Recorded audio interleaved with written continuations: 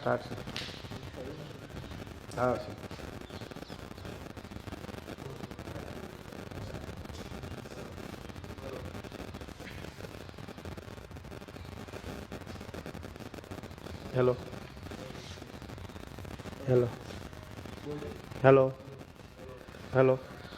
Hello. Okay, done.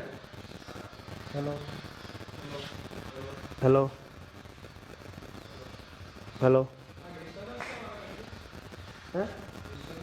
Bây giờ cái này thế nào? Cái đấy gì chứ?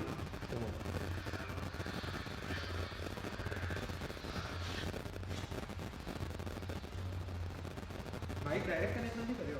ना direct mic जरूर नहीं.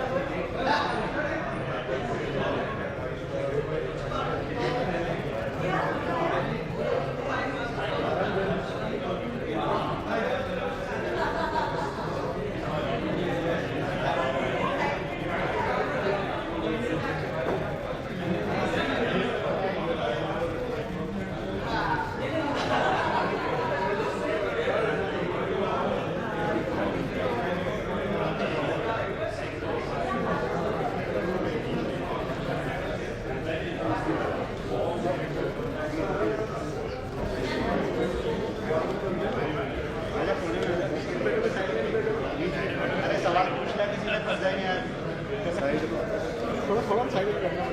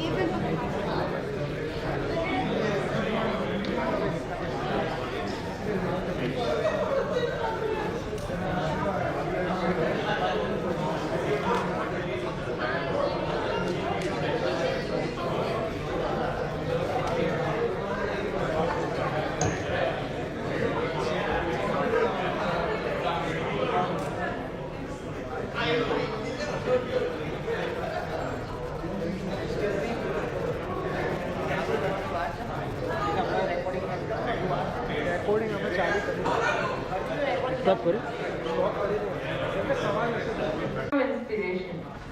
A very good morning to one and all present here on this beautiful day for the first edition of IRMA CEO Conclave 2022 presented by IAA IRMA Alumni Association. Honorable guests, I am Vidya Sri, your host for the event, and along with me are my co-hosts Shreyanshu, Purushottam and Simran. I'm really grateful and delighted that you could accommodate this event in your calendars and grace it with your valuable time. Seeing you all here reminds me of a famous quote of Dr. Kurien, who says, "One man cannot make a change." Miss Nirmala Kurien, daughter of Dr. Kurien, had asked me to communicate her message to the entire IRMA community on her behalf on the occasion of Dr. Kurien's 101st birth anniversary. I sincerely regret not being able to be in Anand, as I usually do for the past 10 years for the birth anniversary of my father. Today, we celebrate that our country is the world's largest milk producer, and Amul, owned by Farmer, is the largest FMCG by revenue, and the milk revolution started here in Anand. The government has supported the farmers with its policies to encourage them to produce more and more each year and retain this position. Few would know that my father not only undertook Operation Flood for milk but also Operation Golden Flow and almost made initiation efficiency in edible oil during the year 1994. Unfortunately, the government of India allowed tax-free imports of subsidized edible oil subsequently, which led to huge imports of low-prices oils like affected our edible oil farmers who shifted to other crops, and India is today the largest importer of edible oil. The point is that farmers can attain unimaginable goals if they are allowed a fair market, and it is therefore of paramount importance that the policies will continue to support our hard-working farmers, not only in milk but all agricultural produce to make us self-sufficient in all agricultural produce. My father believed that India is emerging as a world power, but its success would be measured when we should not have a single person who cannot afford 1 square meal or education for his children or drinking water. He said, therefore, it is now for the workforce of our country to dedicate their lives in order to provide a more equitable society conducive also for the development of our lesser privileged and to make our nation a better place to live for all its citizens. My father believed in an inclusive economy, one that did not favor any one community or gender, where all men and women could aspire to be equal, and one would give them all a fair chance to build an India that had greater opportunity for more broadly shared prosperity, especially for those facing the greatest barriers to advancing their well-being. Equity and equality were the cornerstones of this belief. I thank all the institutions that my father was associated with that have come together to celebrate Milk Day to commemorate my father's birth anniversary. Thank you. Today, we're thrilled to have more than 60 industry leaders sitting here amongst us who have brought and continue to create a powerful impact in the lives of millions. Today, when we look at India, it's home to the third largest startup ecosystem. This year in 2022 itself, 42 technology-led startups has gained their coveted unicorn positions. And it swells my heart with pride to see one of our IRMAs flying high enough. No wonder they say IRMAns are only building. So the thing is that once the day arrives, there could be no better time than this to come together under one roof, debate, have a dialogue among the ideas, and look for the way forward. I officially welcome each one of you and open the dice for the CEO Conclave 2022.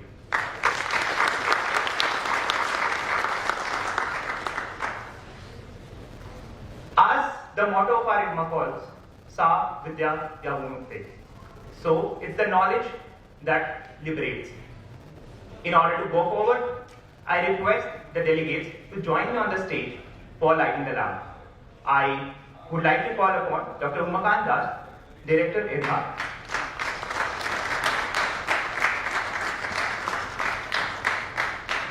Mr. R.S. Shodhi, MD, GCMMF.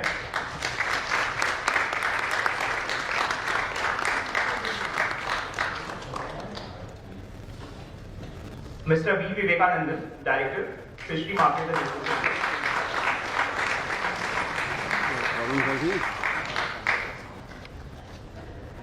Mr. C.P. Mohan, President, IRMA Alumni Association.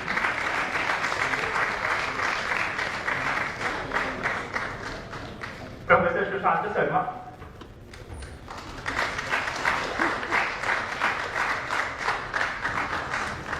Mr. Alok Singh, CFO IRMA.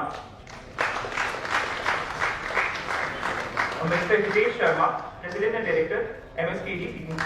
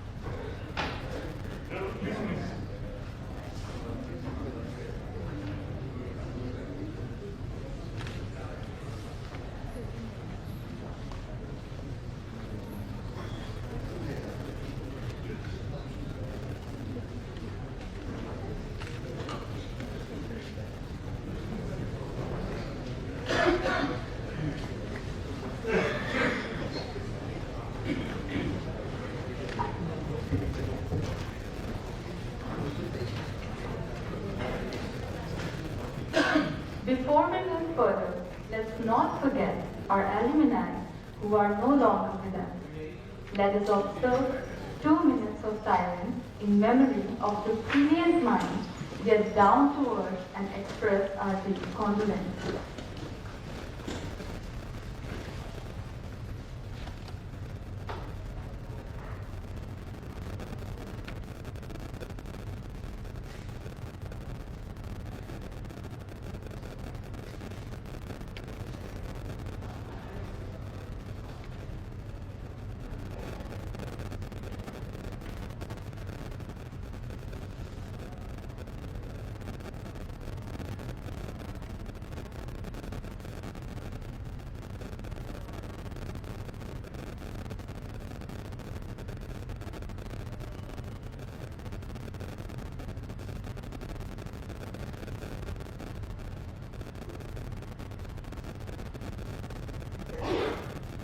I believe they will continue to inspire us and will remain in our memories as the jewels of IRMA.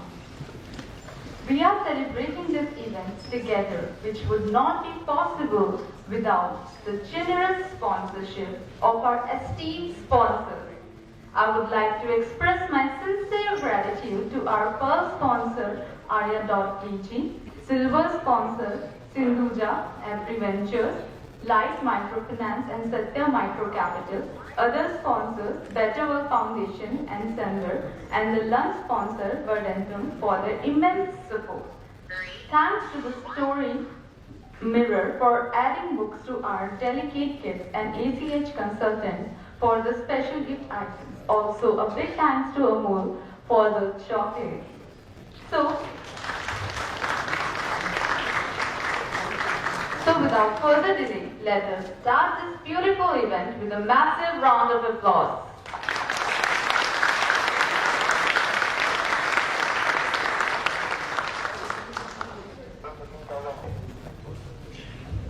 I would like to invite President IRMA Alumni Association, Mr. C.P. Mohan, to come to the dais and address the gathering.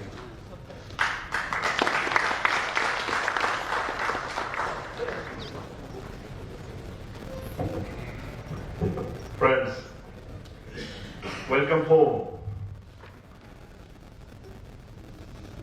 Welcome to the family. And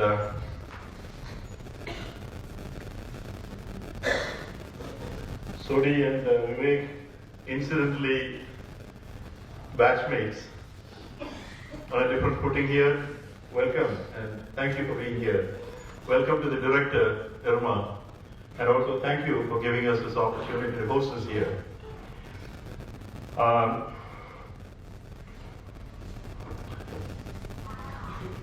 And also, welcome to all the panelists and all the participants, the delegates, the students, the faculty, the supporting staff, and everyone who is associated with this, even in one way or the other, directly, indirectly, to this wonderful function. This is a dream day today. This is a day when the dream of Dr. Kurien, when he said that IRMA should actually result in creation of a large number of leaders, of people and organizations. And today we are able to showcase a large number of CEOs, large number of people who have risen to positions of eminence through enterprise, liberating the education, and networking, remaining passionate about what they do. For the community that follows us, it's a great message, and it's a great demonstration what is possible. And I hope that this results in a large number of empathetic people joining IRMA, and those in IRMA working towards an inclusive community. Today is a great day because this is the day when Dr. Kurien was born. We owe this entire institute and our lives probably to him. There's no adequate way in which we can thank him, but through our performance, through what we contribute to the community. So in that way, today is a day when we are so proud that we have such a galaxy of people who have in many ways contributed to the community. And therefore, it's a matter of great pride that the IAA is able to host one of its kind CEO Conclave in this wonderful institute. And we hope that many such conclaves will follow starting with this.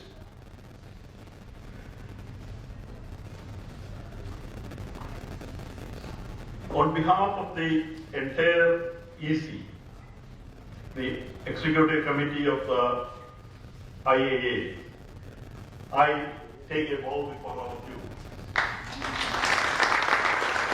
for giving us this opportunity to associate, engage, serve this wonderful, wonderful, empathetic community called the IRMAns. Thank you so much.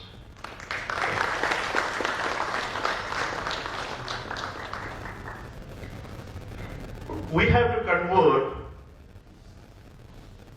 our learnings, our success, our efforts into our empathy. One of the greatest things that IRMAns have is that empathy for so many things, good on earth. It is absolutely necessary for us to convert this empathy into contributory actions, because India will benefit, our country will benefit, the world will benefit when the alums of IRMA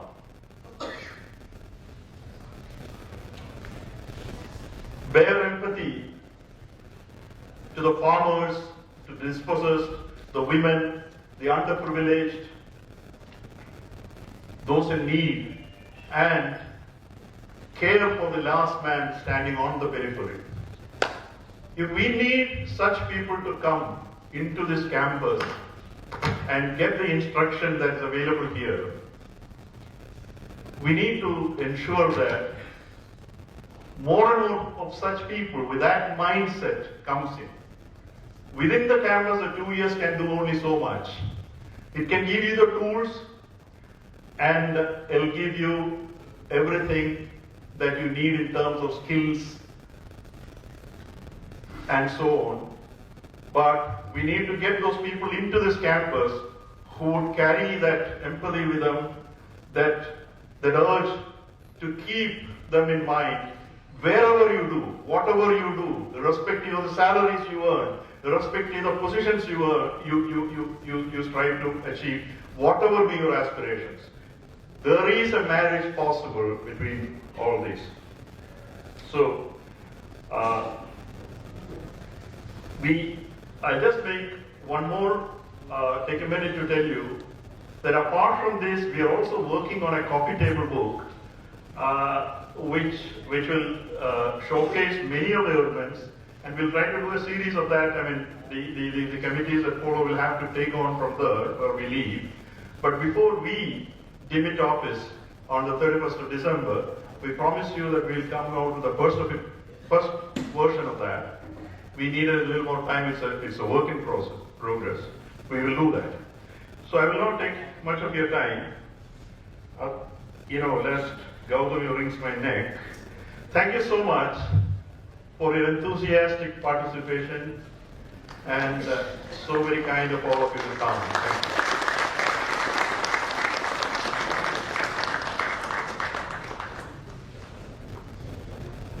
Thank you so much, sir, for your inspiring words. Of many values, one such value that IRMA has instilled in all of us is empathy. And thank you so much for instilling that once again. Now I request Mr. Hitesh Sharma, Vice President, IRMA Alumni Association, to share updates on IRMA. Sir, please come to the desk.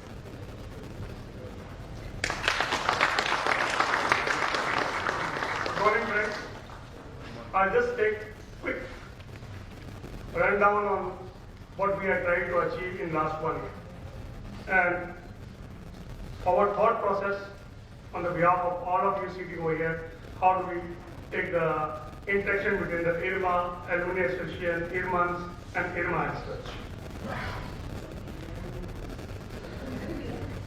Many IRMAns have achieved lots of things in life, their vision, but sometimes we feel that individual level IRMAns disconnect is excellent, but as the institutional level, there is a disconnect between the IRMAns and among the peers. Basically, like the database was not done. Connecting people, like if the junior wants to connect seniors, there's no formal mods. So initially we thought like we must update the data, which we are in the process of doing that. Second was what Pawan said about empathy, like we keep on hearing about loss of IRMAns. We have been thinking about this, some sort of health cover for all the IRMAns whom we lost due to unfortunate circumstances. We have been successful, and I must thank all of you for supporting 1,300 families of IRMAns what has been shown. We have tried our best to make the alumni association compliant. We have shifted the interaction to the new website where you'll keep on getting more and more interactions, more updates, more news. Earlier website was not that convenient to operate. We have been thinking about this conclave, and last 2 months, many of our team members, besides IA, other IRMAns, and everyone has put tremendous efforts to make it happen. So I must name Richie and Shreyas over here, besides many other thought leaders. I must thank Professor Dash, Director, for acceding to our request for increasing that IRMA Alumni fee from 2,000 to 10,000 so that we can have some substantial corpus in the future for doing various activities. The idea is we must have some sort of, for most of us, that give back time has come. How do we give it back to the IRMAns? We have been having some interaction on that how do we proceed. I'm sure in future we'll keep on doing the same. Other initiatives like IA's commitment to the more and more interaction between the students, sharing the experience of IRMAns to the students over here. That can be one excellent one about the research projects what IRMA staff does take it, where it can be done a collaborative approach from the IRMAns in the field and the over here. We have been discussing the same with the institute on the same. We are open for more and more suggestions, and we'll be looking forward to your suggestions to how do we improve the working of IAC plus how we can contribute better. Thank you very much.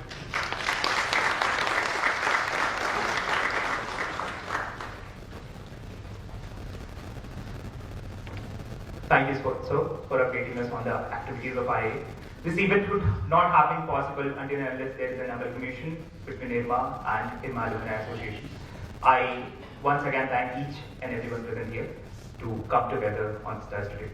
Now I request Sir Dr. Umakant Das to come to the dais and be bestow us with his presence.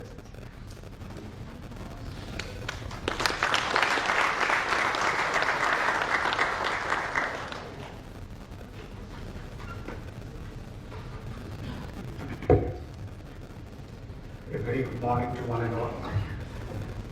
Dear friends, it's my privilege and pleasure to welcome you back to your alma mater and hope IRMA on the 101st birth anniversary of the Institute's founder, Dr. Kurien.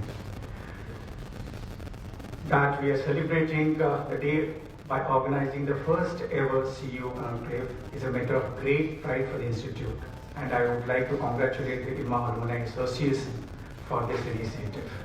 And this would not have been possible without the strong leadership of Mr. C.P. Mohan, led from the front, Hitesh Sharma, Rahul Saxena, and the energetic young breed of Richie Agarwal and Shreyas. I would like to thank them for putting things together and making it happen at the very place of IRMA. Dr. Kurien was a visionary beyond doubt and comparison. His ability to perceive and look at issues through a managerial lens proved to be a boon for the budding cooperative movement almost 70 years ago, catapulting it into a national revolution that brought millions of farmers and producers into the light. His vision for institution, which I understand IRMA is one of his pet projects, and he has given all his time for building this institute. His vision for institutions similarly was unparalleled. He recognized the felt need for each of the institutions he nurtured over the years, and accordingly also nurtured the talent crucial for these institutions. He was uncompromising, determined, and fearless for these institutions. It was, just to quote, it was an act of faith. As I see it, faith is belief without reason. For those who believe, no explanation is necessary. For those who do not, no explanation is possible. Unquote. IRMA, as envisioned by Dr. Kurien, was created to serve the underserved through professional management. The unique institute, which will complete for 43 years next month, has been doing so since then. I am extremely happy to say that the faith reposed by Dr. Kurien in not only his own self, but also in the institution that he created, continues to be well placed. Today, as I look at IRMA alumni from this stage, I see the ambassador of not an institution, but a leader that was Dr. Kurien. We are thus blessed to have with us today leaders from different walks of life, transformers of organizations, and cultivators of culture and ethics. Happy to see representative from the IRMA 1 first batch, Dr. Sode, V. Vivekanandan, also see people from second batch, Subodh Misra, Paresh Shah, Sanjeev Asthana, up to batch 35, Nivedita Rai. So this 50 odd CEOs is assembling here. It's not only a pride moment for IRMA, but all the IRMAns.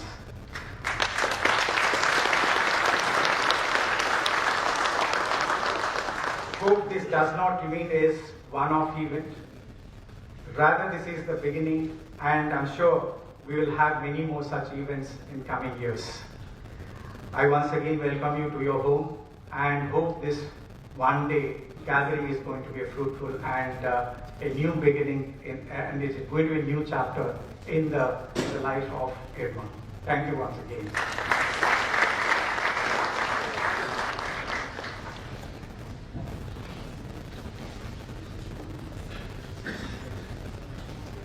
Thank you so much, sir, for enlightening us with a beautiful quote and a wonderful message.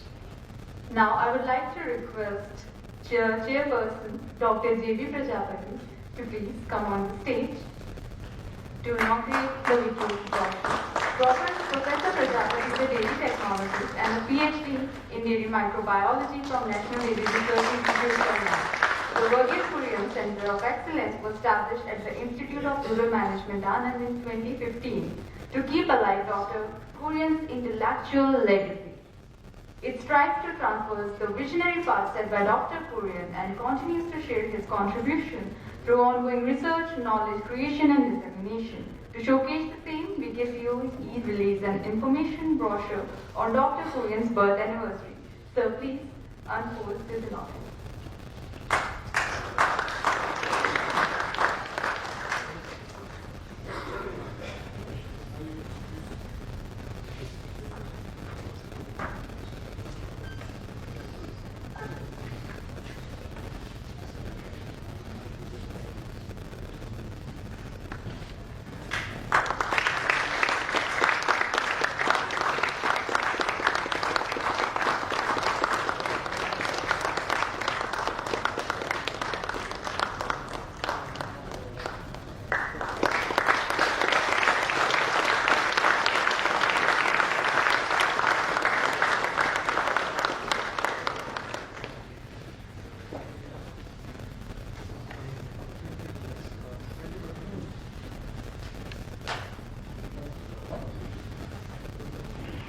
Thank you so much, sir.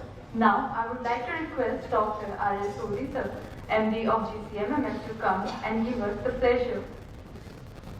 Sir? No?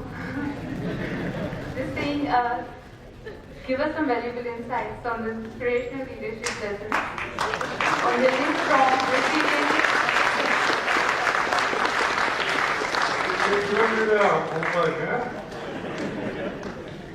Okay, Namaskar, good morning.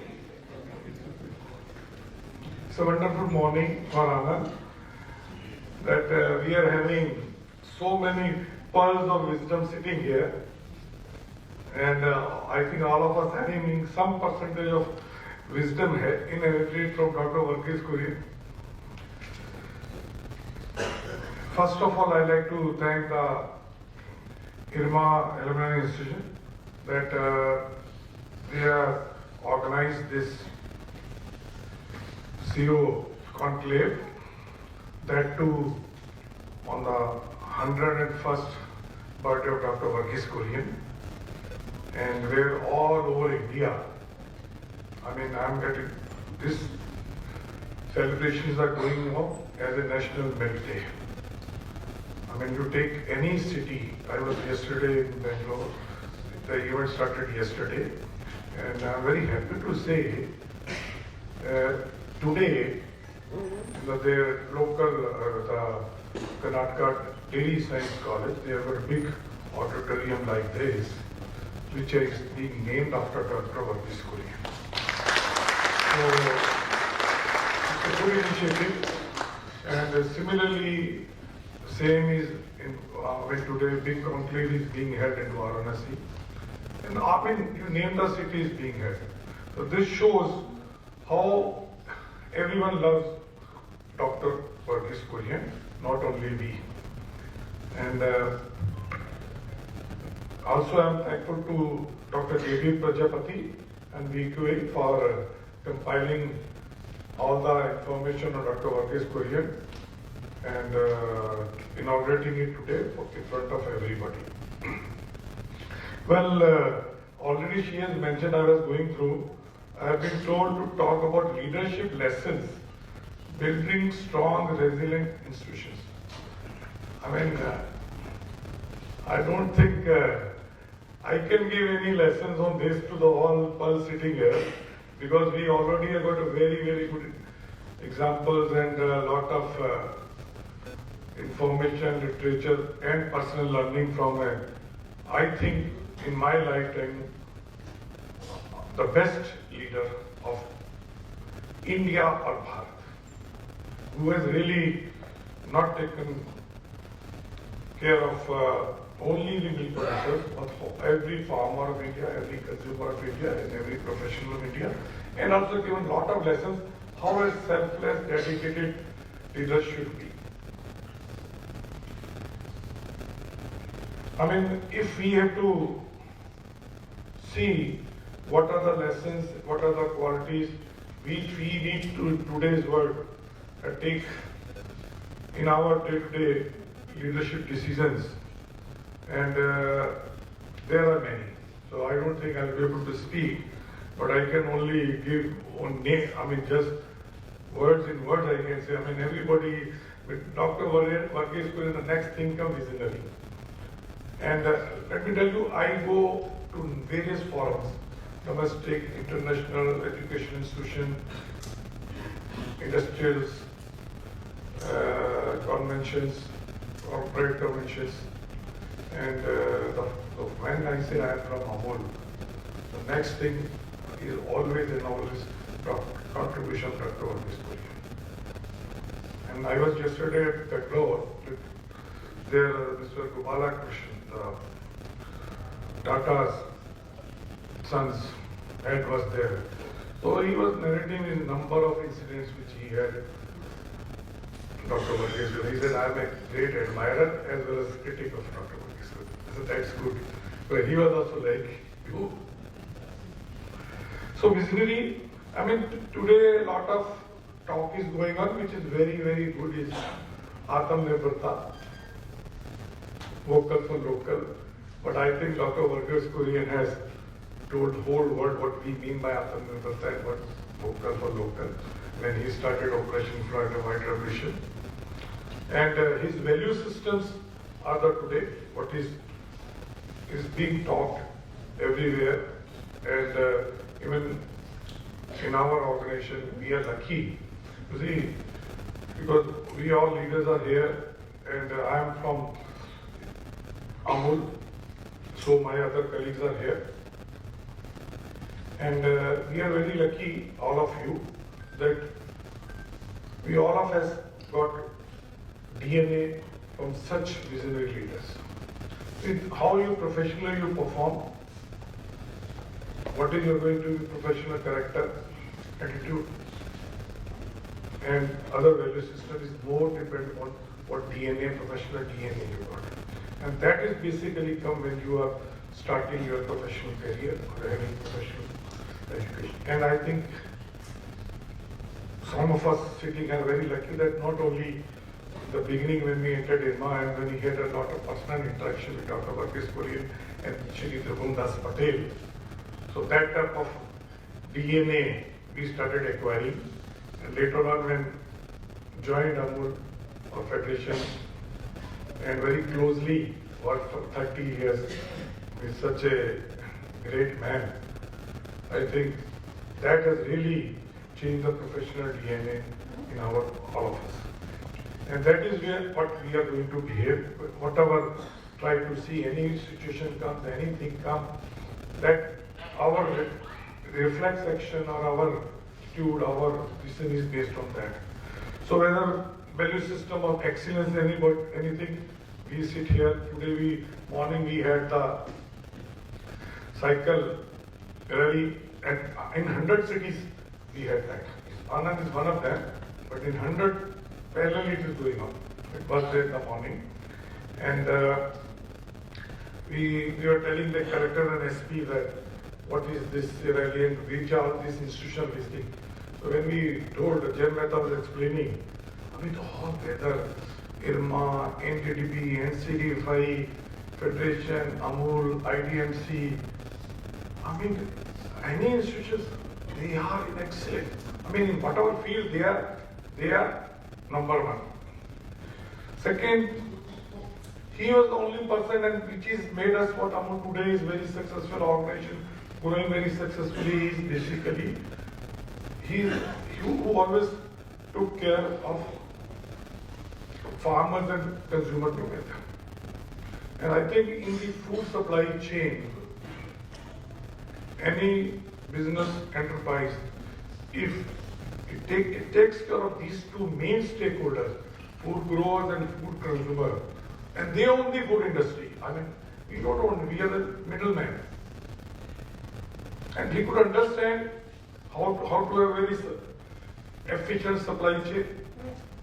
And today, what India is number one in the world and growing much faster pace, I think it is because of the most efficient supply chain of food, where we are able to pass 70-80%. I mean, lot of MSC CEOs in the world over I have talked, and they said, Mrs. Sodhi, we have tried to come to India, we have to back up because we can't match Indian food company supply chain. How are you marrying such a small margin reaching to the so many millions consumers? So that is the thing, and I think the other is courage to stand firm against all. And that is a lesson which I think which is everybody has. I mean, in our, we had not seen those days when Amul was being formed and NDB was, there was a lot of problem, NDB was being formed, but in front of my eyes and other colleagues, we have seen the black light, Todd Alvarez of Illustrated Weekly, when he put up full Illustrated Weekly, the best magazine that time. Big article against Operation Flood, how he fought it. And then the agriculture minister. And then his commitment to the and professionals, especially the young professionals, especially for the farmers organization. And no doubt, which we always appreciate and we always scared of his discipline and timeliness. You can't enter his office before or after. I mean, that is the thing. So I think those types of things that I've got a number of how during my last working of 40 years with Amul or last 12 years heading it in whatever areas, whether in when COVID came, how these types of value system held up and 30 seconds. So, but I know value of 30 seconds because we have a TV commercial all 30 seconds.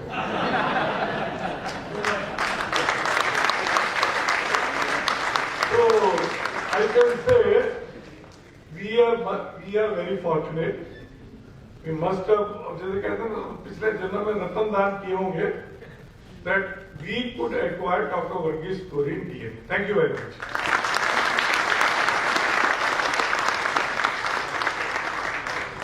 Thank you, sir, for telling us more about Dr. Varghese Kurien, his vision and value system, which we indeed aspire to grasp in our lives. Now, I would like to request Vivekanandan sir, Director of Fisheries Management Resource Center, to share his views on the topic, Caught in Net, Politics of the Blue Revolution.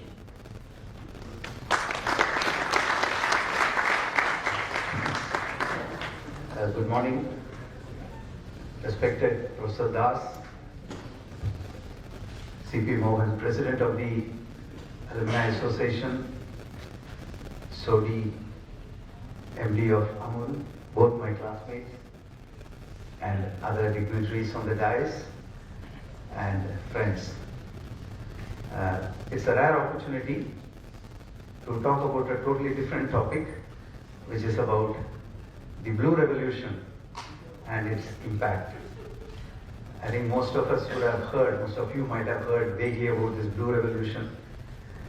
Green is very obvious. Blue is also obvious in the sense that we are talking of the water, aquatic. The green is obviously the crops and the land, and this is about water. That much is probably obvious. But beyond that, the extent to which most people in this country would be aware of what has happened in the arena of water resources, especially marine fishing, is probably very low. Chances that people have not heard much about it. At one level, one can say that Green Revolution and Blue Revolution, there are many similarities. The Blue Revolution was also intended to boost production and productivity. It was also aimed at solving some of the problems of rural India.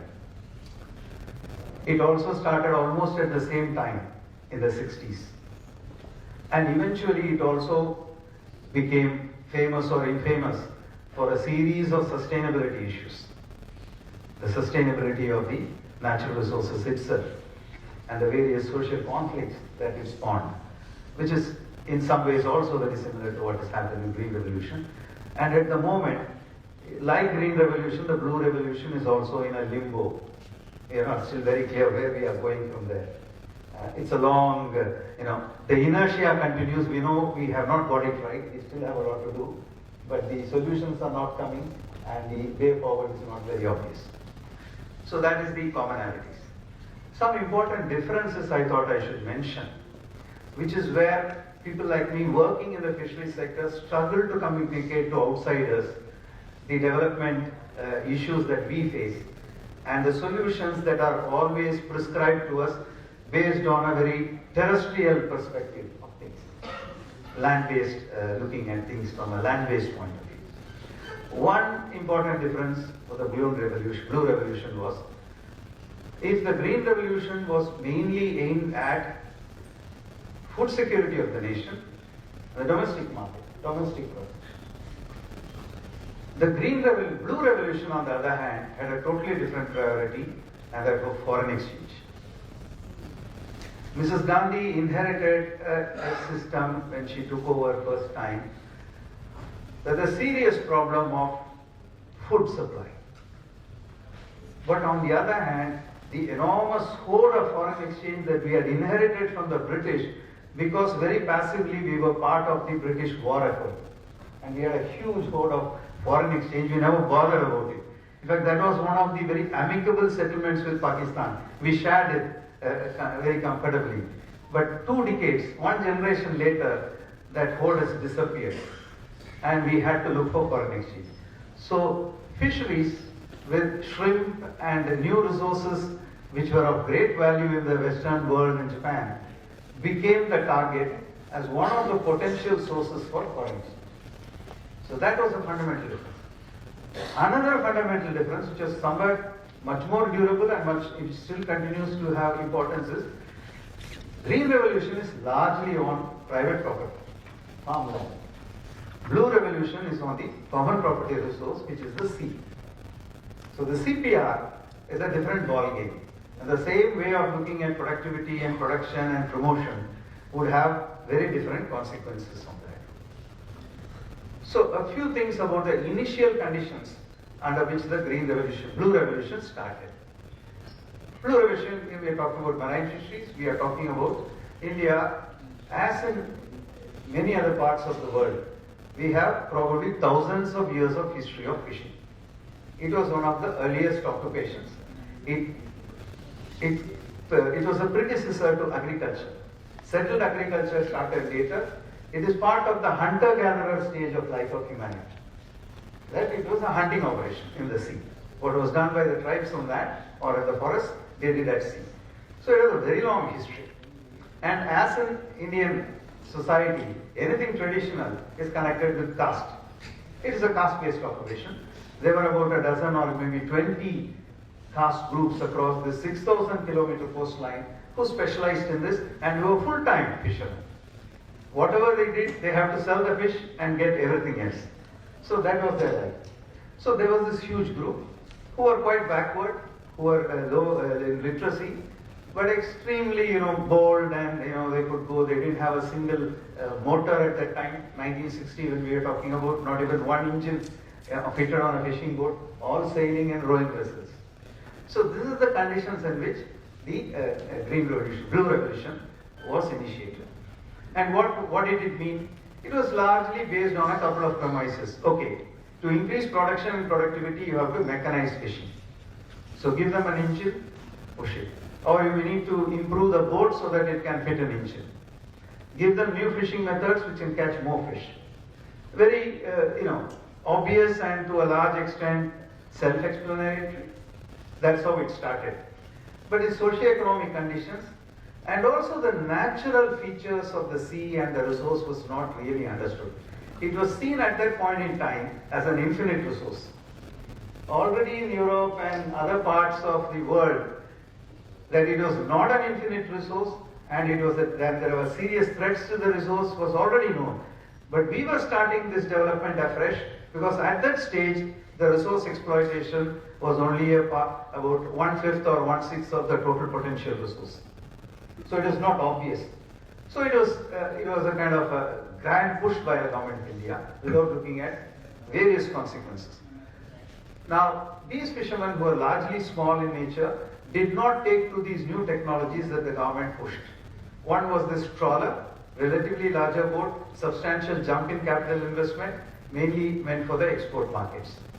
And this technology came in, they didn't accept it for various reasons. So the government was happy to let other people take it up and get into the sea.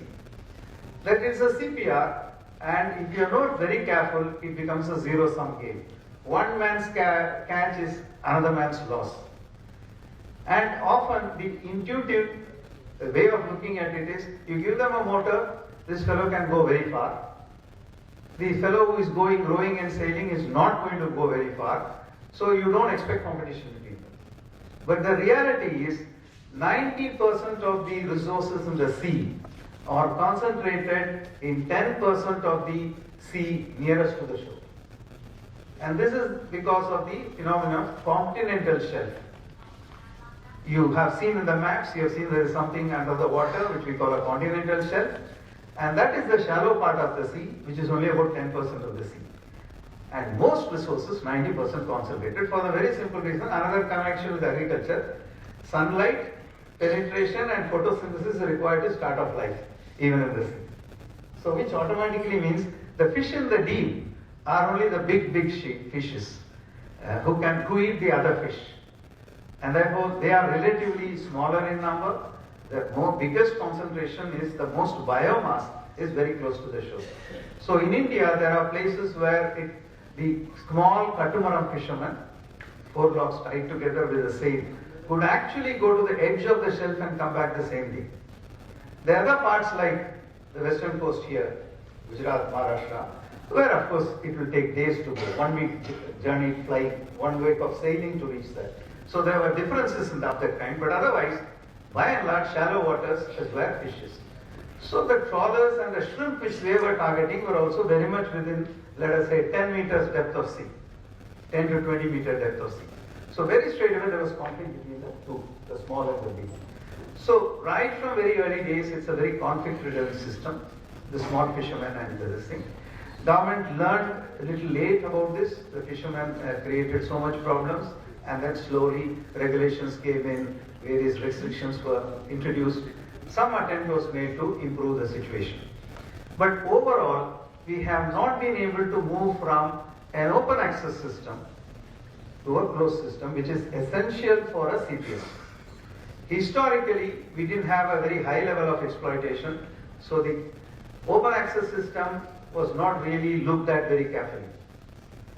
However, we also had social restrictions or social barriers to entry in the form of caste.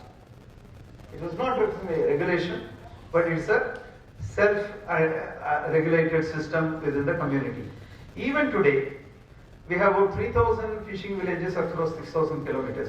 All of them are self-governing entities like tribal villages in the hills. Even today, all of them are self-governed. They have their own panchayats, they have their own parish councils, they have their own jamaats. They still manage their own operations, their own life, quite ignoring even a policeman in many of our southern villages cannot go and arrest a person without getting the local permission. The self-governing nature of the Malay fishermen are probably one of the best kept secrets in India today. It still exists, it's still very strong. So, we destroyed the social fabric, we destroyed local institutions, and we have created a situation of open access, which is most detrimental to the resource. So, because of that, today, the way forward, because we have reached the limit, 1998 was the peak of our production, marine production. After that, we have not been able to go beyond that. We are stagnating, fluctuating in a narrow band, and the investment in fishing has been continuing to increase despite total production being stagnant because it is the cutthroat competition. So that is the story of the Blue Revolution, and the way forward is finding ways of closing the system in terms of access and working with communities for a new deal that will ensure that we are able to conserve the resource on the one hand and share the resource equitably on the other. This would be the kind of formula for what we can call, ever blue revolution, just as Dr. Swaminathan has been talking about evergreen revolution. So with this, I thank the IAA for this opportunity.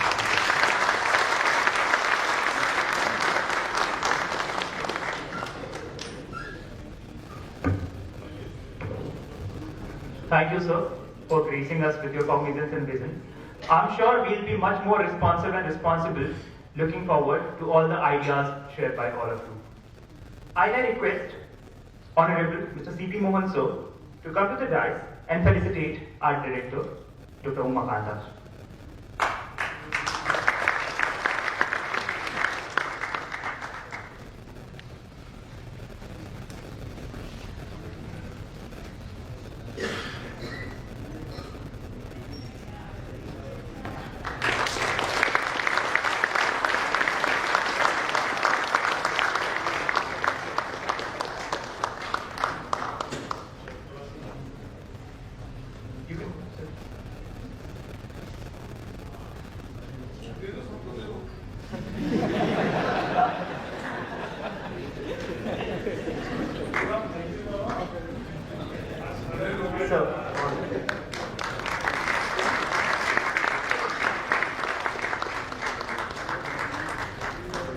Sir, you may felicitate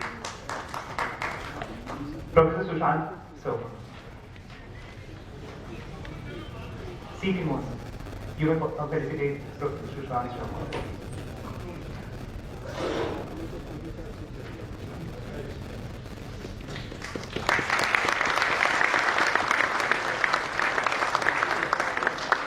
And to our keynote speaker, Dr. R. Shoti.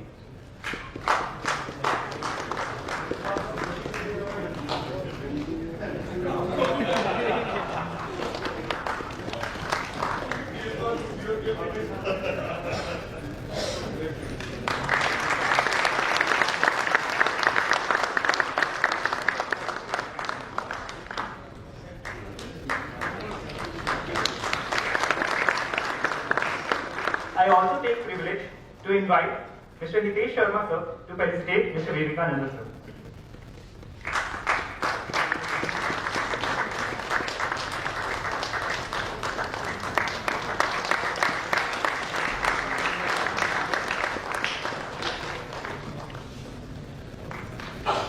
I cordially invite Mr. J.B. Prajapati sir to be felicitated by Mr. Grace Sharma sir.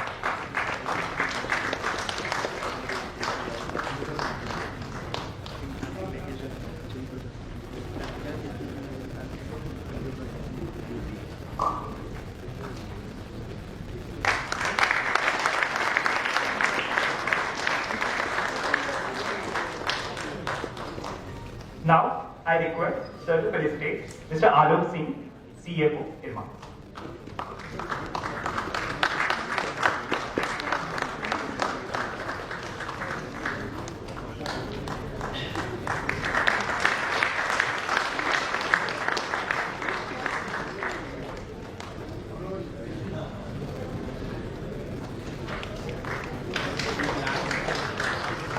Thank you so much, sir, for your precious time.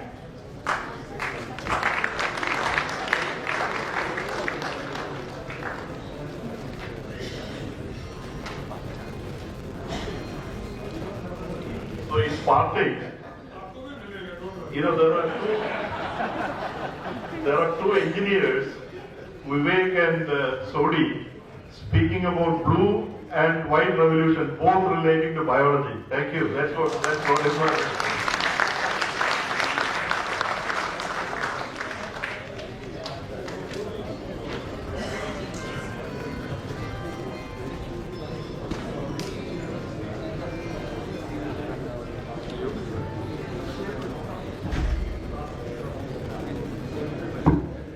Thank you so much to all. A beautiful warm welcome to all the delegates. The IRMA CEO Conclave opening panel 1 discussion is on the 4th largest sector of Indian economy, FMCG and agribusiness. FMCG has made good progress in recent years. Margins are up by 640 basis points between financial year 2017 and financial year 21, while the top line is up from around 10,000 crore rupees to 15,000 crore rupees in the same period. With the outstanding minds we have in the panel discussion today, let's delve further into it to benefit from the experience of our panelists. We will discuss on the topic, pandemic and beyond, building businesses that thrive amidst disruptions in global supply chain. We would like to invite our panelists to join us on the stage for the panel 1. Mr. Shubhos Mishra, Director of Amrit Breeder Farms Limited, PRN 2. Mr. Paresh Shah, Founder, Agribusiness Corporation. Mr. Sanjeev Akhana, CEO, Patanjali Foods Limited, PRN 4. Mr. Sudhakar Desai, CEO, Imami Agrotech, PRN 4. Mr. Jayan Mehta, COO, GCMMF, PRN 10. Mr. Srinivasan Ji, Chief of Staff, Reliance Industries, PRN 10. Mr. Manoranjan Pani, CEM, GCMMF, PRN 10. Mr. Kishore Kupekar, MD, NCDFI, OIP, PRN 12.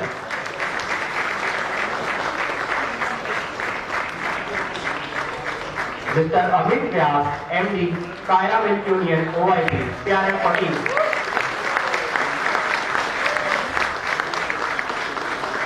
Mr. Sandeep Jadhav, Director, ACS Management Consultants, PRN 13.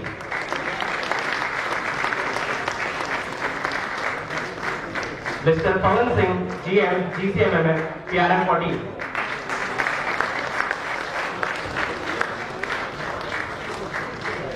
Mr. Kamaldeep Singh, ex-CEO, Big Bazaar, PRN 20.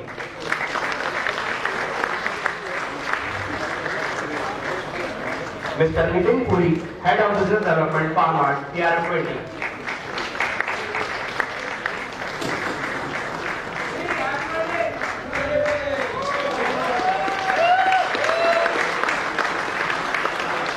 Mr. Priti Agrawal, Founder of RA Consulting and Asar Initiatives Foundation, PRN 26.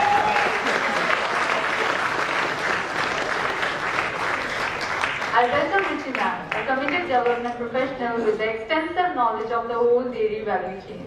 Ma'am has two fabulous decades of diverse and priceless expertise in various fields, including consulting, management, and the marketing of food businesses. Ma'am founded SR Initiatives Foundation, organized that works with the underdeveloped to empower women farmers, develop and improve their life skills. I take pride in inviting Ruchi ma'am to moderate the event. Thank you. Good morning to everyone. I feel so humble और मुझे सबके बीच में बैठा दिया है.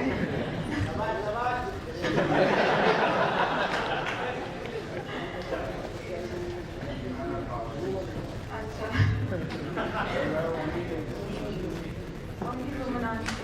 In fact, Gautami did tell me कि पहले वाले पैनल में भी चले जाना चाहिए था, तो कोई लड़की नहीं थी. So I said नहीं, वो बहुत बड़े लोग हैं, हम इधर ही ठीक हैं. Alright, so let us begin because we have a long agenda and a long day ahead of us. And without wasting time, I would like to welcome all my co-panelists. Thank you so much for being here on stage with me. It is a real honor and privilege for me to be being the moderator of this panel. And I chose not to do too much about it when I was kind of asked to do this. So I will take the privilege to do this. And see, our topic is about global supply chains in a post-pandemic world. Now, when pandemic struck, just before the pandemic struck, things were going really fine. Everything was hunky-dory. Businesses were growing. A lot of milk businesses were thriving. I mean, today, a lot of my clients come back to me and said that our business was doing absolutely wonderful just before the pandemic, and then pandemic struck and something happened and it just went down the drain. So, people said that the world is going to look different, and the demand shock that was seen by the economy was also kind of taken aback by the supply shock, because it goes hand in hand. We were not able to supply, we didn't get raw material, we had vulnerabilities in our supply chain. So basically these all put together showed that there were challenges in the kind of supply chains that we had built in. And because of that, we somehow faced either, some businesses thrived, they did really well. So which means they were doing something right. And then there were some which did not. So we thought that, okay, post-pandemic things will become okay. And then post-pandemic, what happened? The Ukraine war struck. So supply chains were once again being tested. And the decisions that were taken during pandemic, which were not to rely too much on the economies where, it was riskier. People wanted to do things on their home ground. They wanted to bring in a lot of production, home production, and bring in jobs which were internal to countries. But then the the Ukraine war basically tried to demonstrate once again that you really need to become independent in a lot of scenarios. And you need to put in your supply chain in order. And I would definitely be taking forward this topic here, because as on today, risk management is no longer optional. We have to take care of the supply chain issues and also all our production issues. Now, I'm not going to follow a very specific batch-wise sequence, so kindly pardon me for that. I will just take it as per the topic that we are discussing. So, Amit Vyas sir.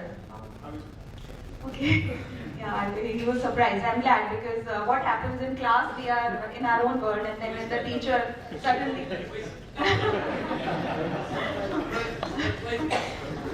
Okay. So, Amit Vyas sir is the MD of Kera District Cooperative Union, and I would like to ask you, sir, that India's role is really small as far as the global supply chain is concerned in our industry, because we have policies, we don't export too much, and not even a fraction of our production actually.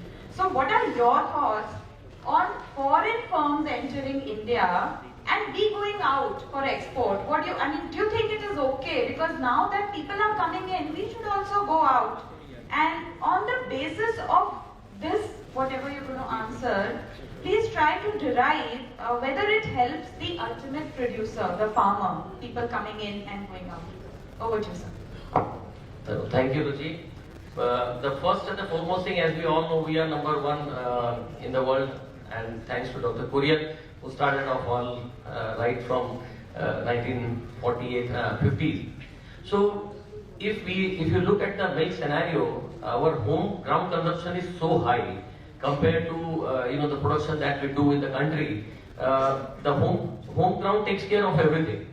So then comes the export. If you see on dairy aspect, I think around 3,000 crore was the export for last year, of which 50% was done by Amul, basically. So in the coming scenario, there's no doubt that why we should not go out, but we should have our surplus milk with us, the first thing. So for that, we already started, the next 25 years, the projection that has been, shared by Dr. Sodhi sir in the World Dairy Summit was in next 25 years we will be somewhere around, today we are at 210 million metric ton, we will reach somewhere around 625 million metric ton. So for that, we will have always, we will be around 43 or 44% of our milk demand of the world. So in that scenario, we would be obviously exporting. But certainly at the back end, we need to improve the productivity of the animal, for which we are doing sorted sex semen, embryo transplant, digitalization, and total mixed ration for all the new breeds that are coming in. So combination of that is taking place. At the same time, we need to go out, but we would say that when people are coming here, why we should not go out? So we went first to US. We started our own operations. Kera started his own operation. So the future is to go in that country, procure it in that country, sell it in that country. The money that comes in gives back to the producers here in the area. So one model is to go out, and which we have already started in coming days.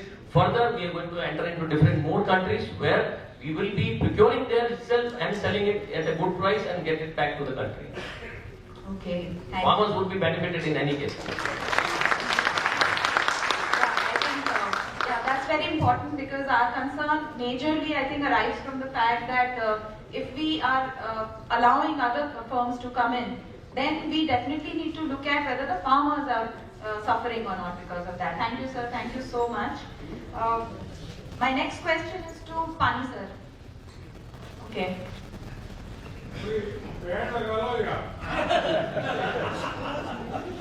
I know everybody. So, Pani sir is the CGM of GCMML. Actually, sir को हम इतने समय से जानते हैं कि हमारे लिए वो designations actually, मतलब सोडी सर से लेके अमूल में जितने लोग हैं, really the designations don't have that kind of an importance in terms of हमारे personal relations में. So, सर CGM हैं, तो उनके लिए CGM वाला question.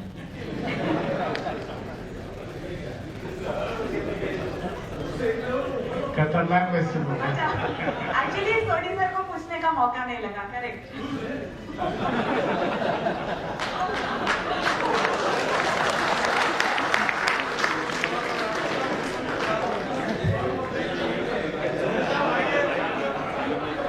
आइए सर, आइए।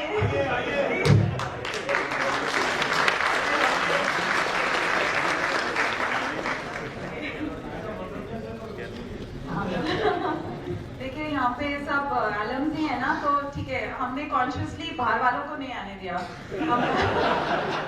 हमने कहा हम फन करेंगे ना, तो बाहर वालों में थोड़ा गड़बड़ हो जाती है। So, Pani sir, please tell us, dairy business, like every business, is deeply intertwined with the environmental, social, governance concerns. And these days, these are all big words, and people want to work on those sustainable development goals and all these big words that are there. So what are the major cause of concern here, and I mean in our industry, and what are the steps that we are taking for overcoming these concerns? Because as soon as we talk about dairy and cows and cattle, the first word that comes up is methane emissions, and then all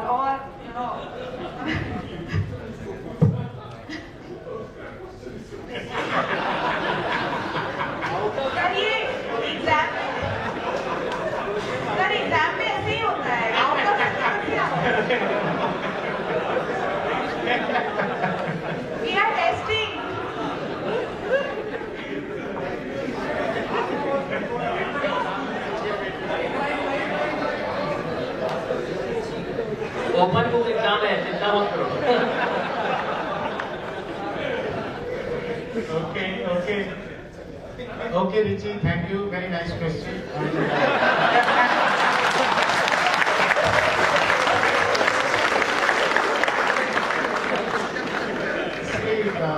Dairy industry, all of us know what is it. And right from IRMA to today, we start and been exposed to the industry. So we know that 10 crore families are involved in the dairy business. And the business is very arduous, very laborious.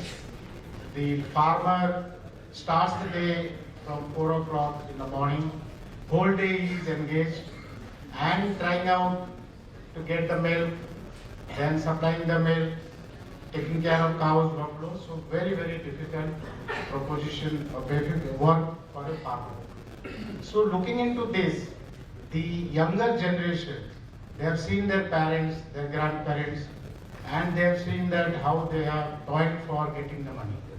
So current difficulties for the social thing, what the challenge would be, the new generation not coming up, not following the path what their parents, grandparents have taken and try to develop them through the income they have generated.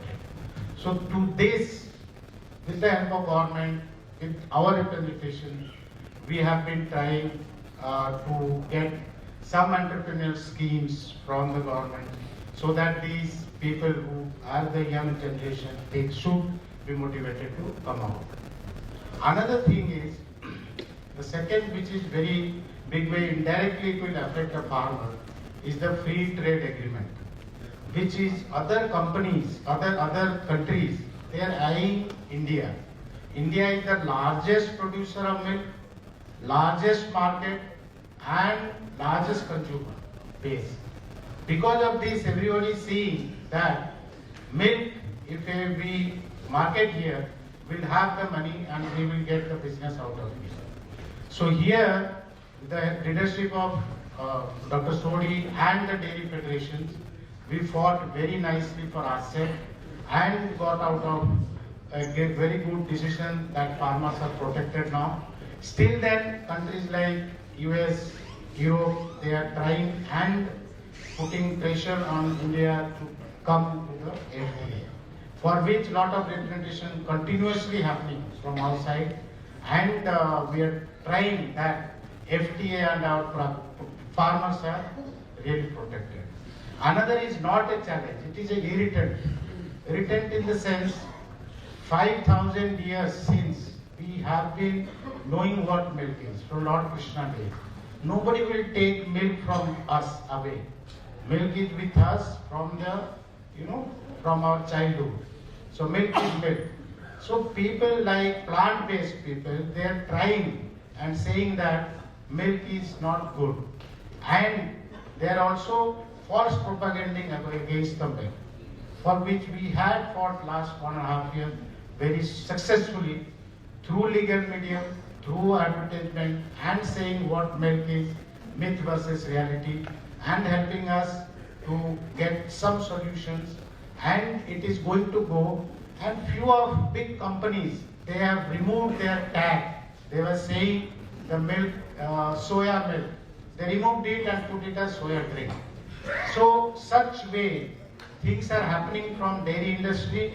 We are for the owners, they are our farmers, and we are committed to them from the professional level to anyone who are involved in the dairy industry, and that way we are trying to get into such challenges and continuously getting the success. Thank you. देखिए out of syllabus में भी लोग answer कर पा रहे हैं।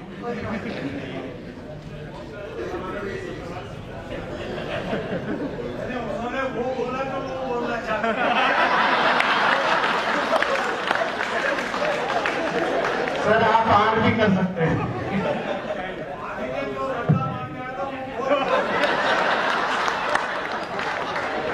I think इससे पहले कि Subodh sir decides to go down, मैं पहले उनको ही पूछ लेती हूँ। क्योंकि जो बच्चे ज़्यादा excited होते हैं ना क्लास में, उनको टीचर खास ध्यान रखती है। So Subodh sir, we know that you have almost 40 years of experience with animal nutrition. So getting paid. So experience ज़्यादा है. Experience is more. So, sir, poultry industry जिसमें आप अभी currently हैं, it is a highly vertically integrated industry. इसमें input, nutrition, injections, feed, everything is taken care of. Chicks को एक certain age तक बड़ा करके, then we give it to farmers for growing and उनको बड़ा करने के लिए. But still, this industry has seen a lot of supply chain disruptions. Sometimes you'll have the bird flu, sometimes you'll have some other ailment coming in, and then COVID came in. COVID में तो everything was about food safety and issues that were going around. So what has been your major challenge, most critical, most difficult challenge that you faced up till now? And how do you foresee us taking this forward? How do we improve upon this as far as supply chains and global supply chains are concerned? First of all, I am humbled to be here. मुझे लगता है कि शायद लिची को कोई और मिला नहीं तो मेरा भी नाम डाल दिया. नाम ही शुभ हो गए. मैं अलग से डील करूँगा. I'll start with my tribute to Dr. Kurien, and also I would like to place on record that whatever I am or I have been able to do is because of my initial 12 years in Federation. I never got paid for that when I was in Federation. But it is giving me 200, 300 times now whatever I learned there. Coming back seriously to the question, I don't know, when I was in school, there used to be a kalu. And that kalu used to be blamed for anything. मोहल्ले में किसी की चुन्नी किसी ने ले ली, किसी की बकरी भाग गई तो कानू ने किया. तो पोल्ट्री इंडस्ट्री इज लाइक कानू फॉर एनीथिंग. बर्ड फ्लू आ जाए, कुछ लेना देना नहीं है, लेकिन चिकन खाना बंद हो जाएगा. कुछ भी हो जाए तो वी आर कानू of the overall national media, and they will be blamed for anything and everything. Antibiotics, promotion, this and that. As far as COVID is concerned, I think it has hit all of us in equal measures. There is no industry which could say that we were prepared and we didn't have disruption. More so when we talk about livestock. And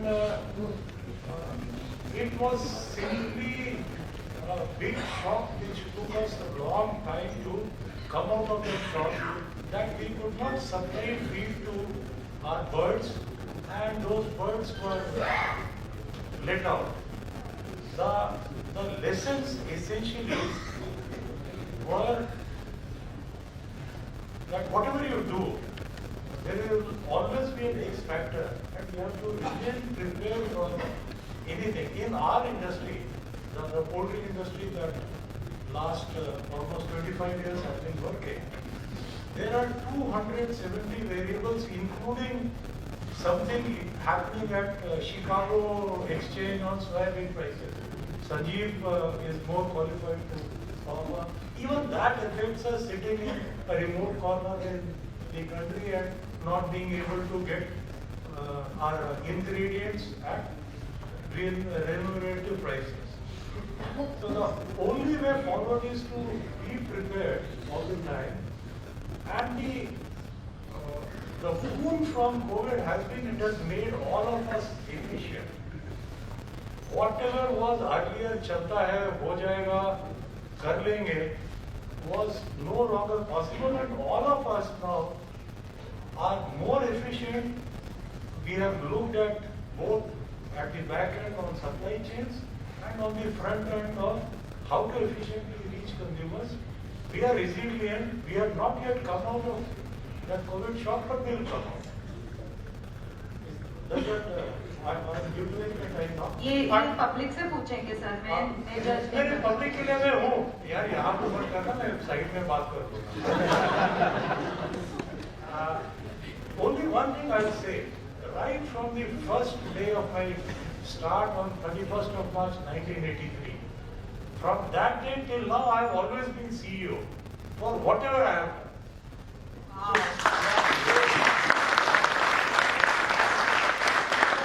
Being CEO is in your own mind. It does not come with designation.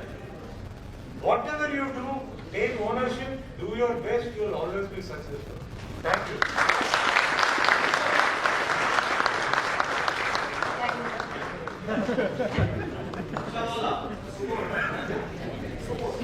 Okay, taking cue from what Mr. Raj said, I think we will now ask Supekar sir. Supekar sir जो है वो MD CEO है National Cooperative Dairy Federation of India के. So this is an organization which does a lot of support to the producers in terms of, and specifically they have a very nice initiative for past few years. They built in a platform for trading of commodities for the organizations that deal in this space.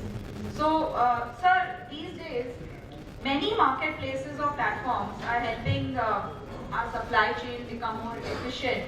And what is actually your viewpoint on the need of these platforms? Because we have so many now. Which one should we go to? What should we, really should we come to your platform, or we can just do it? Anybody can build a platform. So please share with us your thoughts on this. Yeah, thank you so much. I feel proud to be the part of such a stalwart panel.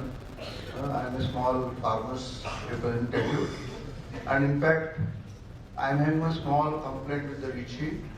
She asked all simple questions to my other colleague.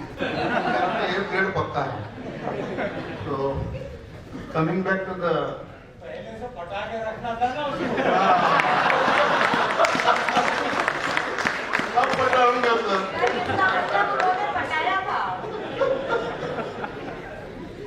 yeah, it's a quite a pertinent issue nowadays that when a whole range of service providers are available, we could see that the kind of customized service, if any service provider is offering to the customer, then we are having a better reach in the system. And particularly COVID and post-COVID, I could really recall that right from last many years, Amul is already having online system for the customer and whole range of other service providers. So that has added value for particularly both the working couple and ease of say getting the right quality product. And many those who are customers who are at some distant location or 10th floor or 20th floor in a metro, they get the things unlocked. And I keep going to my daughter's place so that she's in Gurgaon, and then on one phone call, just within 4 or 5 minutes, they get the material distributed. So that digital platform has played a real vital role. And she asked about the NCDFS platform. So NCDFS platform also is providing a very customized service to the whole range of our milk unions and state federations for disposal of their butter, skim milk butter. Now we have come out with the liquid milk also, and that is also paving the way for the right kind of getting the good price, and we could break the geographical barrier. So that has played a sort of a new revolution in the overall system. Is it okay, ma'am? Up to D grade is okay? Sir, ये मिला है. अभी तो शुरू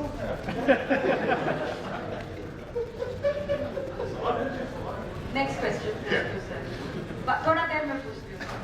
सबको पहले एक बार.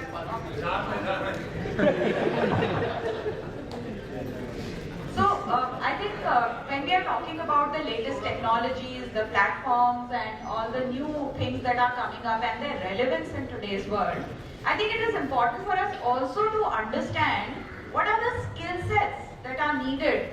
Because we all, young or old, we all need those skill sets, let's admit it. We should know about things, even if we are asking our juniors to do it or our team members to execute a certain assignment. Unless we know about them, I think we'll fall flat. So let me come back to Jadhav sir. Sandeep sir, you are into the human resources management. He's an entrepreneur. He runs his consultancy firm. I think most of you would have approached him sometime or the other, I'm sure. Tell me, raise your hands. Did you? At least one honest guy we have in the auditorium. So, sir, please share with us your thoughts. ये सही बताया देखिए sir ने हमको कि I think Sandeep sir will be able to tell better who all have approached him. all guys, CVs are there. So, but yes, delighted to be part of this panel. Now, if you look at the environment, you have resources, that is people, you have enterprise, business, you have environment, and you have technology. Now, the way things are moving, I think for people, what is important while they are starting a career area, at whichever stage of career they are, most important thing is to build a habit of introspecting and being observed. Because the way things are changing, they're actually disrupting a lot of things. Even when you're starting your career, you have so many options. So understanding, introspect and understand your own self as to what is that will make you happy. For you to make right choices is going to be extremely difficult. And what I see is most of the people, when they are making their career choices, they are largely driven by commercial objectives, roti kapda makan. And as a result, you have today things like people not being happy, depression, and so on and so forth. So to be successful and to be happy in life, I think most important and critical thing is to understand your own self and introspect. That's the most critical thing. And obviously your goalposts and your approach towards looking at life will keep on evolving, keep on changing. Now that's on individual side. Now, if you look at the organizations and enterprise, how they should look at the technology, with the global external factors, a lot of things are impacting businesses nowadays. So for an organization, successful organization to be successful, continue being forefront, they have to be very, very flexible and nimble. Gone are the days wherein you will say this is working and this will continue to work. I think moving forward, things are changing very fast, things will change very fast. Events like pandemic will accelerate some things, but understand that organizations and individuals, what is organization? Organization is all about people. Today, people is what makes difference. Finance is available, capital is available, resources are easily available. So, organizations who build people who are flexible, who are adaptable, teams who are flexible and adaptable are the organizations who will continue to do well and flourish. I would here urge, because there are a lot of people from organizations which we have built through IRMA like cooperatives. I think it's very important for even all of us, the leaders who are in cooperatives, to introspect and reflect the structures, the way organizations are laid out, but what is going to happen in future, how relevant they will be with considering the technology and the way consumer is changing and so on and so forth. Now, if you look at the way people are looking at their careers, on one side you have Elon Musk firing people, and he saw after downsizing by 20%, 25%, another 30% immediately resigned. So people should be ready, organizations should be ready, because days are not very far when people would like to have dual employment. He's doing something half time, and good quality people would look at it that way. Post-pandemic, some organizations are forcing people to come to office, and they are seeing huge resistance. Wipro is saying people are doing dual jobs.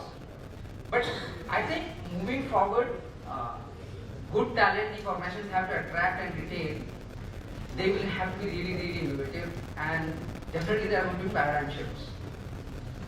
People, if they have to really, organizations, particularly at leadership level, if they have to really think of getting best talent and retaining best talent, they have to be very, very innovative. Approach has to be very innovative.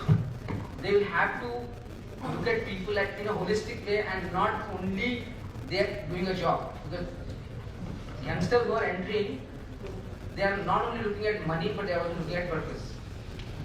Organizations which are having purpose will be able to attract best talent. And that best talent obviously will be able to build best organizations. I hope I've cleared my time. Thank you. I think this is what you pointed out is relevant as on today as it was 40 years back. I think doing something that we like brings in the best in us. That's number one. And the other is then we are happy and we don't worry about whether we are earning 10 rupees or 10,000 rupees, because anyway the money is in the bank. So it really does not matter. So I really agree. Thank you so much for this thought. And moving on from this, building onto this, now let's say we've acquired those skills that are needed and we are happy working and all. So Jain sir, he was happily in his... Yes, ma'am.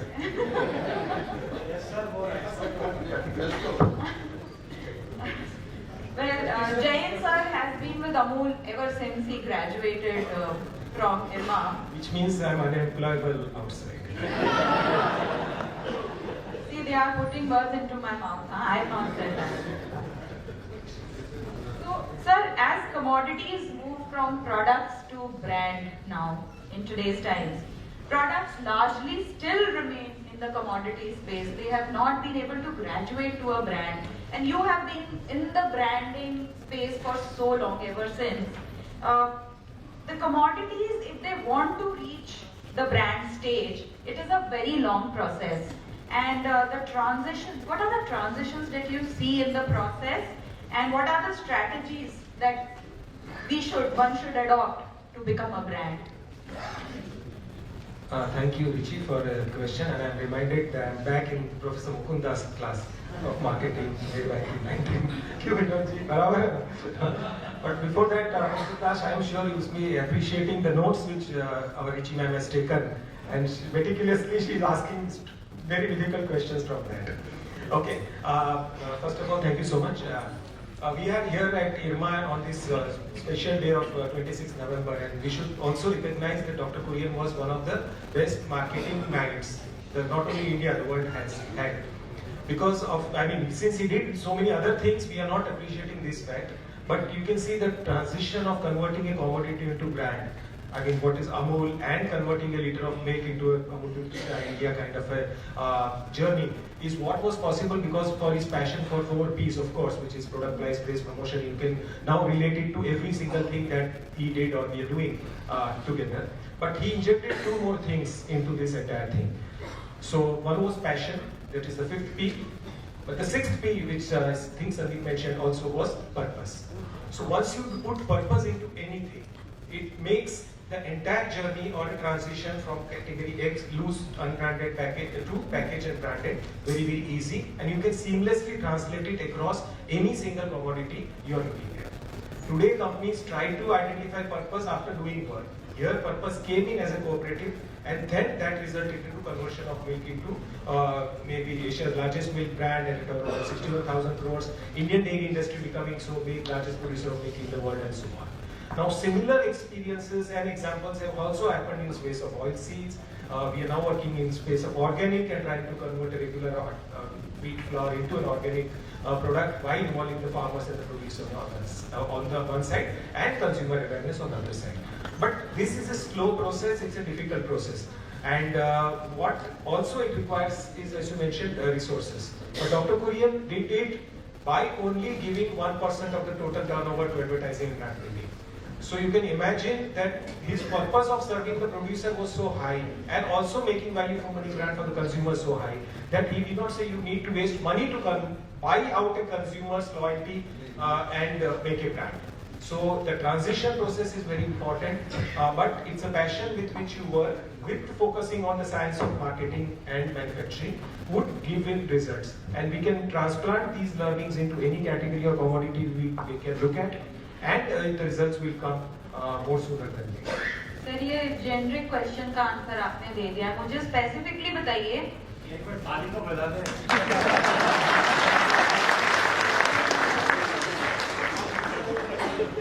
Answer conference answer था, अब फिर से बताइए कि वो हो गया, अब पहले earlier, how long did it take for a commodity or some product to become a brand in earlier times versus today, because today the world is different? See, again, continuing to what I said is, there are certain shifts which happen, which actually trigger to a thing. So when I say things are slow and it takes time, that is the normal way of doing it. Pandemic is one way in which we realized that people moved in, started putting more trust and faith into packaged branded goods as compared to loose unbranded things. So this is one area which actually, what is in our business, we call it tectonic shift. That people were earlier okay with buying कि कोई भी दूध चलेगा, कोई भी पनीर चलेगा, कोई भी मिठाई कोई कैसे भी खोआ से बनी है चलेगी, और दही भी लूज ले लो चलेगा. तो वो सब चीज it transformed into when people say that no, if I am spending money and I can't risk the life of my family for things which are not proven to be safe or trusted, you move into packaged trusted goods. So that resulted into big transition and big shift into the mindset of the customer. तो कुछ ना कुछ trigger ऐसा आता है. Oils also, it happened that there was some case of adulteration and it moved, people started realizing packaged branded oil is better than that, and that led to a dramatic growth in the packaged good industry. So in every and today, as I mentioned, organic, people also realizing that whatever other agriculture products we are eating are not safe because of excessive use of pesticides and fertilizers and so on. So with that awareness and education in the minds of the customers coming in, the shift is very, very fast as compared to the earlier times. So since we are living in these times and era, every brand has to sense what is the transition, which is how transition the consumer is passing through in his or her journey, and how to accelerate that into conversion from loose to packaging brand. तो ये थोड़ा specialised point था. I thought, मैंने सोचा सब 1000 रुपए दिए हैं तो इतना वसूल.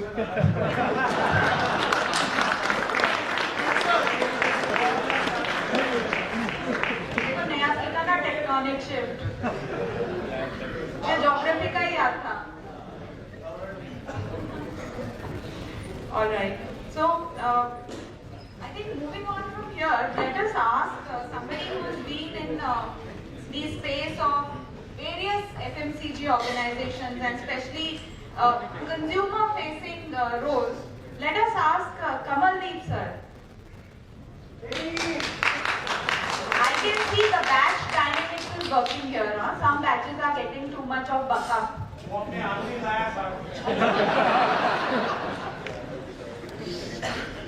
All right. आप भी लाए हो सर, मुझे पता है.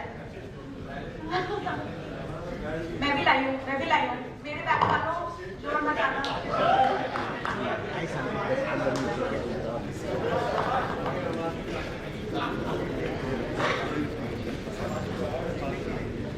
ओके, सीपी बाद में करेंगे. सीपी मोहन उधर है, उसके साथ करेंगे.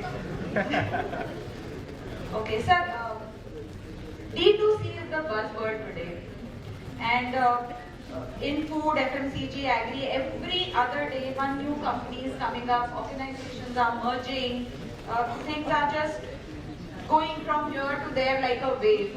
So is it just a wave, or all this will, organizations will survive? What are the opportunities as on today? Because we are looking at big organizations like yours getting amalgamated with others. So please share some thoughts on what is the future, how does it look like? From the point of D2C brands. D2C and other new things coming up and old ones merging, and then what is the opportunity for the new ones being there, or they are going to just die out? Thank you, Ruchi. So, पहले तो nothing dies out actually. New comes, the old doesn't get replaced in a way. अगर आप देखेंगे the history of consumer India, general trade, when I started modern trade was 100%, अभी वो 88% है. So nothing dies, when something new comes up, we imagine that old will get replaced. But many models have proved that they are there to serve in India. Now coming to this D2C journey and what is happening new, तो सबसे पहला point है कि there is layer of 1 crore or 90 lakh Indian households who are very rich. They want to consume products which are above mass. So people moving from, let's say, mustard oil to cold pressed oil. So they have the money, they are aware, and they want to consume better products. So this is the first, let's say, set of aspirational and affluent consumers जो D2C boom को fire कर रहे हैं. Second, now we have very large population of millennials and Gen Z.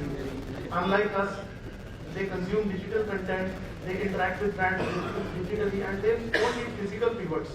So that's also working in favor. Third, अगर हमारे आप distribution की structure देखेंगे, general trade is made for selling 1 rupee, 5 rupee. वो इंडिया का unique strength है. No one can distribute products at margins at which we do in India. Then came modern trade the value segment, 100 rupee price point उस पे काम किया. Now we are moving to D2C, which is working at 400, 500 rupees. So this is a segment which is catering to our niche of the market. But yes, it is here to stay. And fourth क्या हुआ है along with this, in marketing we are moving to a new paradigm. Mass marketing से retail marketing पे गए. अभी now thanks to digitization, YouTube, we are doing mass personalization at scale. I know Richie, I can see your data, I can actually influence you. So that is happening at a level unseen before. कैसे इतना easy नहीं है? I have my decision. So point taken. Maybe a batch paid scan, but from D2C brands ये 4-5 चीजें जो हैं, they are feeling this whole boom in D2C brands. But इनके challenges हैं. पहले तो क्या है? 1 crore customer, the funnel is very small. Everybody is pumping money, and Google and Facebook are taking all the money. So who will win this game? Now the game is people who don't burn their money on Google and Facebook and reach these customers very, very uniquely will make money. Otherwise, बाकी नहीं बचते हैं. The cost of acquisition of customers is going to 250 to 400 rupees. So D2C brands जो हैं, they break even when a customer buys third time. पहले 2 time customer acquisition का पूरा पैसा is burnt. So and the last challenge which they are facing because of these 1 crore consumers, once a brand hits 100 crore turnover, they don't know what to do. And then the cost structure of general trade, modern trade, and e-com don't match. They are facing this problem. So तीनों को merge कैसे करें? So net what is happening is there is a set of consumers. It is an opportunity for all of them.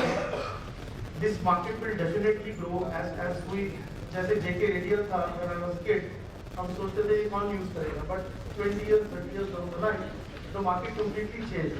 It will become, let's say, sizable 5%, 7%, 8% in a decade. Now, where brands should use it and where they are using it. Now, in online to test a concept is very, very easy. Physical world में आप 10,000 दुकानों पे जाएंगे, retailer को मार देंगे, offtake कौन करेगा, you don't know. But in online world, to test a concept and then to launch in physical world is damn easy. Yeah. So, now this is, I have told you the opportunities, challenges, and the path which is full of thorns. So, मुश्किल है ये, but it will happen. But very, very costly. Right.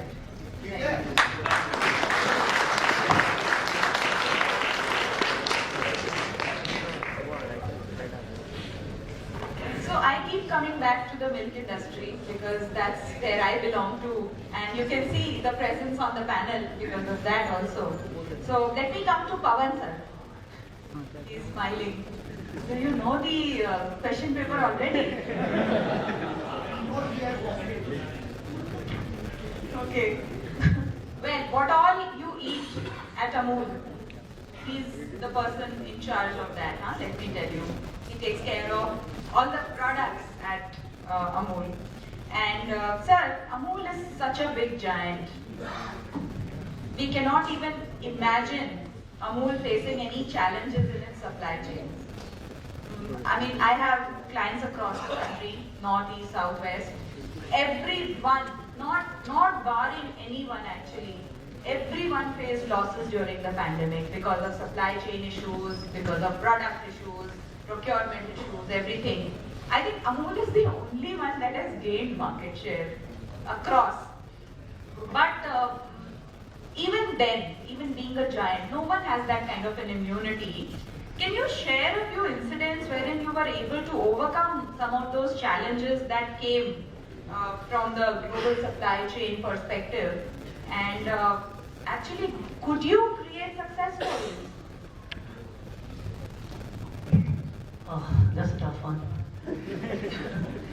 So, Richie, before I even respond to that, let me, on behalf of everyone here, thank you for infusing so much energy into this event and making it happen. All right?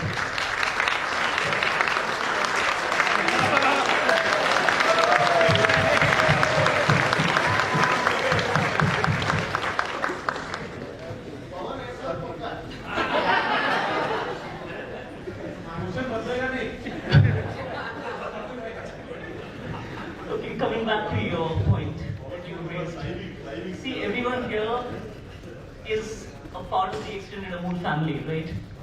And we all know and understand the Amul model very well. So we would also intuitively understand that the way we are structured, any major disruption in global supply chains would not really have a very significant impact on the way we work or on our operations. So that's for sure. But nevertheless, like everyone else, every other business in this country, we also face issues such as delays in, say, delivery of machinery, spare parts, packaging material, or anything that originated from outside the country. So people face issues like scarcity in shipping containers, the freight costs, etc. So yes, but those are general things which I'm sure everyone has faced post-pandemic. Coming back to any specific incidents that, or any success stories that you made out of the opportunities that arose out of the disruptions, I can think of a couple of incidents, maybe. I don't know whether they're success stories or maybe you're the best judge of that. One was very recent, and that was in the summer of 22. And the recent summer, and that was actually a very good summer for us. So pandemic was history, and we were doing very well, and demand was soaring, people were consuming more, especially our summer-based products, ice cream, your Amul buttermilk, Amul lassi, the flavored milks, or the milk-based beverages. The demand was literally going through the roof. And this was the first normal summer we had after maybe 2 years. In the middle of all this good news, there was a realization that all of a sudden there was a general scarcity of something which was very tiny but important. All of you know your packets of Amul buttermilk and lassi, and those small little straws that come along with the carton packaging. There was general scarcity of the straws in the country. And in the middle of all this, the government of India went ahead with a long pre-announced plan of implementing what all of you have heard, the ban on single-use plastics. And the most readily, there was a general scarcity, and the most readily available format of straws in the country just evaporated away, because we were all very eager to switch to more eco-friendly, environment-friendly options, the paper ones. But within India, there was not enough production capacity available at that point in time, and even the international suppliers were all tied up. So there was a bit of a crisis, and thanks to our sourcing team, some of whom are here, who got us out of that. But one little thing that came out of it, which we are very proud of, is that our technical team at Gandhinagar, they managed to source within this crisis the first set of Indian manufactured biodegradable straws. And these were sourced from within India, and the reason why no one else was looking at them at that point in time, because they were the straight ones. The ones you see with your buttermilk pack is the curved one, right? The ones which is U-shaped and bent. So they sourced from within India, used our own in-house capability to reshape them into a format which was compatible with our high-speed automated production environment. And yes, I guess that counts as a success story. We are very proud of the fact that Amul was the first beverage brand in India in the middle of all the crisis, which came out with the first Indian manufactured, Indian sourced biodegradable straws. So yes, that was one little thing. We face similar things in something else which is very similar, again arising out of the global environment, the metal can packaging. So bang in the middle of 2020, the government decided to implement something called a steel quality control order. Okay, that basically meant we use a lot of these metal can packagings for a ghee and baby food, etc. That's very highly specialized food grade template. And within India, there are only two manufacturers, the Jindals and the Tatas. And between them, they did not have enough capacity to meet the domestic demand. And then the government goes ahead in 2020 when international travel was restricted and steel QCO was implemented. In other words, we could not source from anyone who did not have a BIS certified factory. And all the suppliers who were based in East Asia, Japan and elsewhere, there was no travel. So no BIS official could travel to these countries to audit and certify and do anything. So that was a crisis for sure. But our affiliate organizations reasoned out with the government. And we got an extension of around a year or so, in which time we built up, worked with the Tatas and the Jindals to build up domestic production capacity. Happy to say today, almost everything we use in terms of that raw material was all Indian manufactured, sourced from within India, and we have no requirement of importing anymore. So I guess that's another question. I'm glad I think the right question now to the right person. Thank you so much. In fact, let me ask Paresh sir. Paresh sir, we are working hard to move towards Atmanirbhar Bharat, and today we import about 60% of our cooking oil requirement. I am told to understand that in the late 80s and early 90s, Dr. Kurien did bring about self-sufficiency of oils to a certain extent, and that is when probably you started your organization. At that time you were doing oil cakes, you were doing export of oils as well, if I to some extent, yes. So please tell us what can we do to become self-sufficient again, because is it because of the policies or what went wrong in between? I will not take much time is passing. I will go quick on to the main thing. Yeah, the first and foremost thing for any agricultural products or other things you have to look at it for this is a price. The price is a major factor which can increase the production. If farmers are getting proper prices, the production can be increased. Now that is thing two ways. The government is having support price mechanism. Our support price is if the procurements are made in a good way, that can be a good factor. Second is the import duty reduction. Now government has to please farmers at some point of time, government has to please customers at some point of time. When prices move up, duties are increased, so, and that continues even when the harvest times are there, when sowing time is there. So that is affecting the output at a later phase. Then we have to think in terms of increasing the oilseed production. And say this Patanjali is going on with these palm oil plantations now, which can increase the production. You have say GM seed sanctions coming now. So it's a multiple options which we have to think. Now there is a deficit of say 1.4 million to 1.5 million tons. Self-sufficiency is a long way to get. From the point where we were self-sufficient, now we are at say 1.4 to 1.5 million tons of deficit. So it has to be a multiple of factors, increasing prices for the oilseed, getting the farmers paid right kind of thing, increasing duties again, then this palm plantation and GM seeds, shifting towards GM seeds in a quick way. I'll not take more time. Thank you. Yeah, I think it also looks like most of the industries actually would be raw material based, and I think the production makes a lot of difference here as well.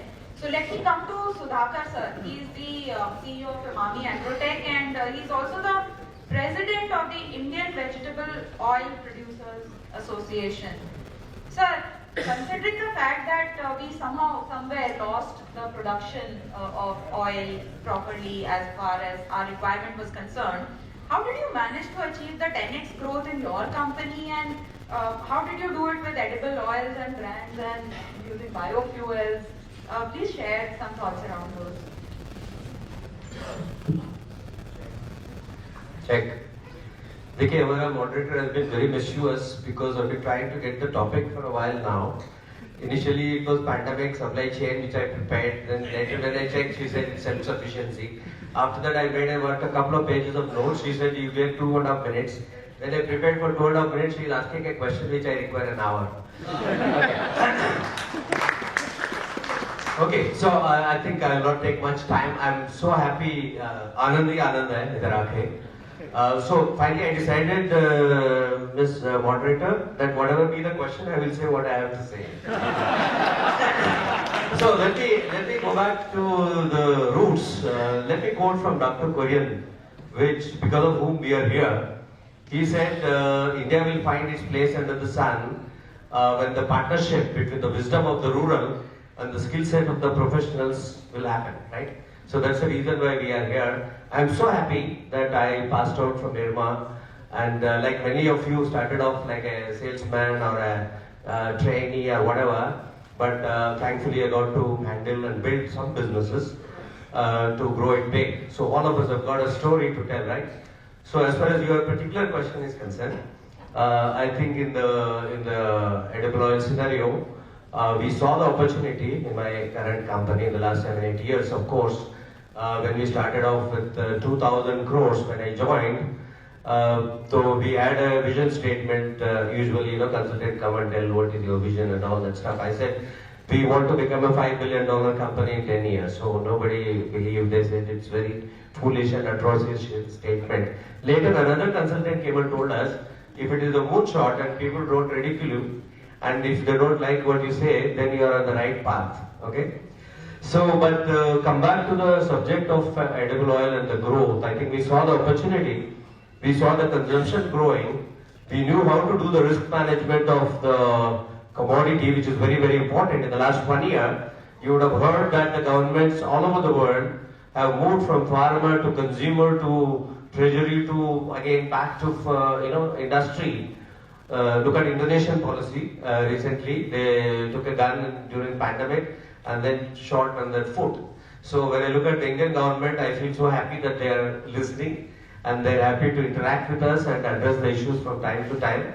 So the policy, the basic demand, supply sources, if you have from all over the world, and we also have a crush unit at the refineries. We are happy to say between second largest between Adani Ruchi and Adani myself, we control about 30-35% of market.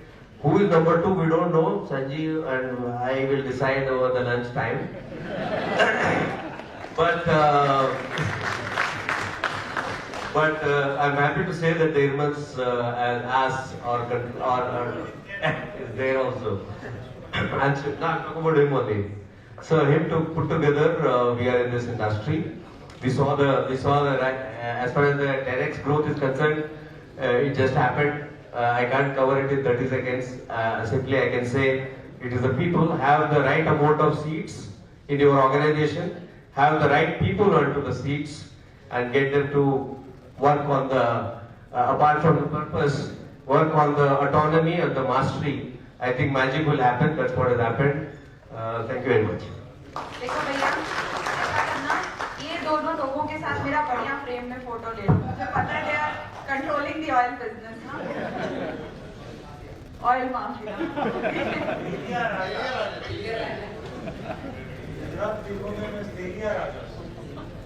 So when Paresh sir already mentioned about Patanjali, so I have to ask that only to Sanjeev sir now. मेरे पास यही question I think most relevant वो बताएगा नहीं अच्छा इसलिए तो पूछना है sir what are your future plans as far as Patanjali foods is concern I know question आपने कुछ और सोचा होगा पर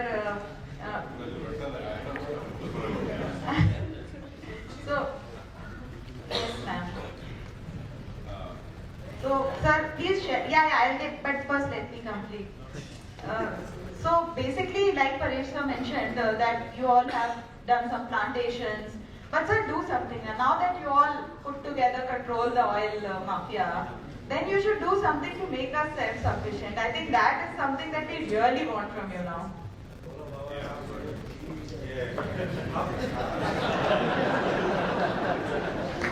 So, look, India has a huge challenge because we're almost importing 70% of what we consume, and nearly 15 million tons. And India went through hell because a large consuming country. The prices went up nearly 40% over 2 years, led by multiple factors on the supply chain side. Whether it was regulatory challenges about Indonesia suddenly banning the exports of oil for a window, or it was the Russia-Ukraine war, or it was general supply challenges world over, or the pandemic as well. So it was a huge issue, and this has caused inflation, which has hurt the consumers immensely. So one of the core objectives, I took this role about 2.5 years back, and we worked very closely with the central government on the policy dimension, including the resource allocation, and very happy to sort of say that we are planning to take up perhaps the most ambitious of edible oil projects, or one of the unique projects in the country itself, agriculture projects itself, where the government has allocated very large sum of money towards National Mission on Edible Oil Palm. Now we're working very closely with the central government and right at all levels to ensure that similar things are carried forward for sunflower and mustard as well. So the whole idea being that if a country of our size, if our dependence on food as a core commodity was so germane to the whole sort of food security and consumer inflation issues, etc., the government has to be seized of this fact that we need to work towards that. So we are working quite actively to answer your question in a much shorter sort of time frame. That we are working quite actively on the edible oil production side.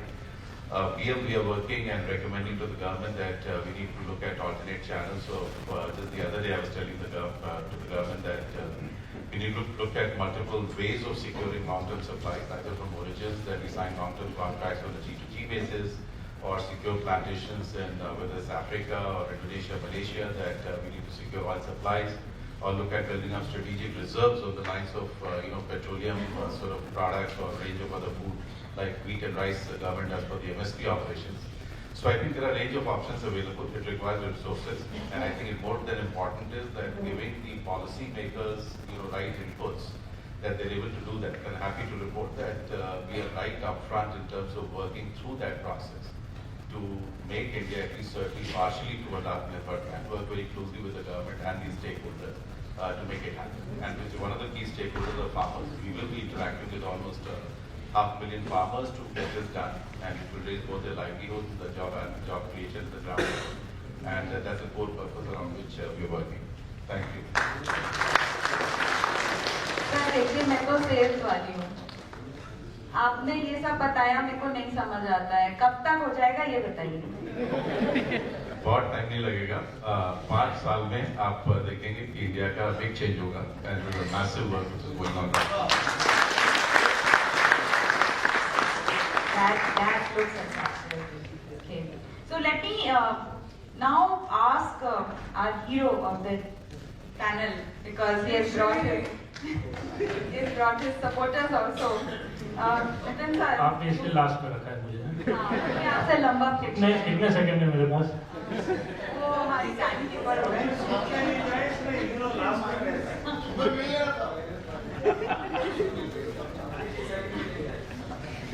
So, sir, you have been working on a lot of digitalization aspects of the economy in terms of as far as the agri supply chain is concerned, and as product procurement, processing, distribution to the consumer, all that basically, everything can be supported by digitalization as on today.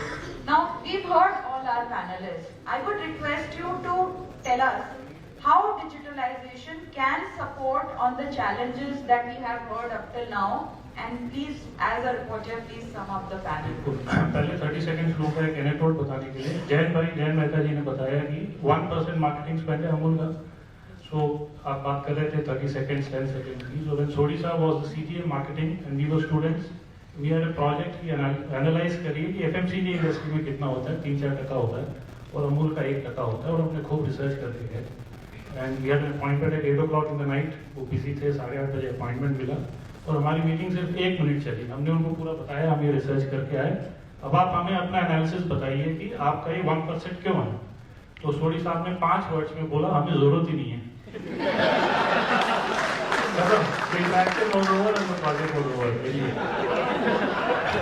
तो हमें जरूरत ही नहीं है। So digitalization of course covers every aspect of the supply chain. सुबेकर साहब exchange की बात कर रहे थे. एक ज़माना था जब पैसा किसान को कैश के बोरे में जाके देना पड़ता था, फिर बैंक से हुआ, फिर RTGS हुआ. अब आपका फैट SNF इंटीग्रेट हो जाता है हार्डवेयर सॉफ्टवेयर से और आप 10 दिन बाद पैसे देने के बदले इंस्टेंटेनियसली ट्रांसफर कर सकते हैं अकाउंट में etcetera. We are sitting today, on the 101st anniversary of Dr. Kurien.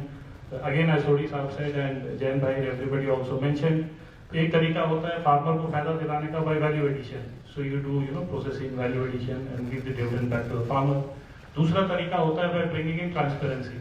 तो जो ट्रस्ट आज की तारीख में सप्लाई चेन में रिलेशनशिप के बेसिस पे होता है, मान लीजिए एक गेहूं का या पैडी का कोई किसान है और वो कच्चे आड़ती के पास जाता है, फिर पक्का आड़तिया है, फिर मंडी है, फिर प्रोसेसर है.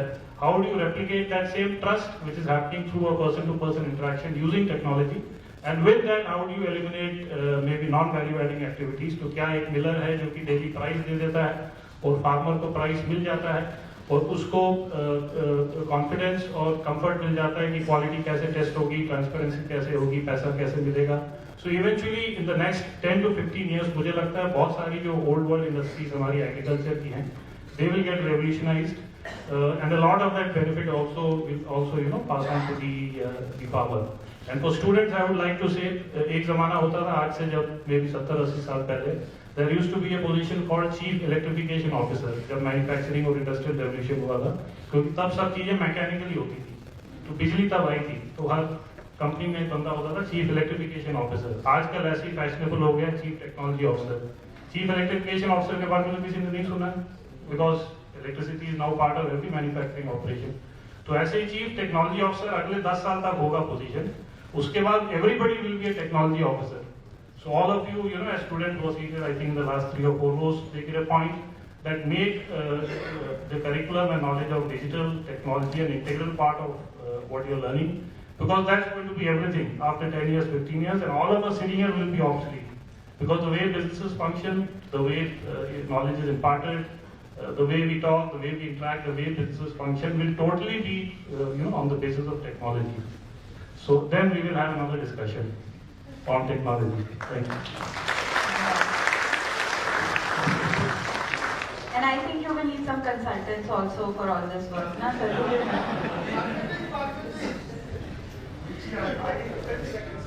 Okay. IA will not be held responsible for any price change if it happens after this.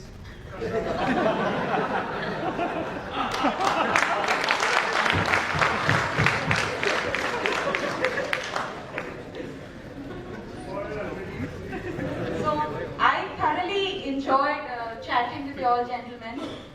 And I really hope that in future also I get this opportunity at some point in time again. Thank you very much.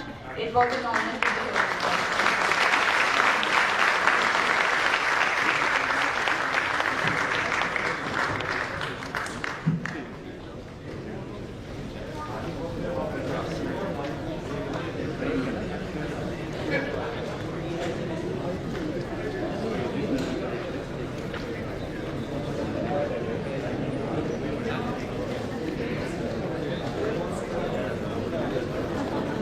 Thank you so much. Now I would like to request Mr. C.P. Mohan sir, Mr. Hitesh Sharma sir and Mr. Manoj Kumar sir to felicitate our panelists.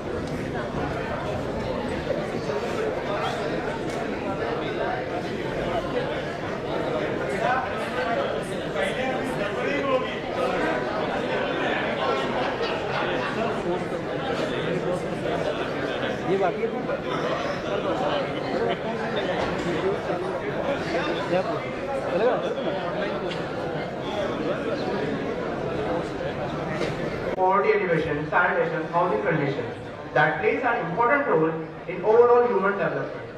The topic of our panel discussion today is connecting the community, state and market to tackle contemporary development challenges.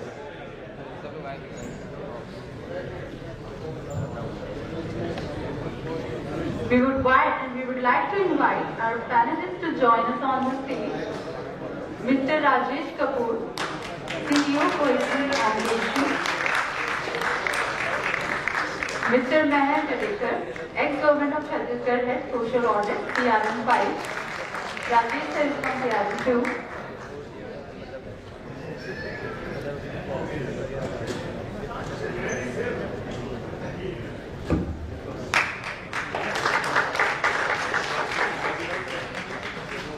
Mr. Anthony Angie, Chief School Excellence of Bharati Foundation, PRM 20.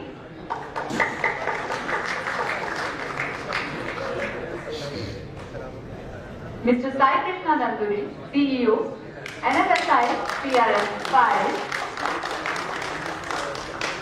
Mr. Purva Oza, Global Lead, Aga Khan Foundation, PRM 4. Mr. Amirullah Khan, CEO and Research Director, Center for Development Policy and Practice, PRM 8.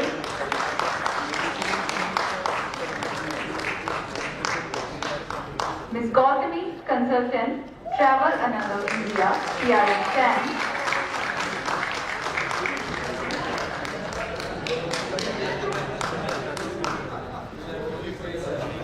Mr. Anup Sharma, CEO, Piramal Services, PRM 22.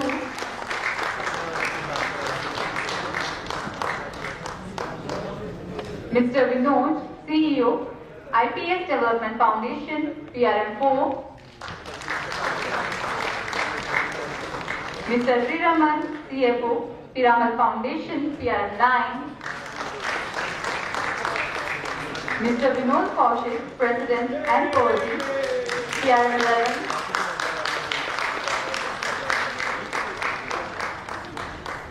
Mr. Prerit Rana, CEO, Agrisar, PRM 28.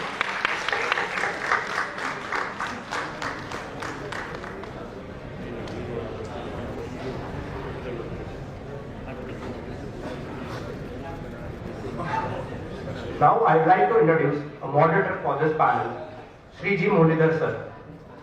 Sriji Muralidhar is a 1987-89 IRMAN social impacts, exceptional portfolio social entrepreneur, distinguished public service alumni of NIT Warangal and seminal leadership management, life worker and practitioner, academic in livelihoods, poverty reduction, development of poor, vulnerable and marginalized domain. His seminal contribution to the livelihoods practice have been new thinking and practice in livelihoods domain. Integrated two livelihoods framework, he led 1,000+ lives and plans and 100+ value chains. He was the lead author of framework for implementation. National Rural Livelihoods Mission 2011-2029. He was the state project advisor, livelihoods and society for elimination of rural poverty. He was deputed from the United Nations to the Government of India to the co-lead NRLM and lead its core capacity institutions and inclusion of 80 million women across India currently to take charge of their livelihoods, lives and destiny. Currently, he is mentor, Akshara Livelihoods and seminal coexistence, editor-in-chief, livelihoods, writer at Yoga Shimal, co-founder and advisor, National Coalition, National Farming. He is also co-lead AP Community Managed National Farming, integrating strategies, scaling systems for natural farming and food systems for people and planet. He also advises Indo-German Global Academy of Agroecological Research and Learning and System Change. Now I'd like moderator to start with this development and sector planning.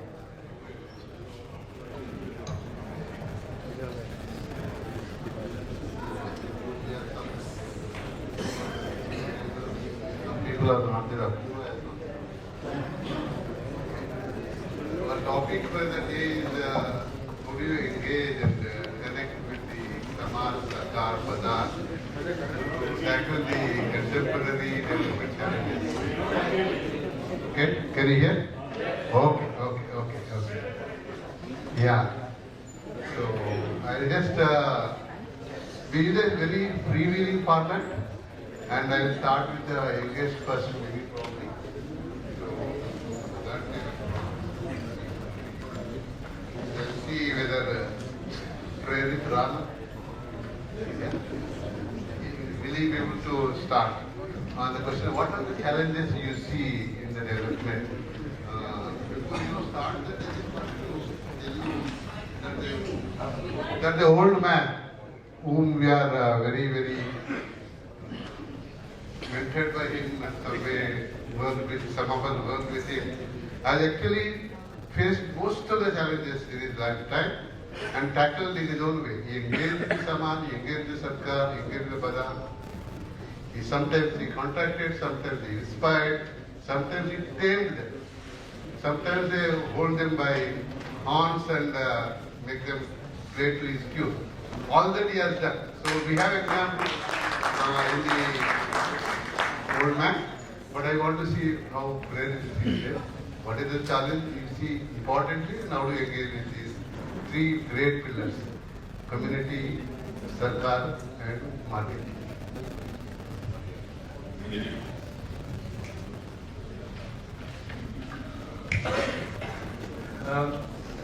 तीन stages हैं sir, जो मुझे लगता है इस ये सरकार, समाज और बाजार, जब इसकी बात करते हैं तो तीन एक साइकिल ध्यान में आती है।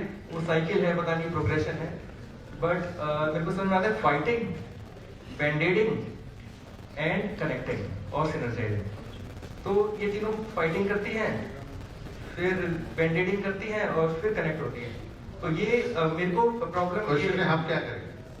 हम क्या करें, पहले इसको थोड़ा समझना होगा कि इसका मतलब क्या है। हम अक्सर ये बात करते हैं कि जो गवर्नमेंट है वो कहती है एनजीओ काम नहीं करती। कॉर्पोरेट से फ्लाइट से आ रहा था तो बात चल रही थी कि यार किसी से फोन पे बात कर रहा था कि वो एनजीओ सच में जमीन पे काम करती है या नहीं, ये तो देखें। तो एक ये संदेह है, और ऐसे ही कॉर्पोरेट्स के लिए संदेह है।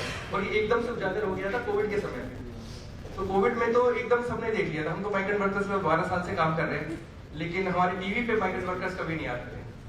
वो आए जब वहां से गुड़गांव से दिल्ली से वो चल के जा रहे थे, उनकी प्रॉब्लम्स सामने आई। लेकिन बॉन्डेड लेबर, बहुत बड़ी कंस्ट्रक्शन कंपनी ने बॉन्डेड लेबर बना लिए थे। 250-300 लोगों को बंद कर दिया था कि तुम मत जाओ, यहाँ पे काम करो, और उनको ब्रेड दे रहे थे। और ये हमने अपने डोमेस्टिक हेल्थ को हटा दिया था। ये सब चीजें तो एकदम सामने देख ली थी। तो कितना हम लोग आपस में लड़ते हैं ये तो एकदम से एविडेंट है। फिर बैंडेडिंग, CSR, skill India, schemes like e-Shram. और CSR मैं बोल रहा हूँ बहुत सोच समझ के, क्योंकि मैं एक संस्था लीड कर रहा हूँ जो कि फेयरली एस्टेब्लिश हो चुकी है, और उसका major funding, significant proportion of funding comes through CSR। लेकिन जब CSR को फोर्स कर दिया जाता है, पहले टाटा CSR करता था, महिंद्रा CSR करता था, बहुत सारी ऑर्गेनाइजेशंस है जो CSR करती है, पर वो फोर्स नहीं था। जब फोर्स कर दिया जाता है तो होती है प्रोजेक्टिवाइटिस। ये प्रोजेक्ट पूछते मेरे पास 40 लाख रुपए फंड, रियल एग्जांपल दे रहा हूँ मैं अभी कल का, 40 लाख रुपए है प्रेरित, इसको मार्च तक मार्च तक खर्च कर सकते हो क्या? तो मतलब ये बहुत रियल चीजें हैं, और बहुत और एक्सेप्शंस नहीं है। जो भी मैं बात कर रहा हूँ मैं जनरलाइज वे में कर रहा हूँ, बल्कि उसके अगेंस्ट एक्सेप्शन हो सकती है। स्किल इंडिया, स्किल इंडिया हमने देखा कि हमारे लोग एम्प्लॉयबल नहीं है, बहुत मेजर इशू फेस करते हैं। हमने क्या बना दिया, 3 महीने का प्रोग्राम, 2 महीने का प्रोग्राम, 1 महीने का प्रोग्राम। If we have to make India employable, we don't have to do skill India, we have to do educate India. सरकारी स्कूलों की हालत इतनी खराब है, सरकारी स्कूलों के साथ काम करने में, 12 साल काम करने में बहुत मेहनत लगती है। वो काम करना बहुत स्किल इंडिया, 15 दिन का प्रोग्राम चला देना, और फिर उस व्यक्ति को जो मशीन ऑपरेटर के लिए ट्रेन होता है उसको हेल्परी की नौकरी दिला देना। तो ये तो कोई बड़ी बात नहीं। तो ये हो गए बैंडेड। और फिर ये स्कीम जो ई-श्रम स्कीम है, और इस तरह क्योंकि सुप्रीम कोर्ट ने फटकार लगा दी तो उठा के ई-श्रम बना दिया, उसका पोर्टल बना दिया। ई-श्रम से कुछ होता नहीं, इलेक्शन हुआ यूपी में तो 500 रुपया भेजना शुरू कर दिया। तो ये उसका तो ये बैंडेडिंग हो गया। अब फिर बात आती है कनेक्टिंग की। तो वही आपके सवाल का जवाब है, लेकिन पहली 2 चीज को समझना जरूरी था कि हम ताकि ये रिफ्लेक्ट कर ले कि हम क्या कहा। कनेक्टिंग के कुछ एग्जांपल्स हैं, जैसे एक तो ये जरूरी बहुत है, जैसे एक ऑनर स्कीम आई है, 1 नेशन 1 राशन कार्ड, हमारे हरियाणा में जब हम लोग ज्यादातर काम डेवलपमेंट सेक्टर, सोशल सेक्टर वाले बहुत बात करते हैं. I don't know how to. Yeah, I just wanted to tell everybody that we don't know how to keep tab on our own words. Yeah. मैं जो ये बात कर रहा हूँ ना, और I'm especially talking to the youngsters here. कि जब मैंने बात की ना कि हम लड़ते बहुत और ब्रांडिंग करते हैं, तो इसका मेजर रीजन ये है कि हम काबिल भी नहीं हैं. अग्रसर में जब मैंने शुरुआत की थी तो मैं जो गवर्नमेंट के साथ लड़ाई करके रखता था और CSR के साथ वो करके रखता था, मुझे लगता था कि मैं बहुत बढ़िया काम कर रहा हूँ और मेरे को ऐसा लगता था पता नहीं हम ये अच्छा काम कर रहे हैं. लेकिन अब समझ में आता है कि हमें पता ही नहीं था कि गवर्नमेंट फंक्शन कैसे करती है, CSR की क्या लिमिटेशन है जिसकी वजह से हम नहीं कर पा रहे. So the first thing we have to understand is to first we have to learn is to understand each other, their limitations, their strengths, and then we have to connect. There are so many examples, I can go into examples, but I think that is not needed. तो बहुत एक दसरा एक organisation है जिसका social compact programme है, जिसको specially mention करना चाहता हूँ, जिसमें वो प्राइमरी एम्प्लॉयर के साथ काम कर रहे हैं so that whole supply chain can be influenced. बड़ी बड़ी कंपनी में तो जैसे अमूल में तो लेबर राइट्स जरूर मीट हो रहे होंगे, लेकिन अमूल के जो सप्लायर्स है उसमें भी हो रहे होंगे, लेकिन उनके जो सप्लायर्स है उसमें हो रहे हैं या नहीं, ये सवाल खड़ा होना चाहिए. और उसके आगे घर तक वो लेबर राइट्स मीट हो रहे हैं या नहीं. और अमूल तो फिर भी चलो गांव में पहुंच जाता है, और मैन्युफैक्चरिंग कंपनीज है बहुत सारी चीजें, तो इस पर अगर काम हो जाए, लेकिन उसके लिए मानना जरूरी है कि हम काबिल नहीं है, हमें काबिलियत को बढ़ाना है. Thank you. Sodhi Saab was reminded in the morning over the time. Today is an example of how we may not plan well and manage well. So this is an example of that. But from now on, let us see whether we can improve it. When I went to a meeting at 4 o'clock for our Kurien's meeting, I was at 4:01. He said, I am the chair of the meeting, isn't it? That's the question he asked me. From that day, I know that time is so absolutely valuable. The second thing that he told me was, he told us was, A4 paper के अंदर, एक sheet के अंदर 2 बात बोलना है. A4 paper के अंदर, and font size 12 से कम नहीं होना है. Line space 1.15 से नीचे नहीं होना है. And A3 पेज नहीं बना सकते हो, A4 ही रहना है. Let me add one more thing. In presentation, it is only 6 slides and 6 lines per slide and 6 words per line. And this one page can be 100 word diction. It can be 500 word diction. But it has to be one page, then he can ask you more questions. So I just wanted to tell you that. But one of the biggest challenges that Kurien faced was getting funds for the operation front.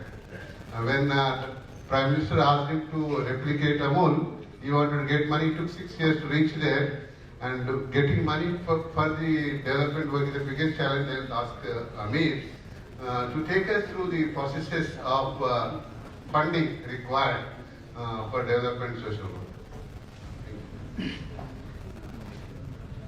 Amir, happy to be a batchmate. Thanks, Murli. Thanks, Mohan. It was your call that made me drop the World Cup and come here.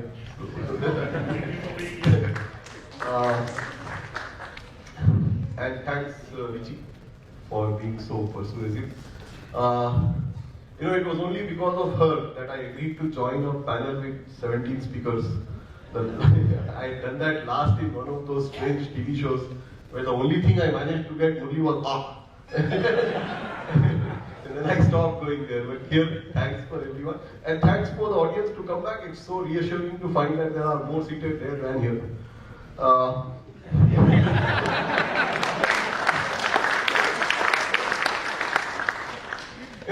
My homage to yes, my homage to Kurien. I mean, for all you youngsters who are here, you will owe him as much as we do, as much as I do. I can't tell you the everything that I tried to do, and I can say that for so many of us is inspired by this one chap and this one institution. It is incredible. And one thing that I would like to add about Kurien is that just as he was loved by a large community here, he was quite hated by a lot of people. A lot of people didn't like him. It was actually for him that Nina Fazli had once said, "उसके दुश्मन है बहुत, आदमी अच्छा होगा."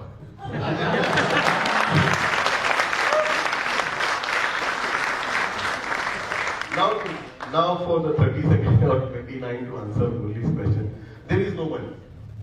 Right? That's the answer. When we were here in 87, 89, it was the state that was all pervasive. India was run by the state. As we moved out and started working, the community took over. And in those heady days of development, we saw that the community space really expanded. And now when new people are graduating, the market has taken over. The challenges have been brutal throughout, and the challenges have become formidable now. Where is the money? The state spends enormous amount of money on its own priorities. The market funds itself and the state.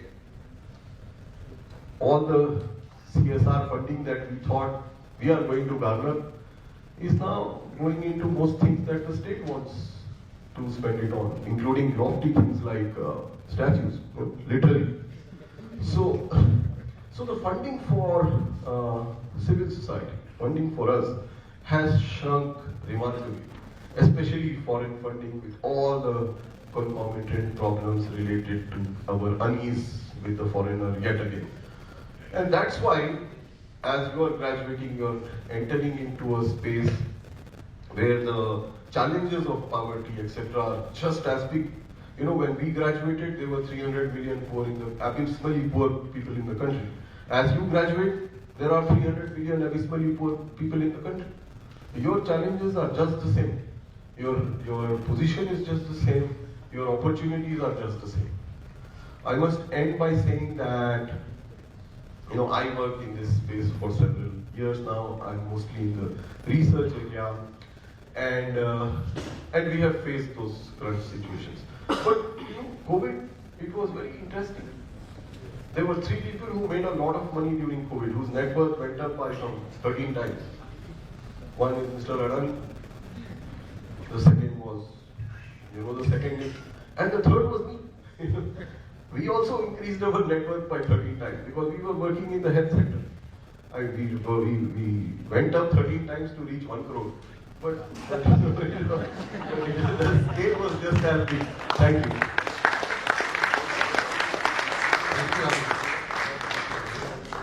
The other challenge Dr. Kurien faced was technology. You were trying to convert buffalo milk into milk powder and butter oil and remix later. That was the challenge he faced, and he could tackle it with the help of Dalia. So I just wanted to talk to Vinod Manning, since he works in the technology area. What are the challenges of technology in development? How do you tackle them?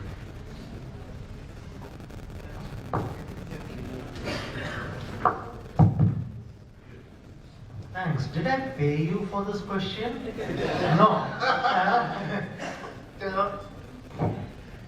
You know, and I'm going to kind of, my expertise is public health, right? So I'm going to frame my response to public health, but my suspicion is that what's happening in the sphere of public health would transfer across domains. And interestingly, the question about the community, the government, etc. Our anticipation is over a period of time, there are going to be 2 things that shifting. Quite a bit of conversation happened about digital space in the first panel also, which we kind of know.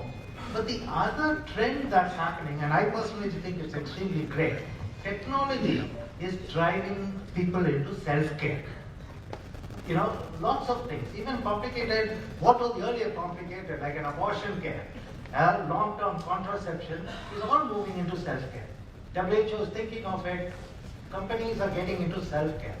So what's going to happen is, these technology growths are going to enable communities to take care of themselves, and therefore probably the relevance of what governments are controlling, or structures are controlling, and even markets are controlling, will get eroded.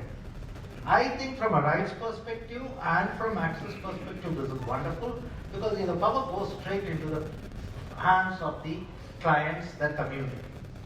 So the problem for all of us here is, especially, okay, people like me, we are kind of finished, so we can give the gyan about what we think is happening.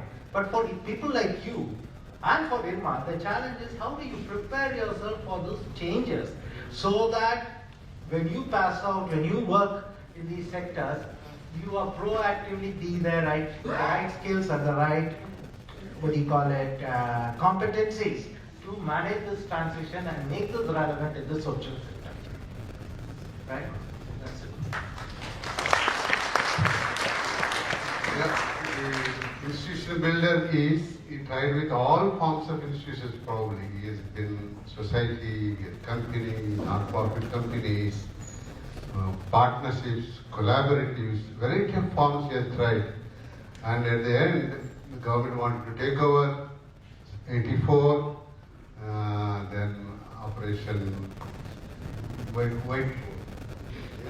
Operation Whiteboard, then it became Operation Blackboard. Fights in 87 they took over and they made it NDDB, the Institution of Excellence of the Parliament. So that's how the direction for a successful organization. I want to ask Rajesh Kapoor whether you would like to say, how do you handle this takeover by the governments? How do you handle this takeover by the governments? Thanks, Murli. Actually, I'll come to the question later because I was given a different piece that I should sum up whatever we discussed. But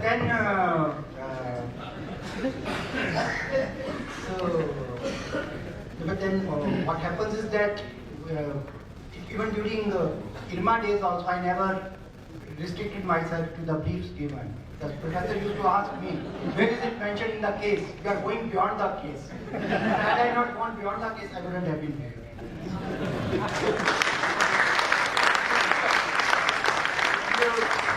I remember I did the same thing when I was a student in school. So I'll take a little more time. I am the senior most person. I'll take more time. And what happened was that I prepared, in languages, there's a system of essay. My mother, my best friend. So I remembered essay of cow. I didn't know that later on I would be associated with cows. But then somehow I learned a lesson of cow. And in the paper it was on mother. So then I started, my mother's name is Savita. She's a very noble lady. And she loves us a lot. And early morning, she gets up, she takes care of our cow, she feeds her. And then our cows are white color, there are cows of different color.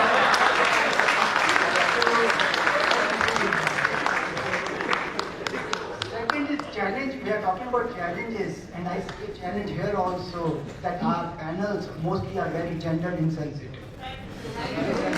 We should have had, I request that in next years there should be more women, and it's not that we don't have women, though the percentage, because even in the percentage of our batch intake, when we were recruited, we were admitted in the IRMA, only 10% were women. But still, they have excelled. If we see the leaders, there will be a much higher percentage. And I can name a few like Nilima, Annie George, Ravi is here. So there will be so many, because I don't know all the people. And now coming to what you asked. So challenges, actually if we see, one thing is that we at development professional many times consider community as a homogeneous group. It's not that. A Patel woman is very different from a tribal woman. So we can't equate all women as the same category. Same way is with markets. Markets catering to small producers and marketing catering to big aggregators. Those are very different. Same way government anyway. So we'll have to see to it that how we as professionals are very sensitive to have equity in this community itself. How Dr. Kurien did it much earlier. How participation of these producers, small producers in value chain gets enhanced. So that's done through organizing community. And now, of course, latest, which Vinod has also talked about. That time, it was more of a physical participation of people in the community in the value chain. Now it's digital and virtual. A lot of those things will happen. So that's a challenge which we have to equip ourselves with, so that we are able to, because our role is a facilitation. Our role is not of doing the things. So we have to empower these communities. So the chairman of GCM was much more powerful than the MD of GCM. We all know that. So that type of empowerment Dr. Kurien had envisioned for farmers and those sorts of things. Second, how we are tackling this, because government right now what it is doing is, it is on one hand it is privatizing a lot of social aspects, be it education, be it health. On the other hand, it's having its own special purpose vehicles. So that NGO's role gets limited, because NGOs are not required. Government wants private sector, government wants executive, government wants media, but they don't want NGOs. I hope this will be limited to this group only. But I'm prepared for it. No, it is a public issue. It's okay, yes. So, yes, I'm ready for that. I'm ready for that. So like what Murli started with, like we have learned from Dr. Kurien how to handle this. So that's a challenge. So what we have to do is, now what we are doing is, like-minded NGOs are coming together, addressing the issue, and then bringing community in forefront. If on any issue, communities interacts with the governance, that gets accepted much faster than what civil society when it talks on these issues. So I think I will now stop here, and if in case of Thank you, Rajesh. I congratulate Rajesh for receiving an award recently from the CSR.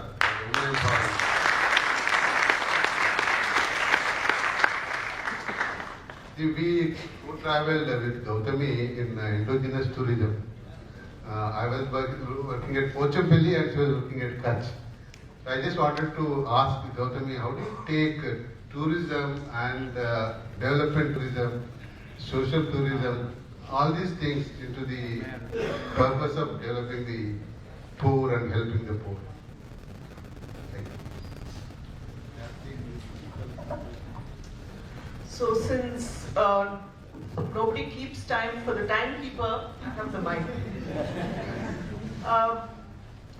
Let me start a little before that, to where my interest came into community-based tourism or responsible tourism.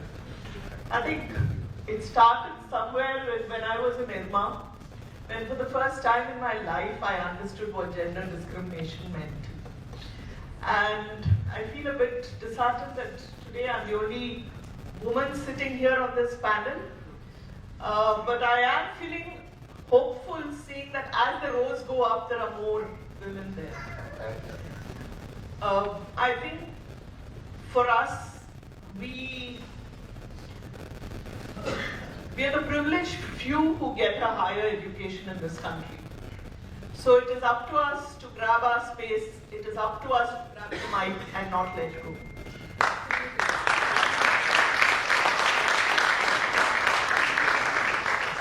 So, I'm now starting the time.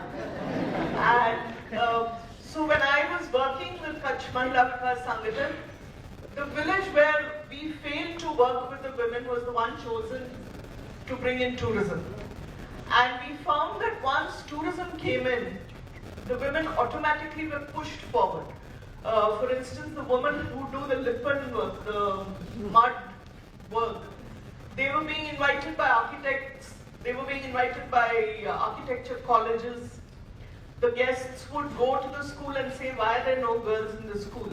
So the village was so embarrassed, they appointed a separate teacher for the girls. Okay? So that's how I got into community tourism, because I saw it as a way of helping women come forward in a different way. My company unfortunately closed in 2018 because I couldn't convince too many people of it. But to me, I believe that community-based tourism venture is a way for one India to talk to another India. And we all agree here that there are two Indias, right? I won't say one is more important or the other is more important. I think both are equally important. Unfortunately, privilege, power, decision-making is in one India. The other India are merely receivers. They merely have to follow what happens. But if we could enable conversations, if we could ensure that we understand that the other India has as much to contribute, whether it's the farmers who give their produce, whether it's the craftspeople, whether it's age-old knowledge which comes from generation to generation, the other India has a lot to offer. And that's something this India needs to understand, accept, build on, rather than constantly looking elsewhere for solutions. The other India lives a sustainable lifestyle. And we are so busy looking west that we forget that and we start, talking of sustainability goals. Let's look inward a little bit. So to me, the concept of responsible tourism was to ensure that the two Indias talk to each other, that we learn from each other, and that women begin to get revenues in their hands. So that was what the tourism did. Portobello has now recognized as the global tourism village in the world. So recently declared. Yeah.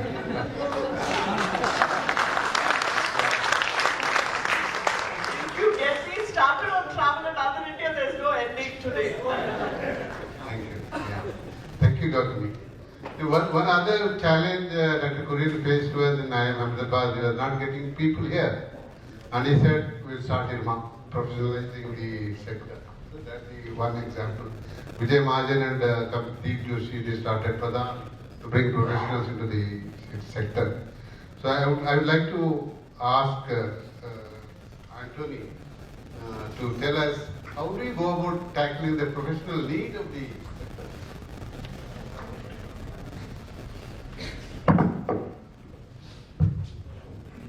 Thank you, Mandaji, for this question.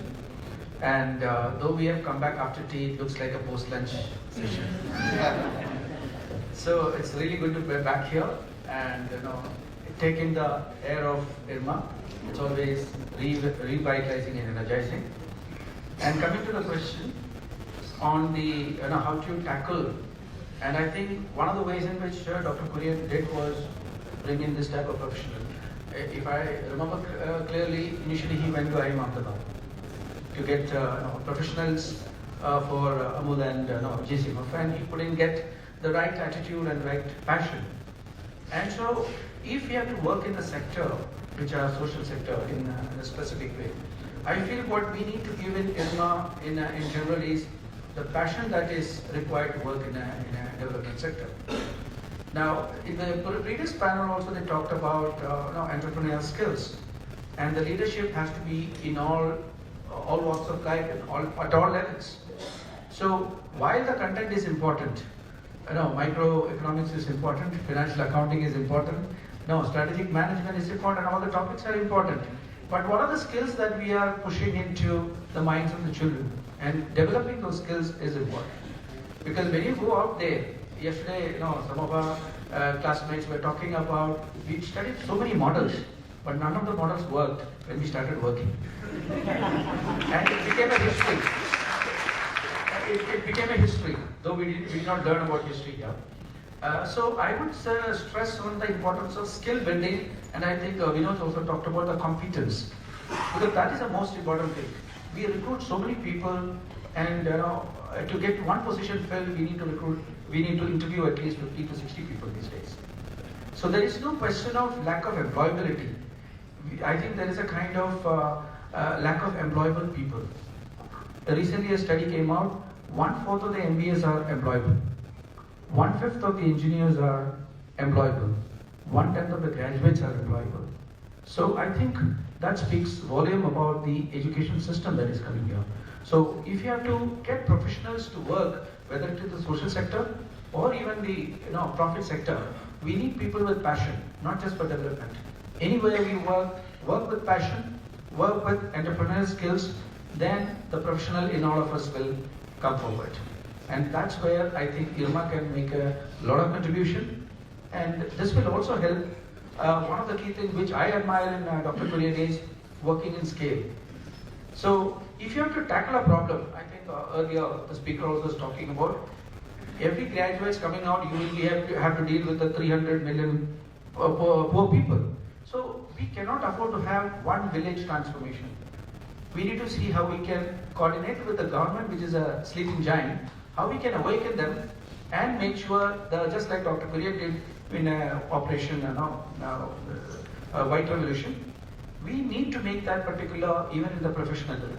Because the professionals required in the sector is much more than what is there at this sector now. There are many colleges have come, and many of the students join, this is for a job, not for a mission. Then I think we'll be able to make a difference as a professional. Thank you once again for inviting me. And as we were saying earlier with all of us, this particular IRMA Alumni Association, especially the executive members, they are doing something right. And a round of applause to all of them. Thank you, everybody. Continuing on the same spirit, should we have more IRMAs? Should we have more courses in IRMA? Should we go into leadership? Should we go more on the skills side? And should we do more 38 sector courses, and should we go more on that? How do you handle this? I can explain that out.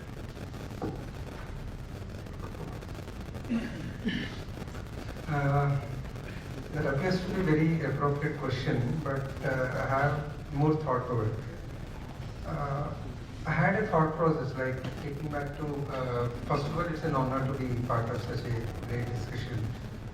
But I stayed, being an FPR, all of you would know, we stayed the longest in the campus actually. Batches would come and batches would go.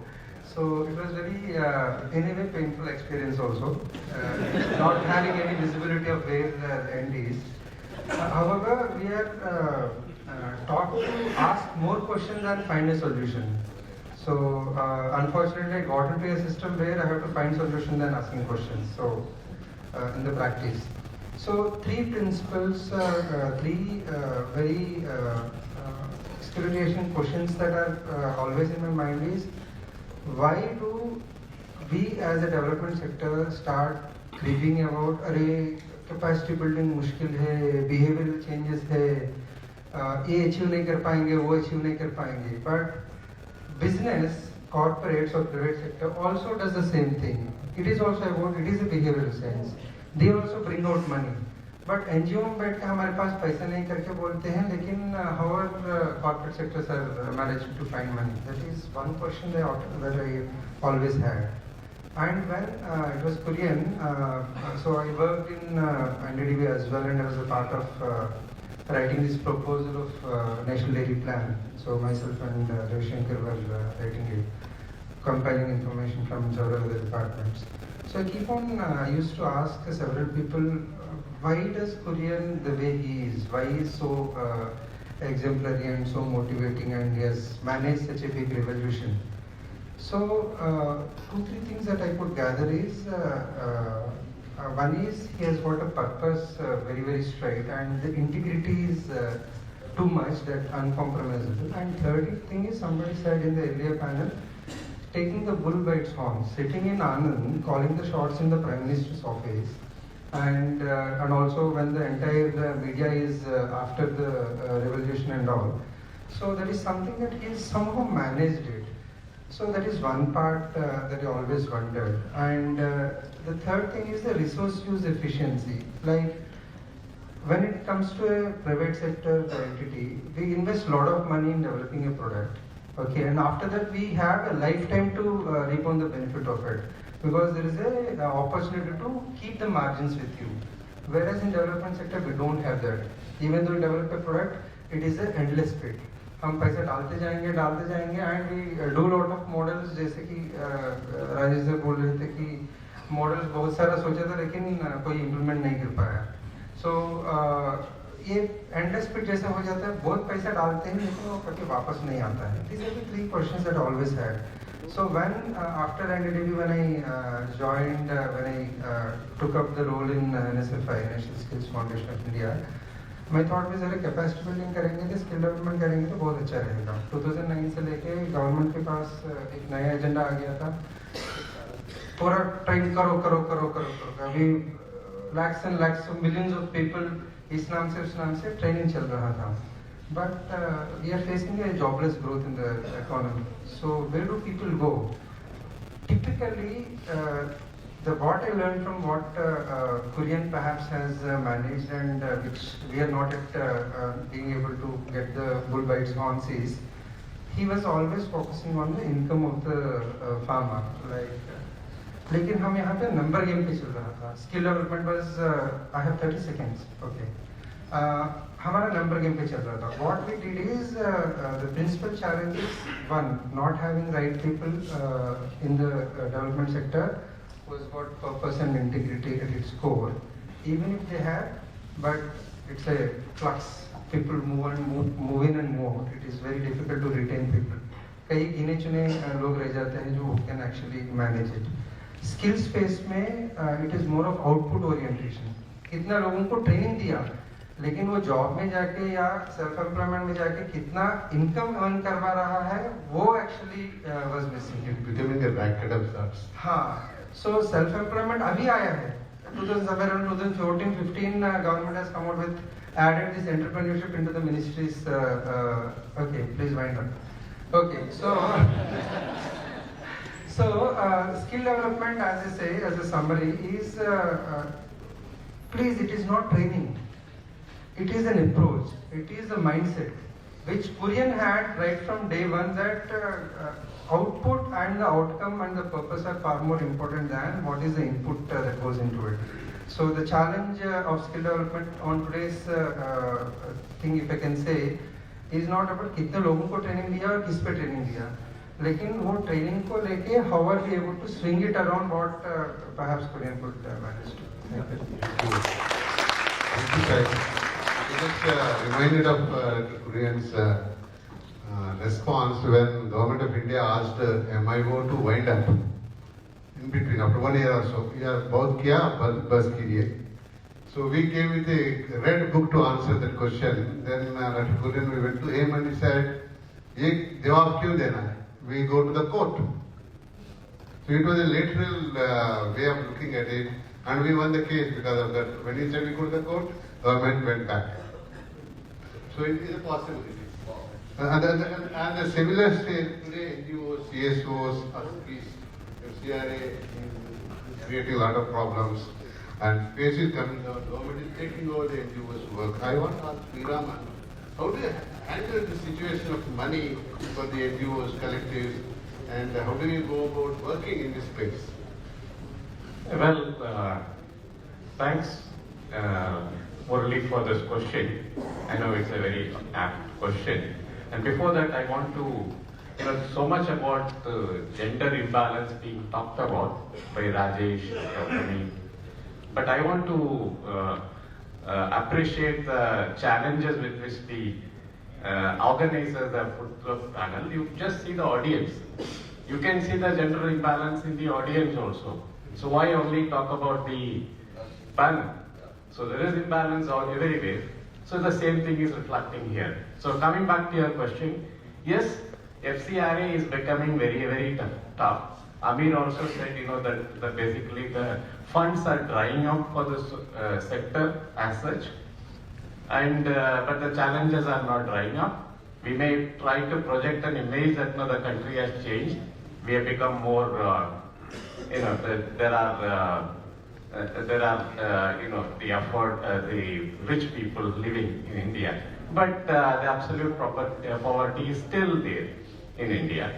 So why are we making this project image about India is something, it's for the market which is creating that image. It's not the real situation here in India. Whatever was there, as Amir said, when we passed out, is exactly the same situation now. We were talking about it in the tea break. The absolute poverty is one issue, the other one is the relative poverty. The relative poverty is possibly much more challenging, much more dangerous than the absolute poverty, so which is there. So how do we handle this issue of this thing? Basically, there are two things. One is, there is a failure of trust. We have lost when you look at the society has, I don't think, has a trust on the civil sector. When earlier days, when you say, you work with the NGO, the idea was the people thought that you're doing a genuine work, you're doing a thing. So, but now, when you say, oh, you are the NGO person, okay, that's how the society looks at you. That the government looks at NGOs with suspicion. I really don't have an answer how this is going to change. Can we go to the court? I don't know. The NGOs don't have the power to fight it the way Dr. Kurien had the power. He could handle the bull by its horn.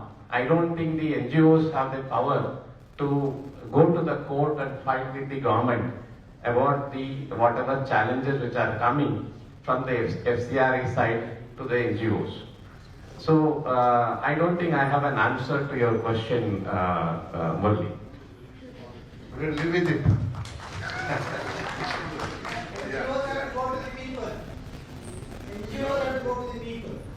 NGOs have to go to the people should be trusting, so you should be able to build the trust of the people. But obviously that requires much more money to work with the people, sir.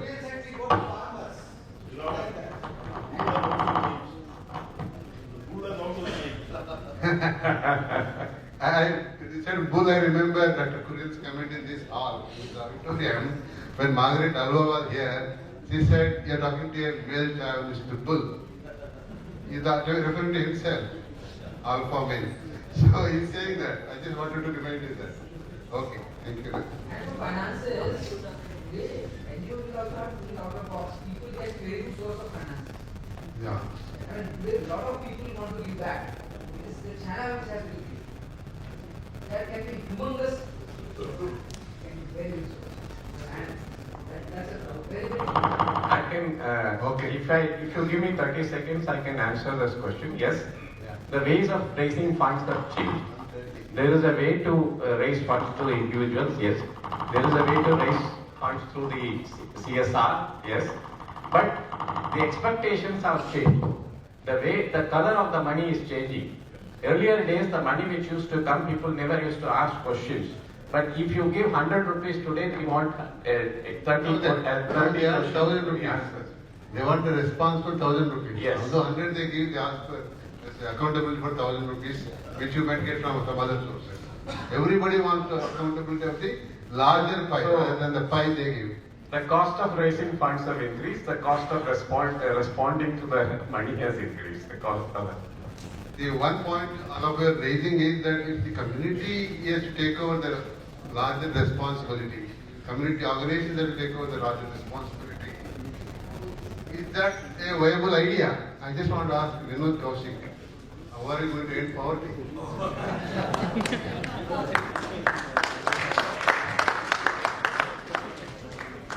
Hello. Thank you. In my career, I have worked with 3 different models. Poverty elevation through the banking model, credit, and second through the daily development, and third through the handicraft. But those 3 aspects of community, state, and the market, they are like the 3 sisters who lost in Melas. So they have grown up and they can't recognize, they try to see each other, but there is a factor of mistrust or not sure about how to engage with them.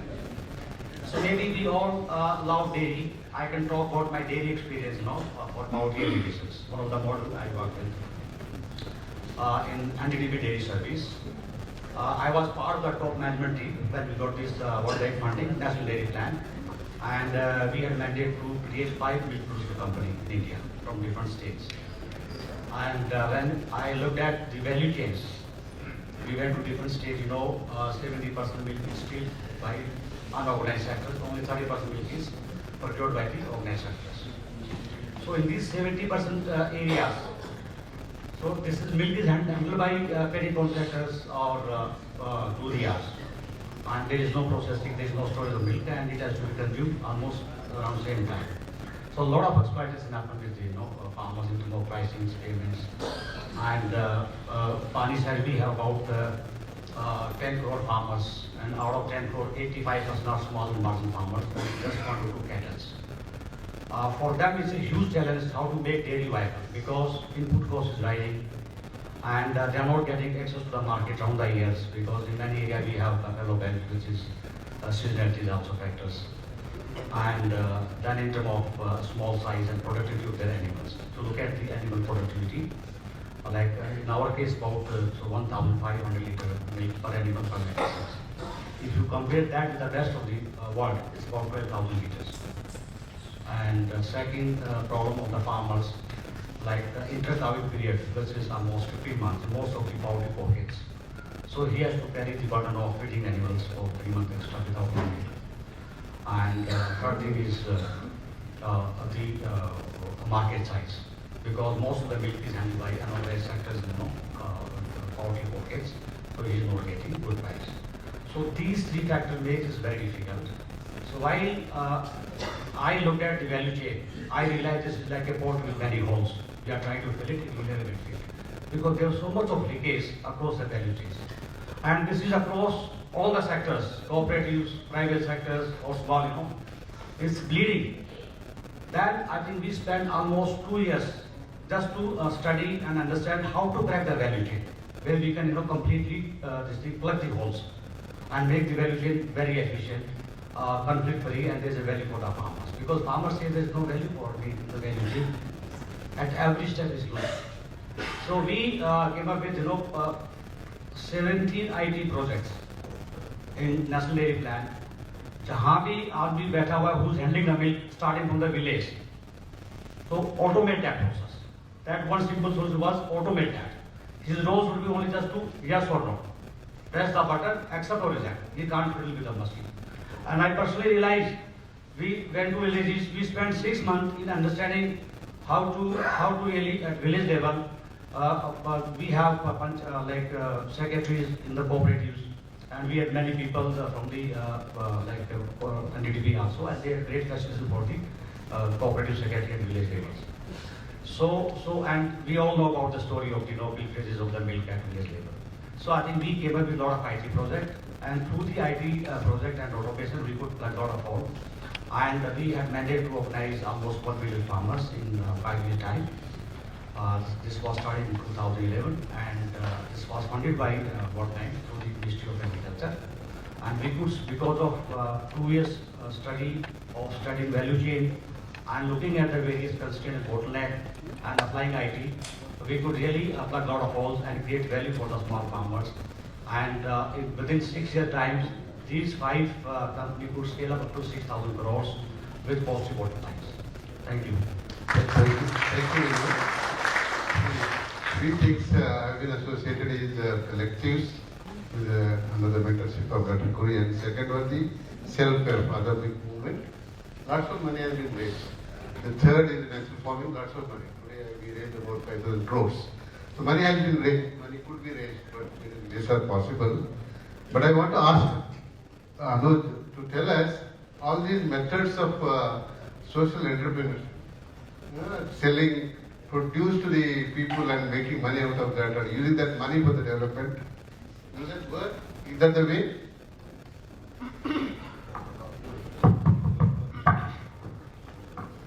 Hello. So I'll take the question 30 seconds late. I just want to share with the audience. So first of all, thank you to IAA for organizing this fantastic event, and obviously to the audience for being here. I have very few moments that I can recall of having spent in presence of Dr. Kurien, but one of those is something that I just want to share with all those who never had that chance. Okay. So I had gone out of campus placement to an entity called Pratham, arguably the largest primary education initiative at that point in time. And I came back to recruit the next batch, some 6-7 people we wanted to take. This was the time when the batch size used to be 60 or 70, right? So you realize you want to take 10%. And the CEO of Pratham wanted to meet Dr. Kurien, and I was the person who was based out of Ahmedabad, so had to make the meeting happen. And so Mr. Thakkar, who was Asia Pacific head earlier of Stenchar, and had taken second career option in Pratham. And Dr. Kurien, obviously, on time, limited time there. And the conversation was sort of over within 5-7 minutes. And I was just a bystander sort of listening to the two men talking. And then Mr. Thakkar thought it's wise to mention saying, look, Anuj is one of the IRMAns, and next batch we are planning to recruit 6-7 more. And I thought saying now Dr. Kurien is going to give some visionary statement, something which sort of makes me full of pride. And he said, well, good for you, you're taking new crop. I tell you about IRMAns, they're very energetic, but generally directionless. This is Dr. Kurien saying. And I'm like, wow, what a great thing to say to my CEO also. And now over 20 years, you sort of reflect back and you start seeing the merit of someone being that transparent. It's not the pull only in the sense of the government or the private competition. I think just being very, matter of fact about whatever moment you are in. So anyway, I thought saying many of you haven't had the opportunity of meeting the person. The second time was when Dr. APJ Kalam was here for convocation, and I was part of the sort of reception committee. And the people in NDDB auditorium were more scared of Dr. Kurien spotting a speck of dust somewhere than anything to do with the, Dr. Kalam coming. Okay, so that's the level of discipline and the image projection that was there. So now coming to your question. So it's a tough one, and I would say I haven't concluded it this way or that way. So let me be very straight and honest with that. The question is in the context of my journey of last 10-11 years of doing Surgel, pure drinking water initiative. So ideas that have been picked up by panel, I'll try and build on those. When digitization we look at, I think one piece to recognize is the atomization of individual choices is happening. So the collectivization is missing. We can't really blame it on technology per se. The technology, the ability to slice and dice is giving someone power to target it, right? But the collectivization in our business models is something that we are sort of not attempting enough, is my experience. The other misconception is if you are pricing something, if you are making something for profit, then you are profiteering.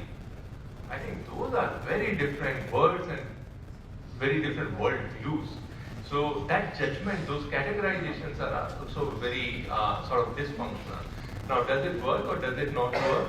I think it works, and technology needs to be leveraged to measure, monetize, and then sort of, if you are not measuring it, you are not measuring it, you can't build the trust.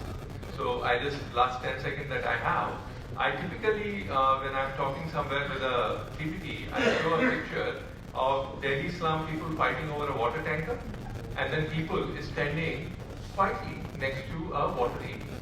And the headline reads, these are same people.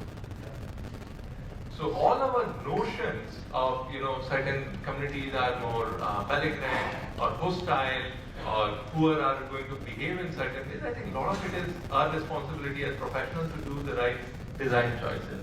Yeah, thank you. Thank you. I remember a meeting in Ahmedabad where Dr. Hila Bhatt was there. I remember her because she just recently expired, an outstanding human being. And standing at the lectern, and she said she has a stool to stand and to answer. So we are so insensitive, women insensitive. So that's the situation. And similarly, Seva is one such organization which has come. Amul is one, which is like replicated, Mulkanur is one. There's some examples are there. But are they enough? We have to have thousands institutions have to blossom and bloom. So one question I have, Meher, is that a policy in Meherbani hoga, or it will be exigency, political exigency hoga, or how do you ensure that community, particularly marginalized communities and women, how do they get accountability from larger community, larger sarkar and larger Bada? Thank you, Murli. Actually, it's a big question, but I'll respond to it based on my experience. In Chhattisgarh, I was involved in, social audit, and social audits are primarily, it began with NREGA, NREGA, which, as you are aware, is one of the world's largest employment guarantee programs. India's NREGA is one of the largest in the world. So, government programs are basically the traditional types are the welfare programs, where the government is the giver and the people are recipients. So that has been one model. And NREGA is a different model, which is rights-based. So people have rights, and the government has to respond. And inbuilt in that is the whole concept of social audit, wherein the people are empowered to ask questions, and the issues of transparency, the issue of accountability, the issue of people's participation, that becomes important.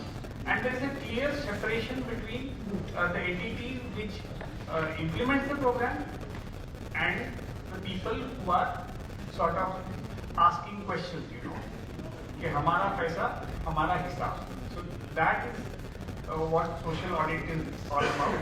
And as more and more programs move on to social audit, we will see the benefits.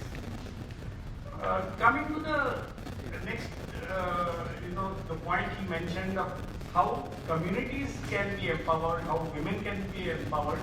This is also, we had this experience. Government of India wanted women, and especially SHG women, to be involved in social audit. As the head at that time, I was skeptical, we have social auditors at the village level, why should we involve SHG women? So I was talking to my boss, who was the additional chief secretary, and he said, why don't we go and interact with women? So I went to, in a village, I talked to these SHG representatives of them, and I was convinced that they are well sorted out, and they have their own mind, and they came across as strong individuals. So I said, yeah, let's do it. So there was an ambitious program to train SHG women to be social auditors. And during my period there, we were the first state in India to start this program, the first state in India to complete the target that was allotted to us. And monitors who came from NIRD said that the quality of the training was very good, because we didn't look at the training program as a given. We said that this is our training program, and we built on it. We added value to it. Whatever was not there in the timetable or in the curriculum, we added to it. Now, what was the result of this? We saw that the social auditors at the village level were younger earlier, and now these women who had come in, SHG women, they were older in age, so they were more mature. Secondly, during the social audit process, there is a lot of back and forth that happens. People don't like social audits. Threats are used, abuses are used. Now, with women coming in, threats and abuses became a no-no. So the entire grammar of social audit changed, and this led to a very mature process. So I see that when women are involved, when people from marginalized communities are involved, the quality of work improves, and the effectiveness improves, and that is what I would say, that is one experience I want to share. So one of the key lessons from the panelists, can we represent communities at large always truly, and can you remain accountable to communities at large? That is the message we are able to say from the social and development sector. Thank you very much for all the time and energy. Hope we enjoyed it. Hope we enjoyed it.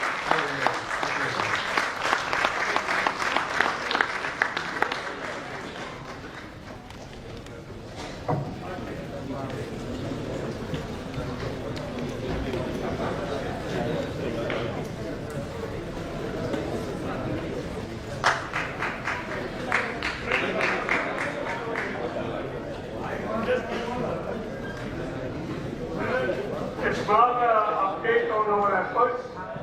Just now we got an update, we have been trying for getting term life insurance for all IRMAns.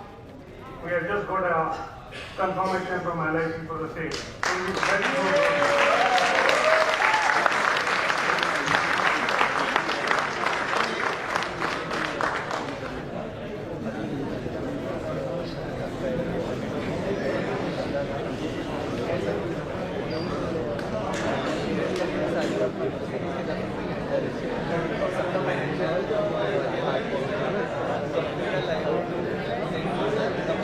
Thank you so much.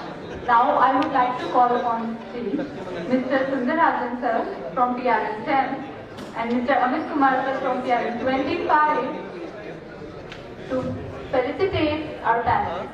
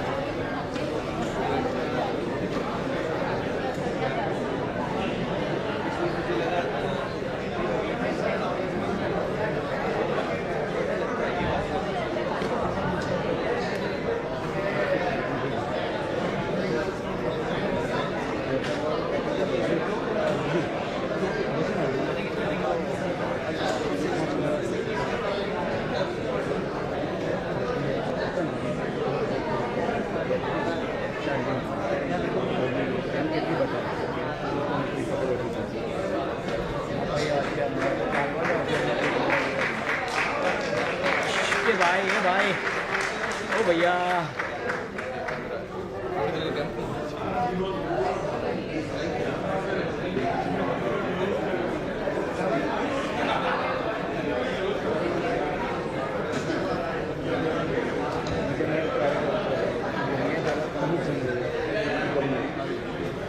Thank you to all the speakers. I request everyone to proceed for the lunch.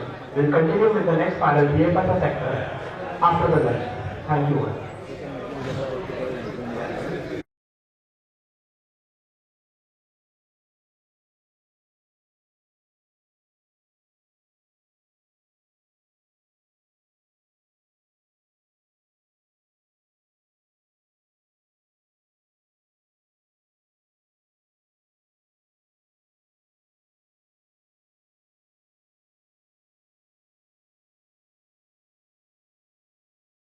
and other sponsors Better World Foundation and Sunwork.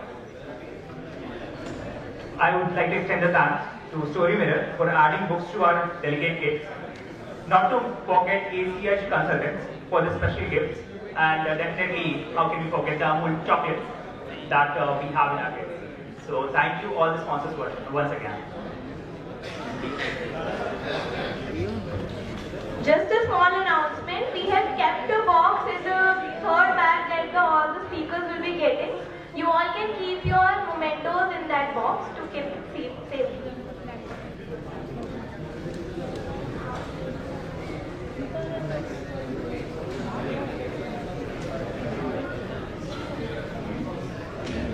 वैसे आपको ये privilege मिला आपके वजह से, हाँ वो बात है ना, बाकी लोग आए पर ऐसे ही जी कल शादी। I hope all the BFSI panelists are here. We will be starting shortly.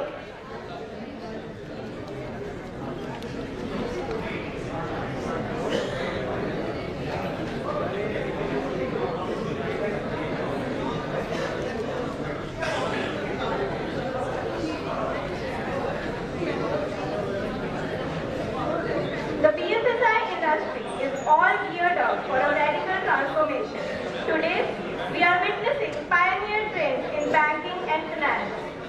From omnichannel banking to AI and blockchain-powered financial services that focus on revolutionizing BFSI processes by placing customers at the heart of their present and future strategy.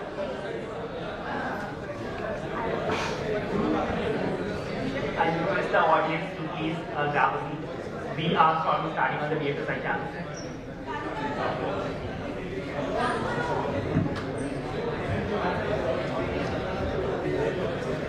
With over 330 million internet users and 240 million smartphones, India is on the road of becoming one of the world's richest digital economies and the third largest domestic banking sector by 2050. In order to proceed with the channel, I request Mr. Azamjeet Man, CEO of Central Solution Services, to join me on the dais. Mr. Nitin Agrawal, founder, Navdan Capital.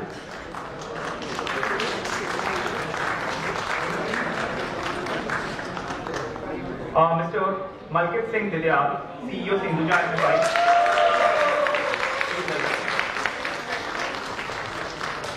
Mr. Rakesh Kumar, CEO Light Microfinance.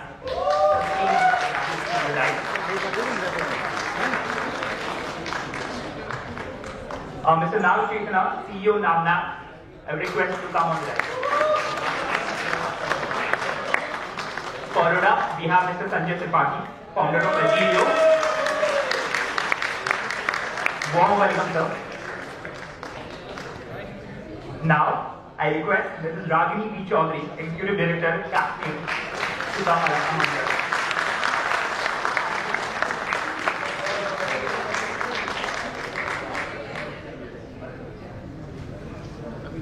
Mr. Ajay Desai, Chief Operating Officer, Spice Money. We would love to have you on the stage.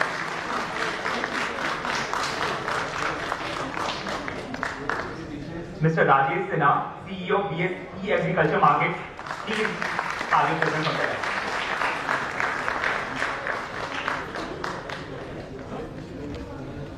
Mr. Utpal Sir, MD and CEO Sarvagram. We would love to have you on the line.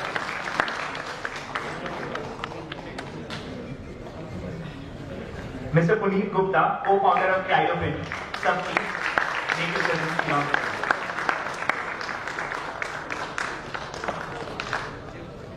I once again request Sir Nitin Agrawal to join on the line. Okay. I would now like to welcome the moderator for this panel, Mr. Prashant Banerjee, CEO, Swern Pragati Housing Microfinance Private Limited of PLS 25, to discuss on the topic potential and possibilities in the financial sector to reach the unreached.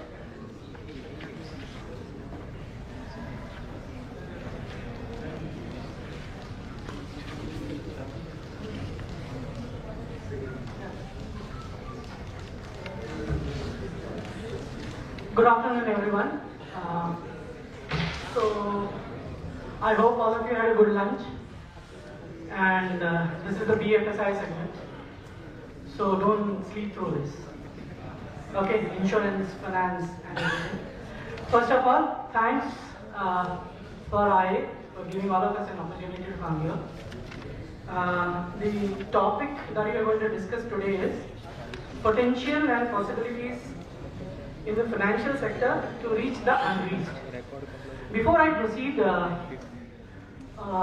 few things about the panelists here. We have got 3 people who are either the founder members or, all 3 people who are founder members of microfinance. We have got Utpal sir, who started Sarvagram. We have got Rakesh, who has been the founder of Light Microfinance. And we've got Malkit, who has started Sindhuja. Apart from this, we got people who are operating in the financial space either as a consultant or as a lender, like we got Ramini ma'am. Then, apart from that, we got Puneet, who started way before the initial, this current set of microfinance initiative, Kalidio. So, going by the topic of reaching the unreached. Now, unreached can be in the sense of socio-economic as well as the gender part. So, I would like to take that aspect, but we'll move on from one panel to another. So, we'll start. Puneet, how do you see this reaching the unreached for the set of people you are working with, for the work you are doing? The challenges that we all have understood and addressed to a certain extent, and what more needs to be done?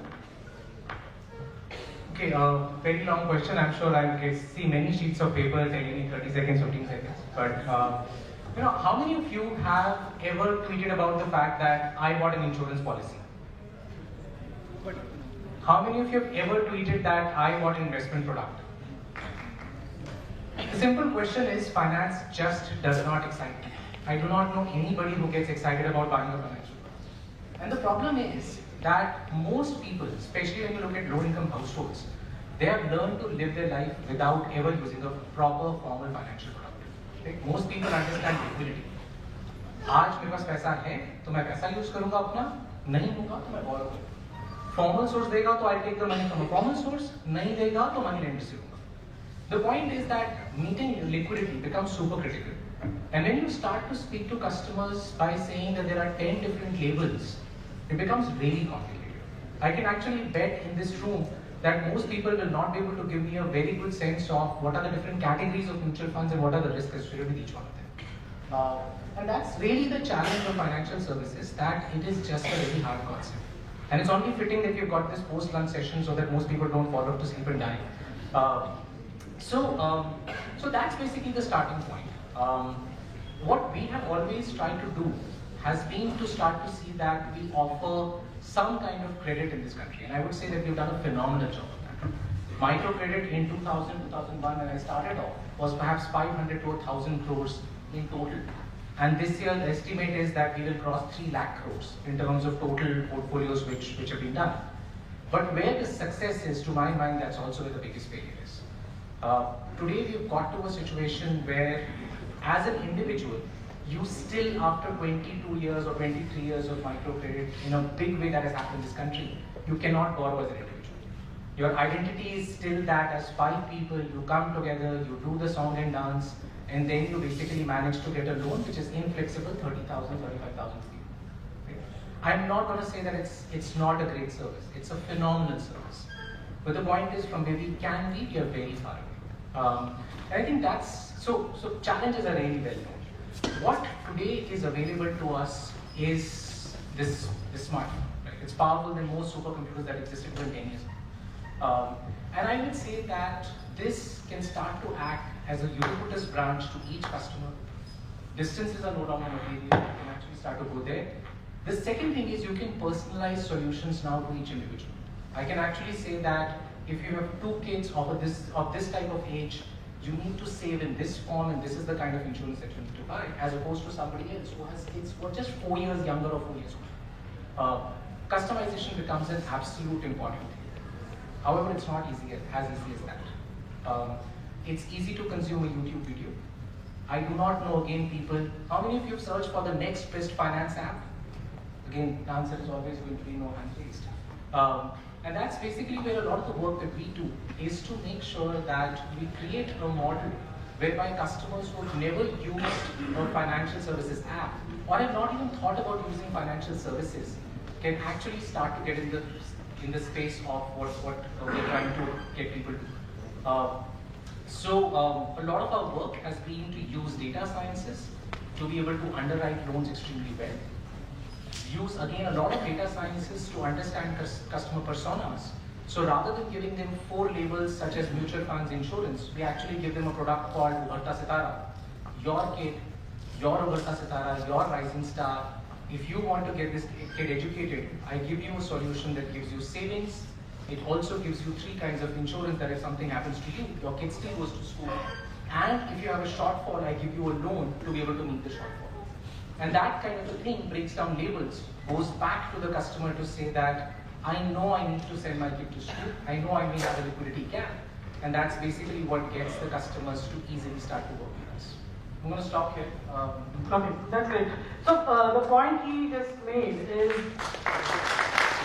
from the perspective of a customer. But we have one set of lenders here, and most of you are going to end up in those shoes. One thing that we are trying to understand as we're trying to reach the unreached is the valuation of their properties. So we got one gentleman here who has started NAMNAC, and he is helping the lenders with the process or the digitalization of the valuation of properties, by which you can start lending faster. Over to you. Yeah, thanks, Prashant. So I think let me correct the name of the company that is Navang. Yeah, Navang, and my name also Nagachetan. So I think the announcer told earlier as Nagachetana, so it's okay. Yeah. Yeah. As long as the name of the company is spelled well, I'm happy. So thanks a lot. I think most of you have come out in large numbers. Somebody was asking, is there anybody to sing? Let me tell you, I have been performer myself. Music session after lunch does not excite anybody. Yeah, Carnatic. No. I'm saying even in Madras Music Academy, the mecca of Carnatic music, there will be empty chairs after a lunch session. Similarly, banking sessions doesn't excite. So he said nobody has searched a banking app, so nobody comes into the bank for the same reasons, because they don't want to come because it is such a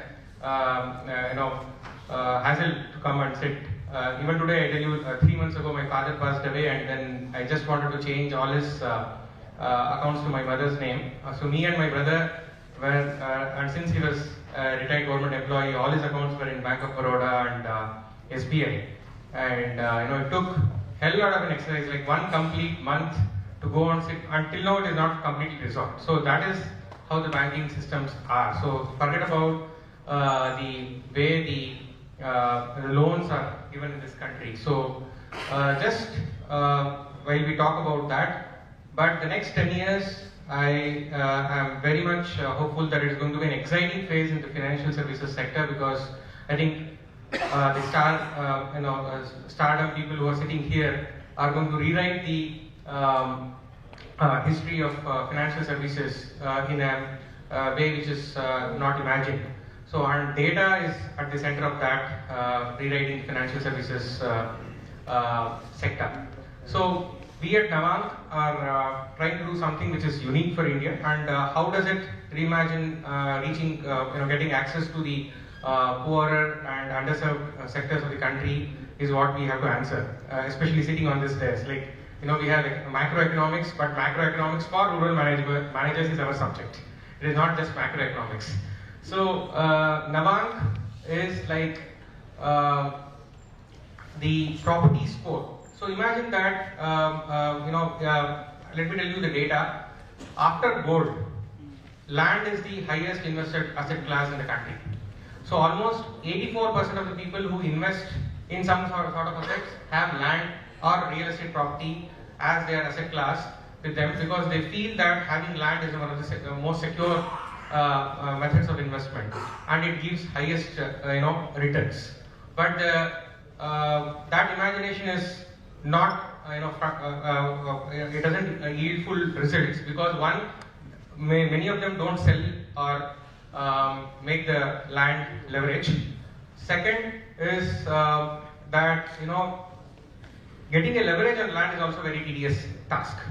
So having said that, we also know in the rural and semi-urban parts of the country there are many enterprises. When we go and see and want to lend them, there are people who have some parcel of land or some houses which are ancestrally owned, which they want to give it as security and get a larger ticket size loan. So how do we give loan for them? So that is a question, and the data is so powerful today. So many of the governments are trying to digitize the records, and as land is a state subject, the digitization is at various degrees in each state. Like there is a Tamil Nadu which is at a very faster pace of digitization as compared to a Karnataka or Maharashtra, and then therefore there are other northern Indian states which have to do much on the digitization. So, but that data, once it is completely digitized, is going to be very, very useful data to understand the credit worthiness of the individual and give him a larger ticket size loan than what Puneet was suggesting, a 35,000 rupee microfinance loan. So yesterday I was there, and one of the prospective customers who is a very major microfinance player, and they are doing small business loans with security, like real estate as a security. They are saying how the microfinance game is changing. Actually, nobody wants to get that 50,000 rupee loan anymore. So they want this 1.5, 2 lakh, 3 lakh rupee loan for their businesses. So that is how the game is changing, and that's how the data gets changed. Is writing the whole lending business. So another interesting thing is that we also have to create this lending, look at the customer in a different perspective, apart from being just a marginalized, underserved MSME, such kind of thing. There too we have a Gen Z, alpha generations of people and users coming up. So they are more, they want more user-friendly lending mechanisms, and that's where data is going to be at the center of underwriting in the years to come. I think I complete my. Moving on from creating assets and keeping our money in land, let's move on to the liability side of it. So I'll bring in Abhijit for that. So we are talking as lenders, where we are trying to find how to reach out to the people so that we can deliver credit at a lower cost. But Abhijit is looking at the other piece, how to bring in their savings into our system so that it is done at a lower cost. Over to you. Yeah, thanks, Prashant. So I was thinking of maybe taking the call after the lenders also speak. So, anyway, so we are not only looking at the liabilities per se, we are looking at a customer, what he needs. And that's what the access to banking and financial services is all about. We have been talking about financial inclusion for long, and financial inclusion requires the last mile delivery also. So, like Puneet was referring to the digital channel which is growing up, we call it more as an assisted model of digital technology, where you still need at the deeper geographies to assist that model. They are not people like you and us who can be very tech savvy. Yes, maybe 5 years down the line it would also be the same way, but still India being so large. So that's where the access to financial services comes in, where the last mile delivery of that financial services is taken care by village level entrepreneurs. And those village level entrepreneurs are nothing but called business correspondent agents, and that is how the linkages or the bridge between the customer and the lenders or financial service providers, the banks, MFIs, that's where it comes in. Technology is the bridge, and that is what we have been talking since morning, and that is going to change the market. Still the last mile delivery will be there, and then comes the financial literacy part, which is where the liability comes into a big play. Only lending has led to a lot of debt traps. We all know a lot of things have happened. So are we educating the customer what is that they are going to do with that money? And do they really need that money? Sometimes, it becomes a lending for repaying the other debt only. So yes, access to finance, access to credit has gone through a life cycle, literally, the SHG and the JLG, etc. But we have to also look at the use of that money and the liability. Insurance is definitely one of the sectors which is coming up, the micro insurance. So I call it micro insurance, micro savings, and micro credit, not the other way around. So that is what, for us, for every one of us rather, is the access and the reach in the true sense of financial inclusion is all about. Not just the opening of Jan Dhan account only, because that is gone. So in India, everybody has now a bank account. Are they using it? Are they having that money in that account? What are they doing with that account, in that money? Is more critical than what it was probably 5 years back. So it is changing, it is moving towards that, and that's where the next generation of financial inclusion will come in. Mobile and internet is there. If you go deep down to the geographies, people are using it. I was there, when I was here, coming here, I moved around in Mehsana and Banas district before coming over here and went to a few of our BC points. It's absolutely, seamlessly working.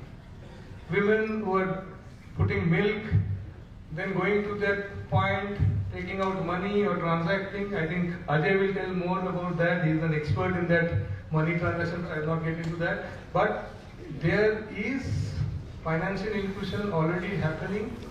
How are we going to use that linkages and help them decide on their money will be the next level. And that will define the reach or the access to finance or financial services. Yeah, thank you. So three of my ex-bosses on this dais. Utpal sir, I was interning with ICICI. Ajay sir has been for a long time, 2.5 years, my boss at Yes Bank. And Rakesh has been my boss at Lightman Finance. So I was saving them for the last, but anyway, since you mentioned Ajay sir should be the next one on Spice Money. Ajay sir, your views on trying to bring in.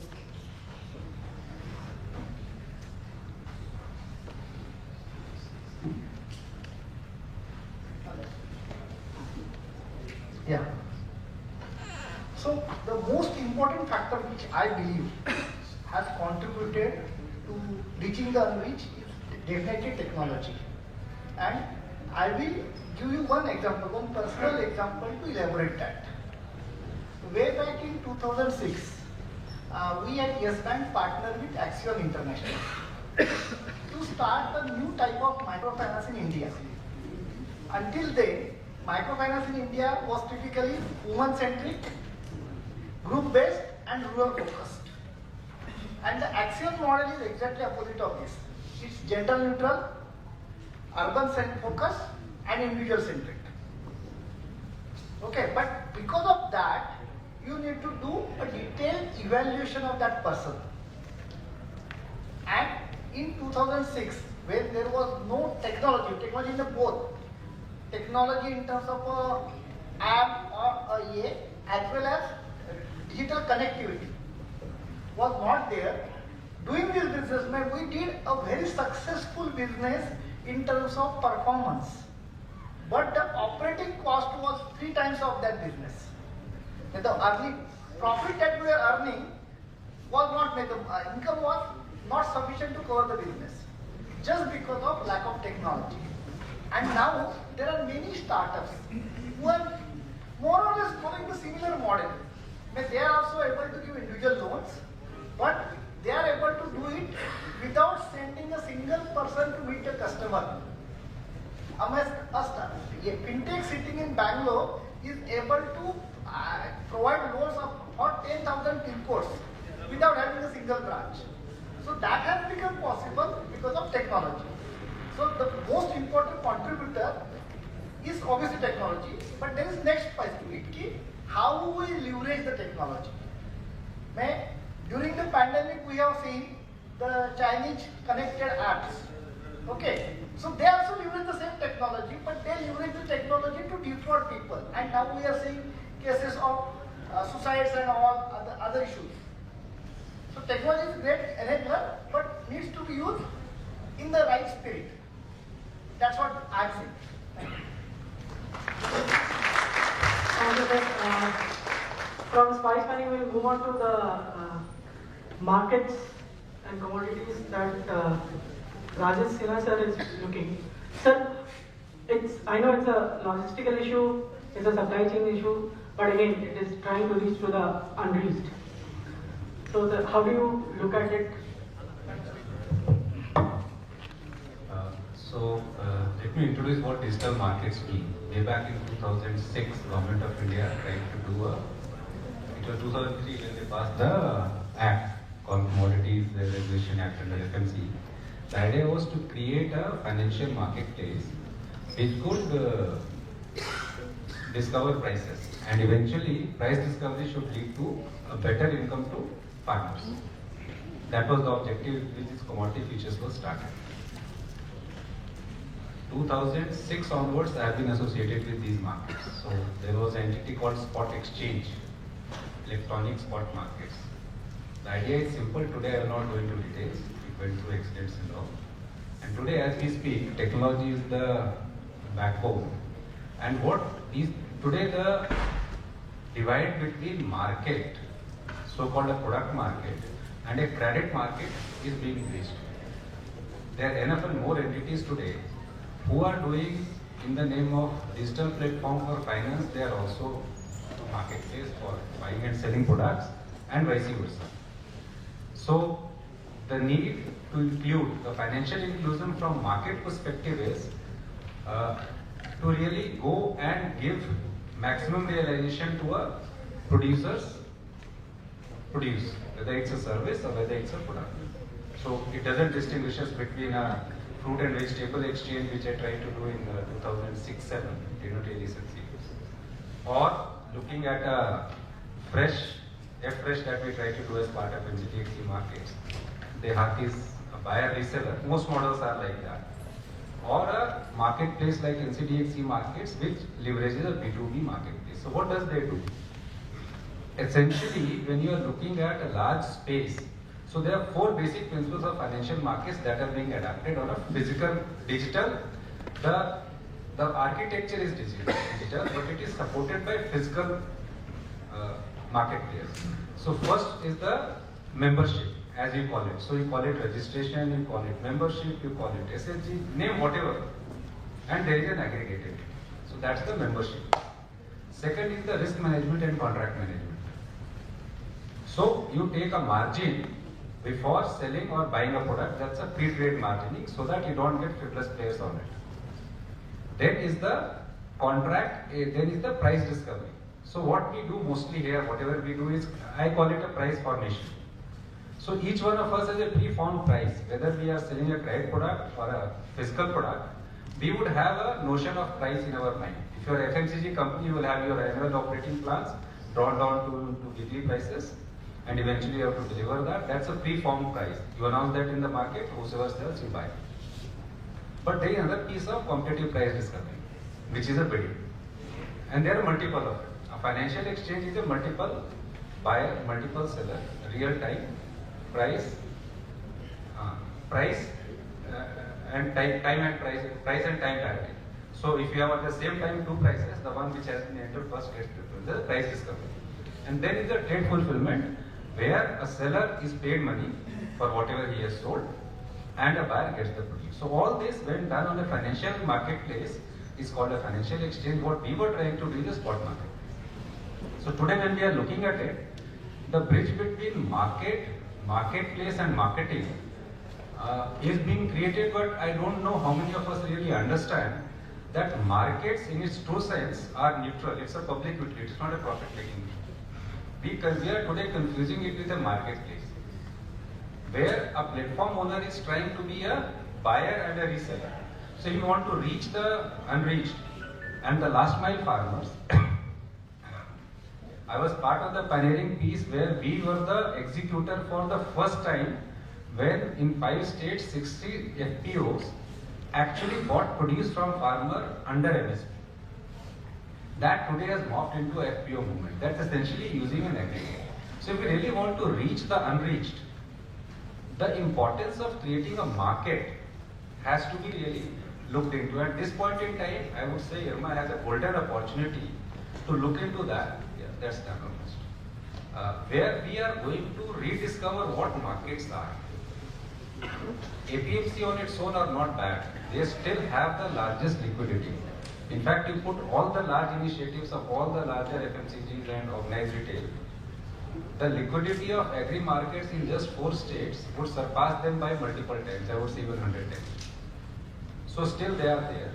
Having said that, that has not been made efficient. They are like a great opportunity to really create a market rather than a regulated piece where governments declare MSP. No government in this country or even globally are capable enough to financially support that kind of a piece. When we are becoming a food surplus nation, creating a physical market which has an overlapping with the now credit data of individual with a product data, if it can be linked, then that would be the day when we will not see a lot of value raised from farmer perspective. Thank you. Thank you, sir, for both.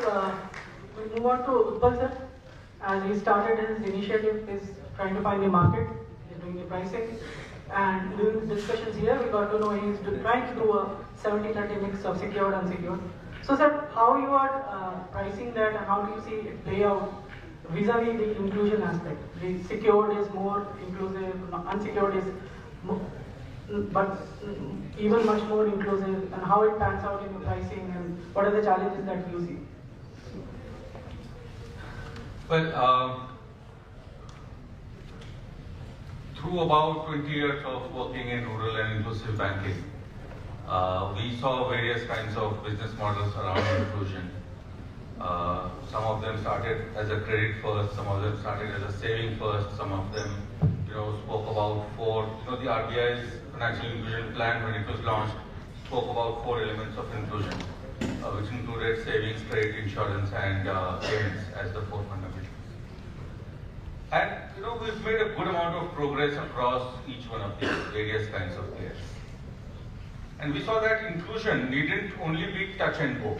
That you count so many individuals as having opened accounts, or you count so many individuals as having access to microcredit or formal banking credit, Kisan credit cards. For example, today there are more than 9 crore Kisan credit cards outstanding in the country against 10.5 crore land holdings that we would have.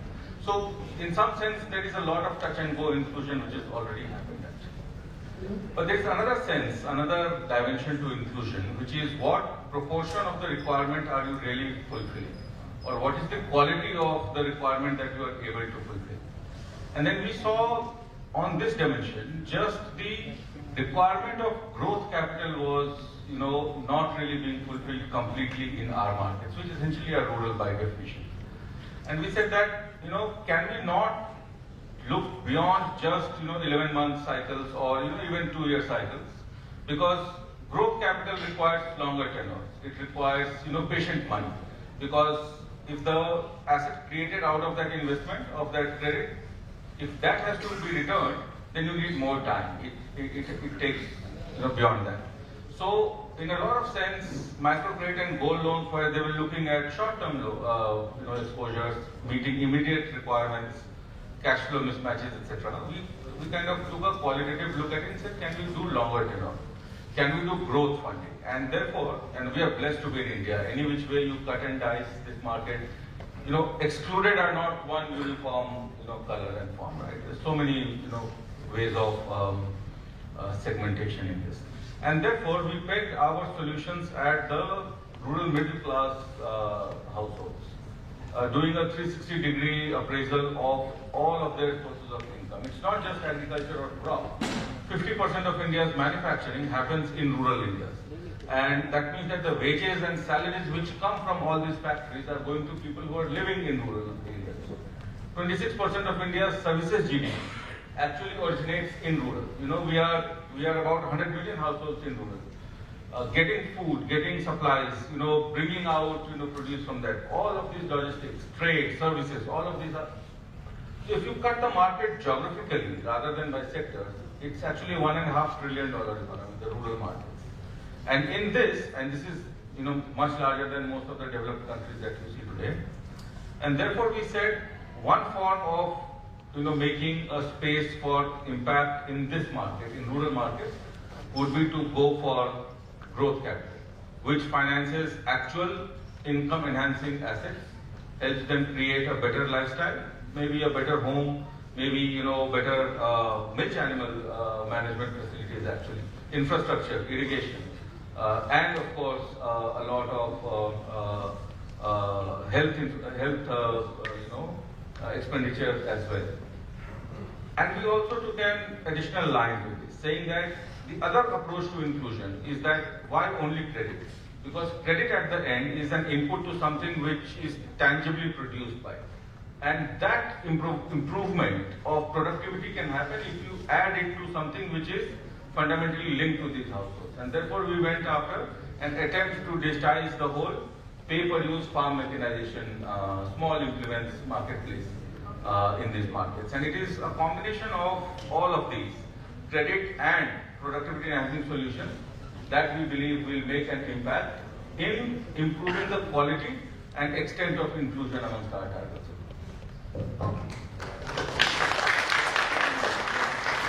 So another gentleman was looking at inclusion through microfinance, but microfinance itself has changed after the March 14, 2022 circular. So those were slightly uninitiated. RBI said that now you move to looking at household level income and expenses to understand whom we can give micro loans. So I'll bring in Malkit, who is handling Sindhuja. So he'll be pretty much aware not only how it is, he is trying to bring in the unreached into his reach, his network, but also, Malkit, if you can tell us how this change in regulation is going to actually help out reach even that more last mile connect, because maybe as an industry, as a microfinance industry, we just keep giving credit to the same set of borrowers. Now we'll be forced to look even more with a better lens. So I think whatever has been said about technology has led to a lot of inclusion. But if you look at microcredit in India, and many of the players in that segment at the nascent stage, when it started around 20 years back or even back, are I think sitting here, whether it was Utpal sir or even Puneet there, they had some role to play in how microcredit progressed in India initially. And I think one pioneering institution in that was ICICI Bank. The sector has gone through a lot of upheavals. One of the major ones was in 2010, when ultimately, 2009-10, when ultimately RBI came up and said that we'll regulate the sector now, because at that point in time it was not regulated. It was just initially started with some non-profit entities doing microfinance, and then NBFC started doing microfinance, and then the regulations came. The difference between then and from then 2010 to 2022, there have been not any major changes in the regulations. There was just some piecemeal here and then tinkering with those regulations. But if you look at what has majorly changed between 2012 and 2022, is probably the regulator thinks that the sector has matured a little. Because as per the 2010 regulations, this was the only sector where RBI gave very prescriptive guidelines that this is what you can do. You can do only this product, you can do only this ticket size, you can lend, your rate of interest can be only this much. This has not been done in any other sector, whether it's LAP, two-wheeler financing, four-wheeler financing, anything. But that was what the regulator prescribed us to do. Probably the reason was because the customers were so much unincluded or not aware what are the consequences of taking this financial, that they thought that the best way to regulate is to basically put curbs on the lenders. In 22, RBI gave some leeway in that, and probably that is maybe an hallmark of the fact that the sector has matured. The first thing that they liberated is pricing. So till April the pricing was decided by RBI. Every quarter they came up with a rate based on which there is a formula. And that is the maximum lending rate that a MFI can charge to its lenders. But from April 1st, they deregulated this. This is a big, I think, statement to the fact that the players are mature enough to decide what kind of pricing they can charge to one of the most vulnerable communities. That is our customers. And I think it is a pleasure to say that even after that has happened, most players have not gone towards usurious rates, they have not increased their rates. What people have probably done is in the last 2 years of pandemic, where they were not able to recover their credit costs, they have tried to just recover that. And there is a big statement about the responsibility of this sector, that the people have taken that responsibility. And just I'm digressing a little. I think you take any big microfinance institution in India today, you will find some significant role played by an IRMAN there. Whether it was small, today big, whether it is SKS Microfinance, which is now taken over by Innocent, whether it is Credit Access, but there was some role played by some IRMAN there for coming up. And so that is one big difference. What they have also done, RBI has now said that they have literally expanded the market space. Before April, they have defined that the household income for a target customer for a microfinance institution cannot be more than 1.6 lakhs in rural, which they have now removed the distinction of rural, urban, and just said any household with an income up to 3 lakhs is a target segment for a microfinance institution, which then overlaps into with various other segments. And I think what Utpal sir does is also somehow falls in this segment, or somewhat Microlab does, or MSME lender do, also falls in this segment. So this increased the market size to large extent for us. And with technology, I think there are ways to tap this market much better than we currently do. I was there in one of the branches of Sarvagram, and I think they are doing a very stupendous job about how to look at an overall income of the household and come up with a size, loan ticket size, which is more appropriate to them. So what he said, it is really practically happening there. So yeah, I agree that with these regulations, and as the sector matures, we would probably go microfinance plus and not just get stuck at that we will only lend to women borrowers and only lend up to 60,000 or 70,000. Thanks. Thank you. Okay, Ajay sir wants to put in a word. Yeah. One addition to what Markit said, he was saying that yes, ICICI Bank started developing the microfinance sector, and Kurien was there back then, and Vinu was there in the development side. Then in 2005, ICICI Bank started microfinance development team separately, which I was leading, and I had 4 people under me, of which 3 were IRMAN, including Abhishek Kumar, who is the co-founder of India. So IRMAN have contributed significantly to the microfinance sector.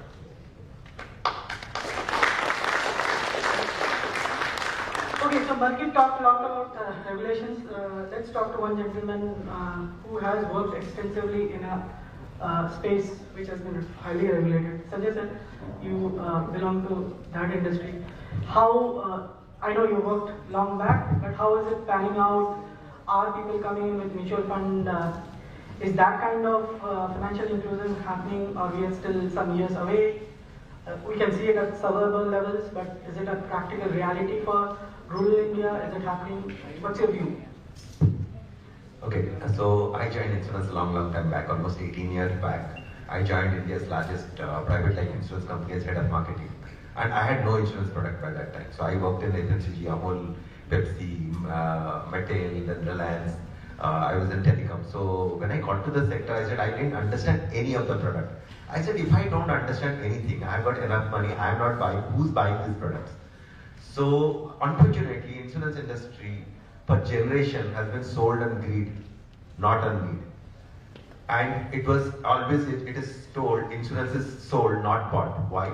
Because the distributor in that, in between, has to make money to get the product sold. So what it means for the customer? Because the customer, the product is actually a bad product. So you're pushing a bad product 20 or 30 years down the line, which will not get anything. So we had a product, largest selling product, sold by one of our partner bank, which is SDFC Bank, one of the largest bank, where you give 1 lakh rupees, if you give 1 lakh rupees for 10 years, and the maturity, you get some 8,40,000 rupees, not even 10 lakhs. Because the commission of the bank and risk charges, everything, it actually gives you less than 10 lakh rupees. And it was our largest selling product when I joined. So somehow I could not really understand, how this kind of product. And I said, why we are not going to other places? Like, I came from Reliance that point of time. I just launched the telecom, mobile phone, Reliance Mobile and Reliance India Corporate International Market, where every month we are going to 500 new towns. We made a plan. If you look at Reliance is the first company during that time. It went into deep interiors to give the phones to the traders, the bus drivers and the plumbers and all. I said, we are not going. No, the cost doesn't materialize. You basically operate in some 30 odd cities and there you make money. So what I did, I'll tell you about 4 waves I think it might impress. I actually did something. I tried to understand why each person will buy insurance. So then I did a consumer research and figure out that, I came out with that Salute Geo campaign, which became an iconic campaign. If any of you can recall, it's a very old campaign. The train, the guy is coming down, he said, no, I'm not taking your hand, kind of thing to son. So suddenly I said an upsurge of a pension plan. That pension plan was never sold by anyone, not even LIC. So within a year, 30% of our business actually came from pension plan. People used to come to the branch saying, oh, Buddha, oh, aadmi ka wala na, wahi wala plan humko chahiye. So what I'm saying, sometimes, you don't have to educate too much. Unfortunately, the panel was listening. I was understanding why, the financial product literacy is so low, because they are telling a lot of things, but I doubt how many of you got even 30% of it. Because it is made complicated. We have to do this, we have to do underwriting, we have to do this thing. But I tell you something in life, you're more likely to need a pension plan rather than an insurance plan, because you're less likely to die young, more likely to live longer. So, as per my actuary, 20 years back, he told me all the guys who are educated and have a job, they probably will live 90 years or more. They will not die. So then, that's why insurance plan can be made much cheaper, but nobody actually does it. Everybody makes money. The second wave came in, when I came from a digital background. Actually, I launched Reliance India Call for calling card during that time for US, Canada and UK before joining SDFC. So we made a $100 million business sitting here within 3 months' time. So I said, why can't insurance sold in online? Nobody said, no, online, life insurance, no chance. But I launched that, Click to Protect during that time. Again, I linked it with Salute Geo. I said, you just by paying 8,000 rupees or 5,000 rupees, you get a 1 crore cover. Nobody actually heard about that kind of thing when you actually talk about it. And very interestingly, that is nothing is digital during that time, only the front end was digital. Everything back end was going to the same back end, same underwriting, same medical and all. We could get 50% market share in the term market. Just by launching a plan and doing a proper communication and pricing it right. Obviously, then it became a history today, I think Policybazaar has become a unicorn by selling those kind of products.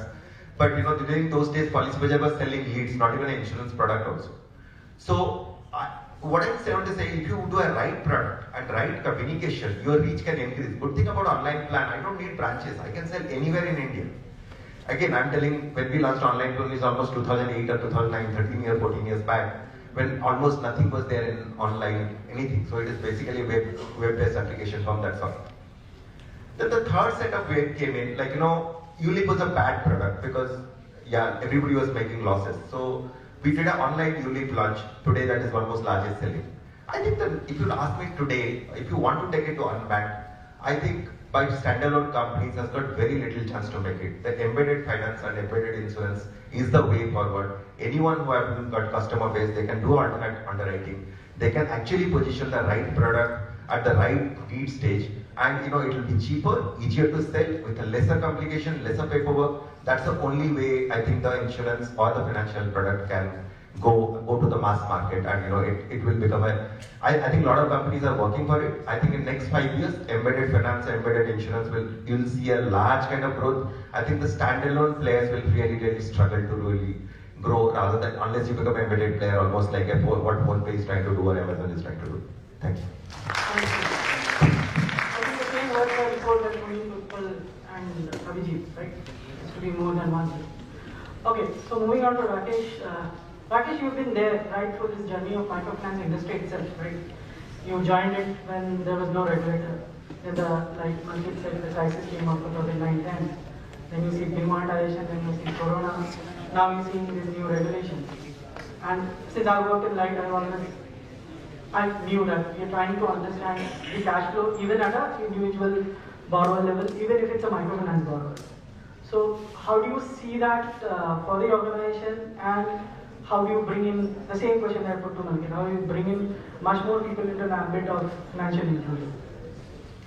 Thanks, Prasad. I'm giving you the opportunity at last, and I can see the audience, they want to go for break. But so I will not take time, I will not be needing reminder. Oh, sorry. Achha, writing name is already there. Stand up.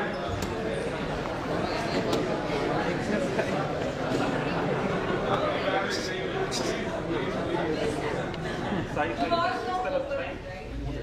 So we're going to make coconut. C O C O N. You can just cut the tail. U T. Okay, one more time. C O N U T. Okay.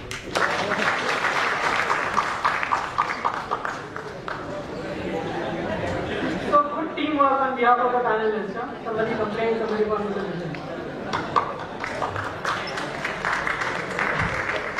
Thank you, ma'am. Rakesh, yeah. Thank you, ma'am, for making all of us awake. So, let me, just summarize my findings.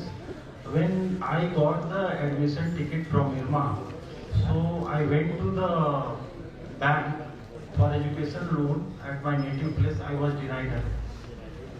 So from there, when I got into microfinance, like Prasad was talking about, it was unregulated.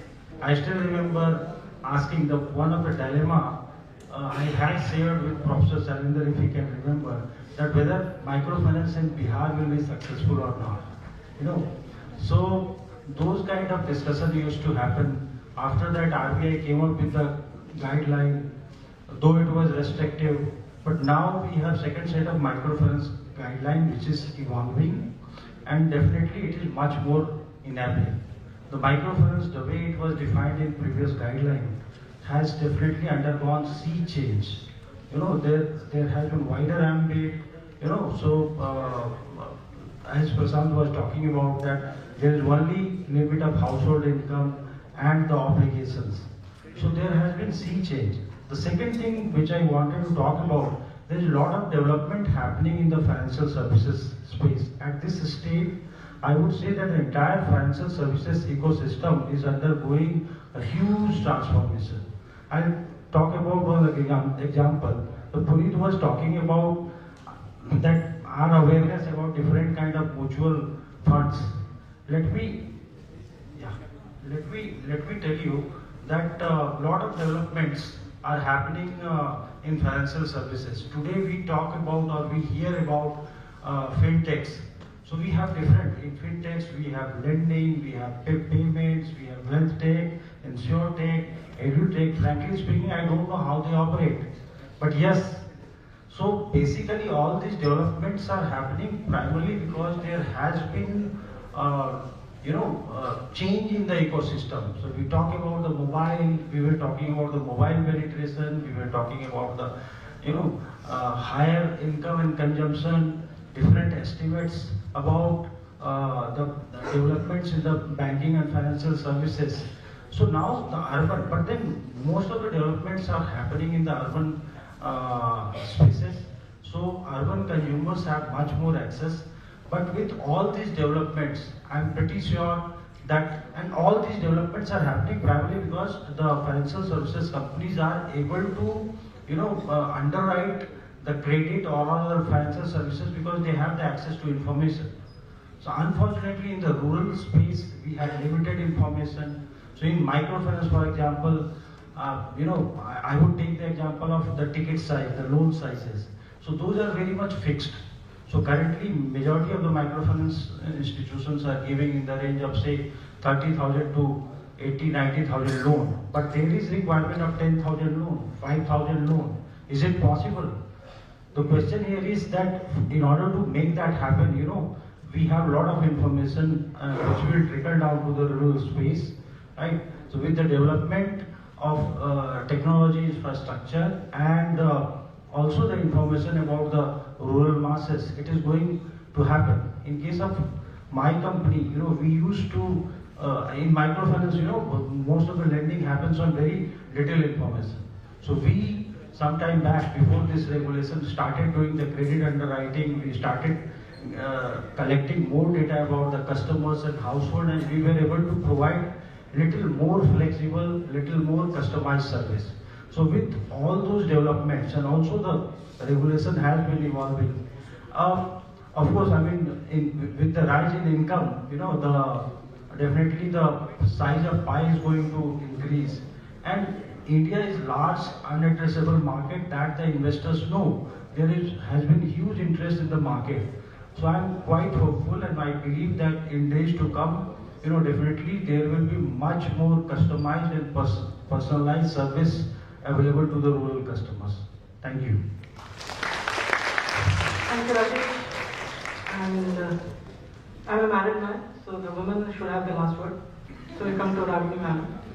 And like most women, I'm married to a woman who is working on it. Like most women, she also wears multiple hats.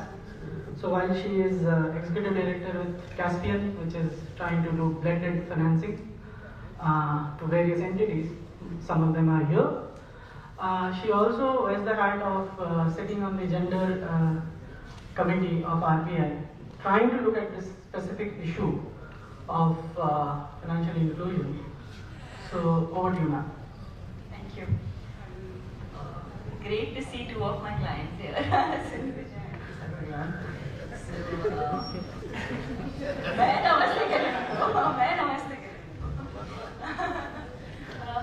So I think exclusions are of different kind. Exclusions are of different kind, and you would have seen across the room that different kinds of exclusions are being met.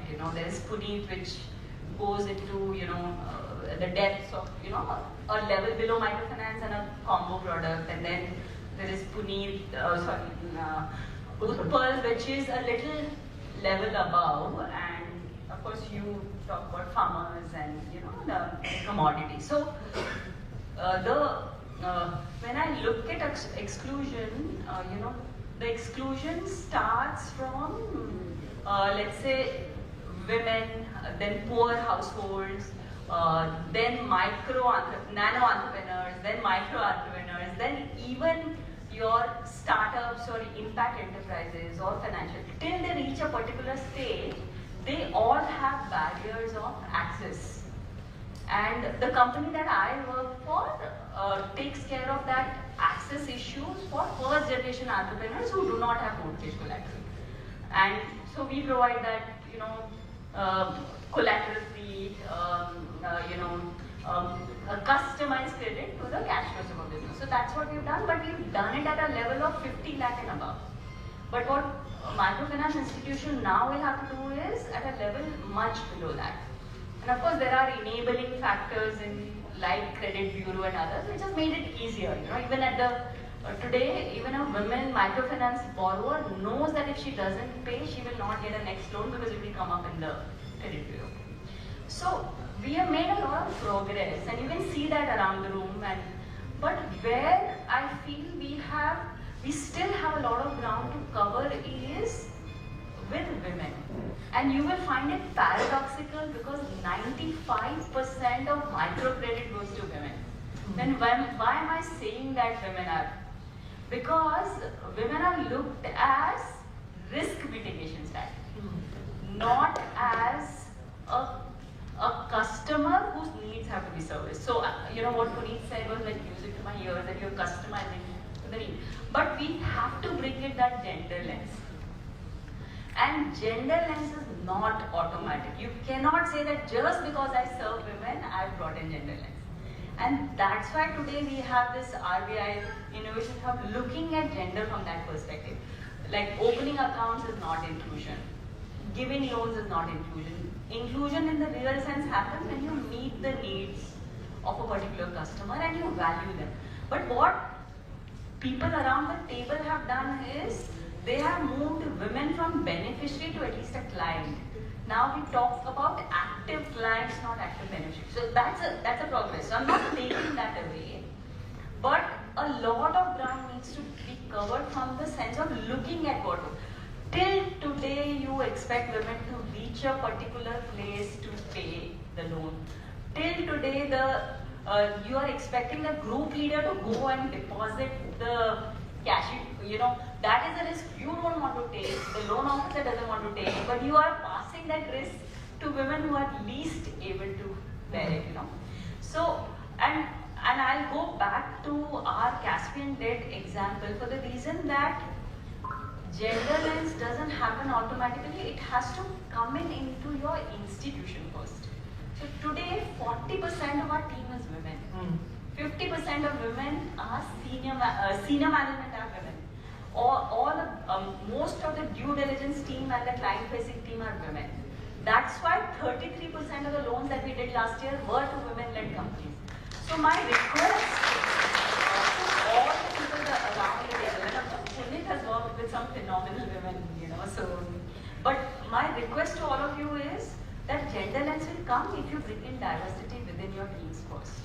You work whether it is microfinance. I know it's difficult to find loan officers who are women, but you have to. I'm telling you, this is a long-term marathon. You invest it in now and you will see the result within 5 years. But it won't happen immediately. Your operating costs are not going to come down. You will pay the 6-month maternity leave. You will have to take care of the security. But it is the walk worth taking, will be my request to you. Yeah, that's it. Totally agree with that. Still not one. I mean, even I like Ragini madam, even I line up because till 1 month back, all my reporters were ladies. So yeah. Yeah. So I think that's it. I think we had a word in from all the panelists, and the word that echoes here is we are working on the problems of financial inclusion. Technology is a big help. But what I partially was of the line of thinking that let's look at it one lens, but like most of them said, that it's to be inclusive on more than one front, more than one product, not only credit, insurance, health, maybe other investment products down the line. So thanks a lot for all the wisdom words. Thank you.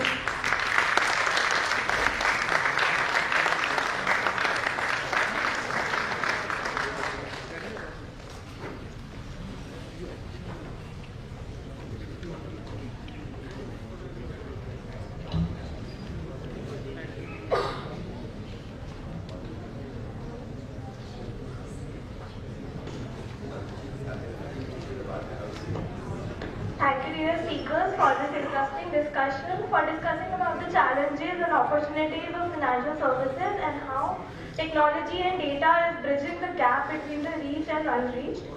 Now I would like to call upon stage Shreyas sir and Amit Kumar sir for felicitating our dear speakers, the panel.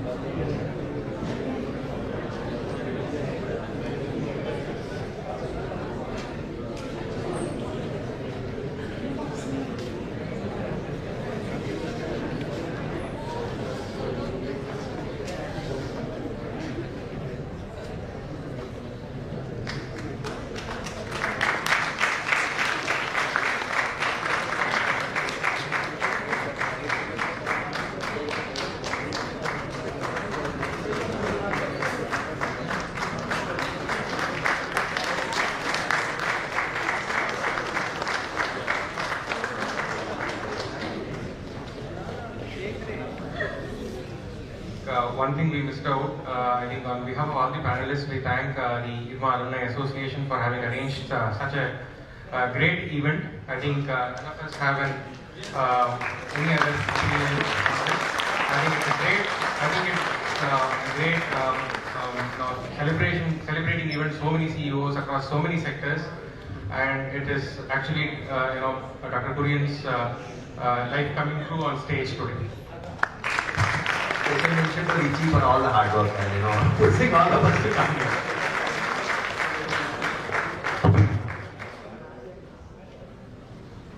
Thanks, Lakshmi, for your time.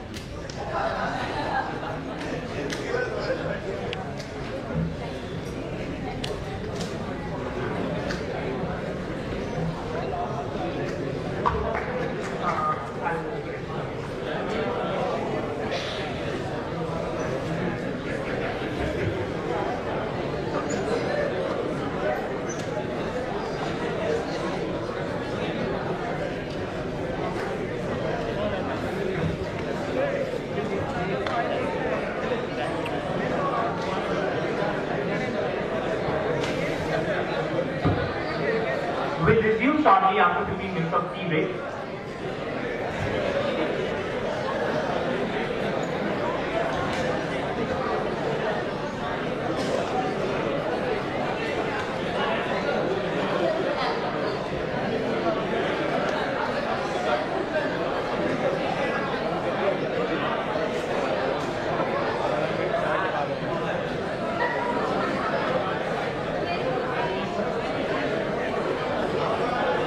So finally we have arrived at this panel. I had a couple of salutations prepared for it. But today, after listening to the eminent panelists, something that is striking me hard and sending me to a sense of relief, that how do we actually bridge the gap between India and the working Bharat? And for this, I think this is the right juncture when entrepreneurship is one venture which can bridge the gap and bring the lost wings of golden gold. So to discuss the further ideas, now let us look through the lenses of experts who will embark us and deliberate upon the scale, size, quality, quantity, the design principles and dilemmas in startup in India. For this, I would request the panelists to join me on stage. Without much delay, I would like to welcome our panelists for the discussion.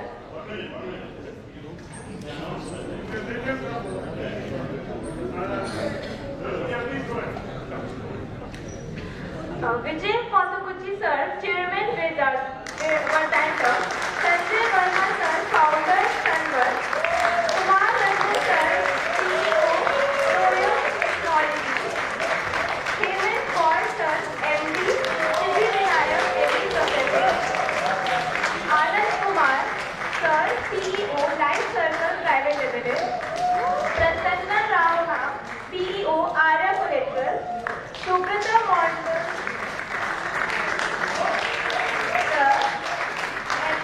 and CEO Pick and Serve Food Private Limited. We welcome you all.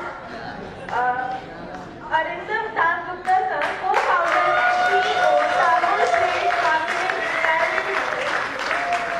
Hitesh Jain sir, CEO Kurien. Manoj Prabhakar sir, Director of Better World Foundation. Mayank Mitra sir, Founder of Girls Toilet. Kevin Parekh sir, Co-founder Sarva College. Akshita Karim ma'am, COO Picture. Warm welcome ma'am. Nivedita Rai, ma'am, Director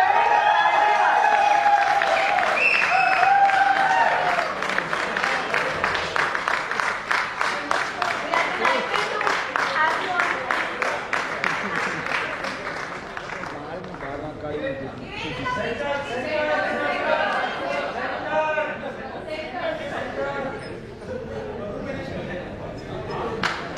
Alright, thank you everybody. I would request our moderator for the panel the very first generation entrepreneur, Mr. Varun Ratan Singh, the founder and director of Development Logic, to be on the stage. Welcome once again.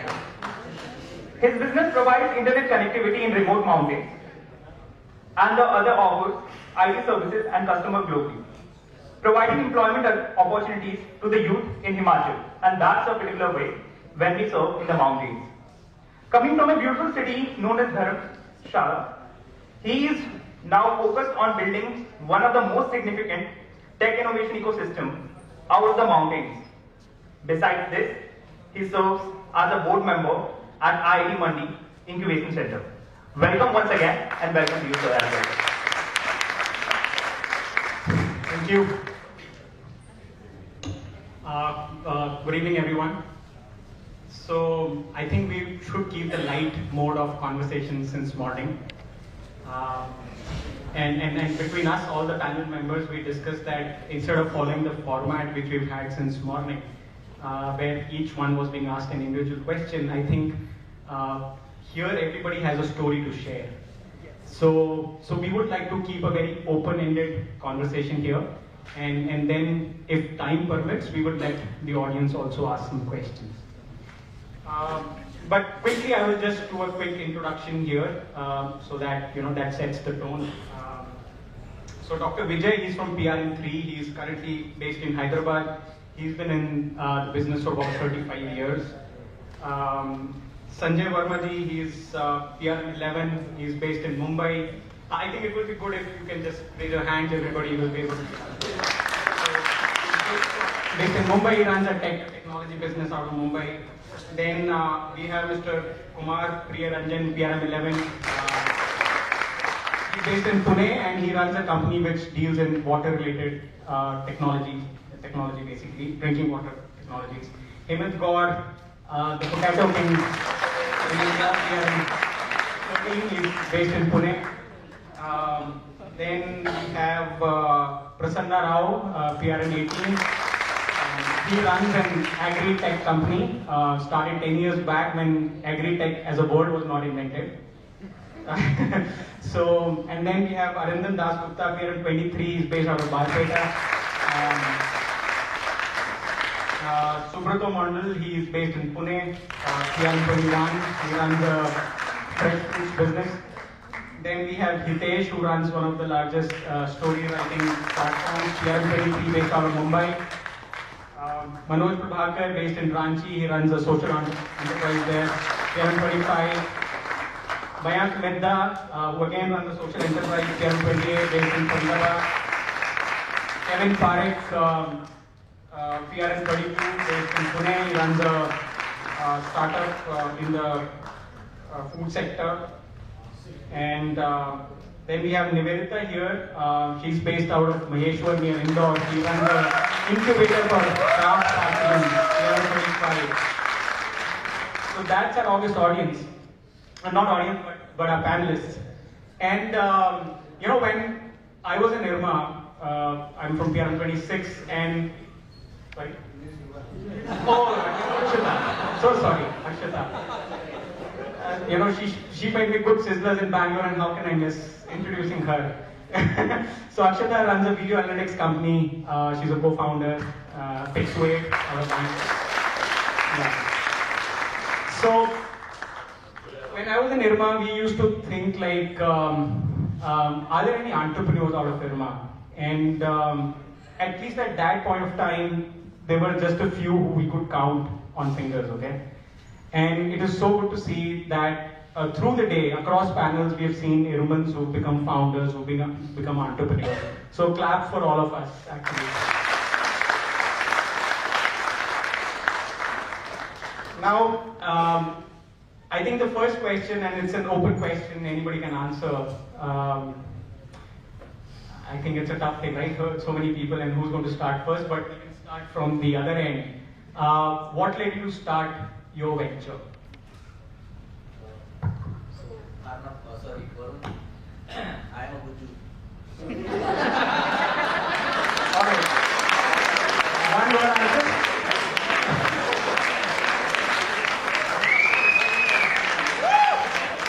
water we need. Keeping the time constraints in mind. Well said, Kevin. What an honest answer. Necessity is the mother of invention. How pure does that go? So I think for me, I can fairly say that all of us are present here.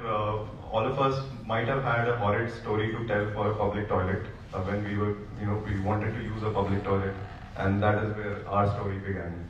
So yeah, elaborate more.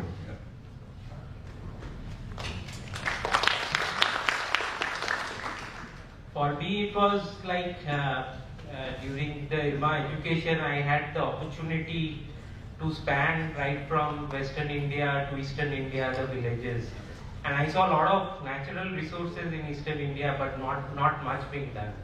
And also at the same time, the Amul model has struck us all. How do we integrate commerce and development? And what, as rural marketing, we learned out here, how do we market rural products in urban areas? So these were the core factors which made me start a biodegradable, disposable dinnerware enterprise in Northeast India, where we work with rural youth and rural women in producing these plates, and now we are supplying it not only within India but across the globe. I think it was one of the first such enterprises to come out of Northeast, and it was an innovation at that point of time. And now I think there are a lot of Me Too's which have come, but yeah, you were the first to do it. Yes, in Northeast we were the first. At that time there were a few others in Karnataka doing it, but yes, now there are a lot of other players. But yes, in Northeast for a long 5-7 years we were the only ones doing it. When nobody at that time believed in the product till that time, but we were very sure that this is a product that has a place in this world in the coming years, and now we can all see how things are growing and how we heard from Amul today how the straw was a very critical part in that year, and that is going to happen. Biodegradable disposables across various usages has to be put into our consumption pattern. So taking from Kevin again, I'm a Marwari. But then coming from a Marwari business family, I never wanted to be in business. And having spent a few years in corporate, then as you say, you have had that calling, and a lot of us always around that bench, whether to jump, not to jump, not to jump. So one day I said, finally let's jump, dekhte hain kya hota jump karke, and then haven't looked back since then. So more on what I do some later on. I think before I start on my journey, I'll just take 1 minute of the audience to just remember a batchmate, friend, a fellow entrepreneur who just left us early this month, Vinder Chaturvedi. So I thought it was really heavy on my heart, and more strength to his family, and also would like to add that throughout his life, and also as he left us, I also got this feeling that as the IRMA community, as the IRMA family, we are never alone. What some IRMAns did during those few days is something which can never be forgotten, and that really places me very proud to be part of this family right here. So Bhupi, we all love you. And my journey as an entrepreneur, why I sort of started out was, I'm one of those lucky ones who've been able to extend what I did before I started out my own entrepreneurial journey in my professional life. I was a banker working in rural finance, and there I identified an opportunity that existed in an area, in a market where some of these formal services which were otherwise available to larger entities, bigger enterprises, were just not there. And me and my co-founders sort of identified that that's a big market, a huge opportunity, and we should sort of give it a shot. And we've been fortunate that we've been able to make some difference in that journey. Thank you. Yeah, my story is also not very different from what Pratima's story is. So One, when it comes to DNA, I come from, so I have grown up drinking Yamuna water. So those people who come from that area, they know, so the guys are called Bagi. Right? They don't follow rules. So when you talk of Haryana, Western UP, so Agra, Itawa, what comes to your mind is people who don't follow rules. Right? So I come from one of those. And thanks to Dr. Kurien that who made me a person who can live in this country. Okay, anyway, so I come with that DNA, so that DNA keeps on coming. So after IRMA, I jumped out of sector. I didn't accept a job in the sector. Into this sector was this. I joined Nagarjuna Fertilizer, a corporate sector. Worked for 5 companies in 5 different parts of the country. But in the whole journey, I realized I got to work with PepsiCo, where I started understanding potato and what potato can do, and the potential of potato can.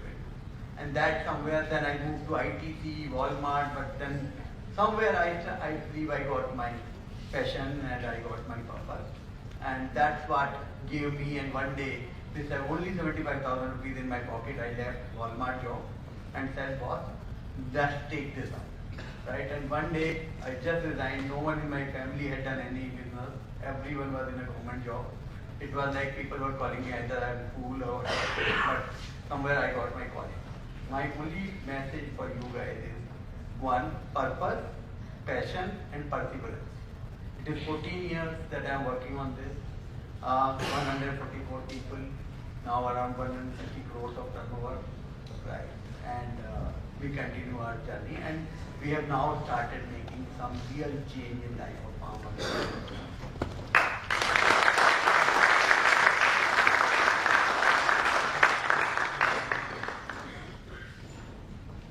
Very interesting story. I think anybody who has studied in IRMA know there is some virus or bacteria in this place actually, and that always make you think that we can make a difference, right? And that is what entrepreneurship is all about. And that bug was already there with me, and is there with everybody. I can make out, and anybody after 5 years or 10 years will be an entrepreneur, right?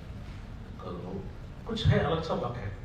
After working for a lot of multinational operations, that bug became vibrant actually. That was, this is not the way we can do. Let us do some purpose, something for the society, and that's where in 2013 we formed company for water. And we thought that water is one thing which everybody needs it. For a good market, we can do something good, and that's how it has started, and that's where we are. Thank you.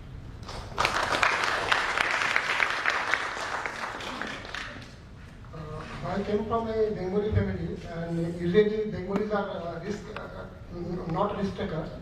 So normally there is hardly any entrepreneur you will find from Bengal. Majority will be non-Bengalis entrepreneur in Bengal, and you will see a lot of Maraudis and other. So I thought that let's try as a Bengali to enter into the entrepreneurship. That's how I entered, because I worked throughout my career in senior position in different companies, and then understood that yes, this is not my kind of job. I wanted to do something new, and I see that on Kurien's path, that on fresh fruits and vegetables, it's totally an unorganized sector.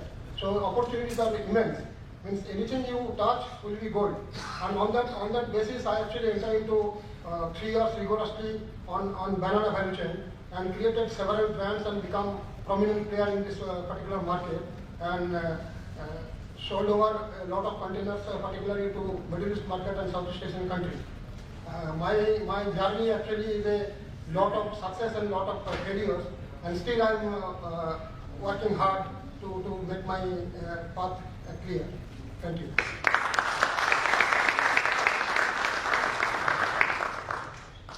I would just like to take 1 second to say how starstruck I am at this moment and how humbled I feel to be on the panel. My journey of becoming an entrepreneur was simply because it went from being an excited young professional working in this village, to having certain discomforts, and to not stopping there, but really looking at why I asking these questions, and why this is this glaring problem that I see every day, and can I do something about it? And I think it also comes from IRMA, everybody has just said. I didn't stop at the problem itself, but I really wanted to understand, even if people are saying we can't do anything about it and this is how it is going to continue, can we really start to find the answers? And that's how my journey as an entrepreneur began.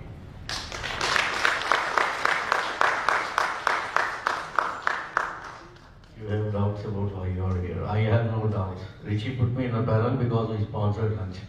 Otherwise, I wouldn't have been here.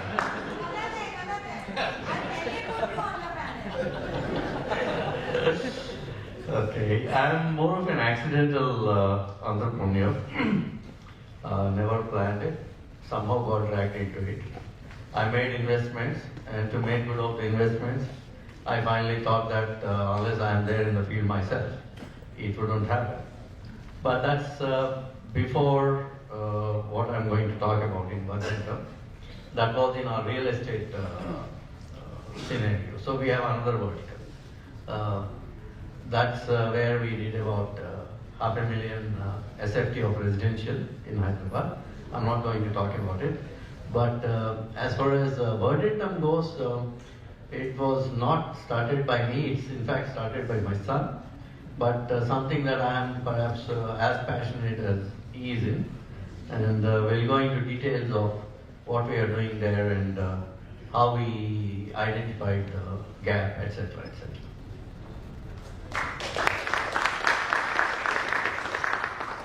Hi. I never wanted to be an entrepreneur. I wanted to work in large companies, and so I, around 3-4 companies I worked in. 2-3 of them are very large companies, large in the sense that number of people are 3,000 plus. And I worked for around 10 years. And in all these 10 years, one thing I found common to all these large organizations is the lack of understanding of technology by the senior management, and how the IT department was making a fool of the senior management.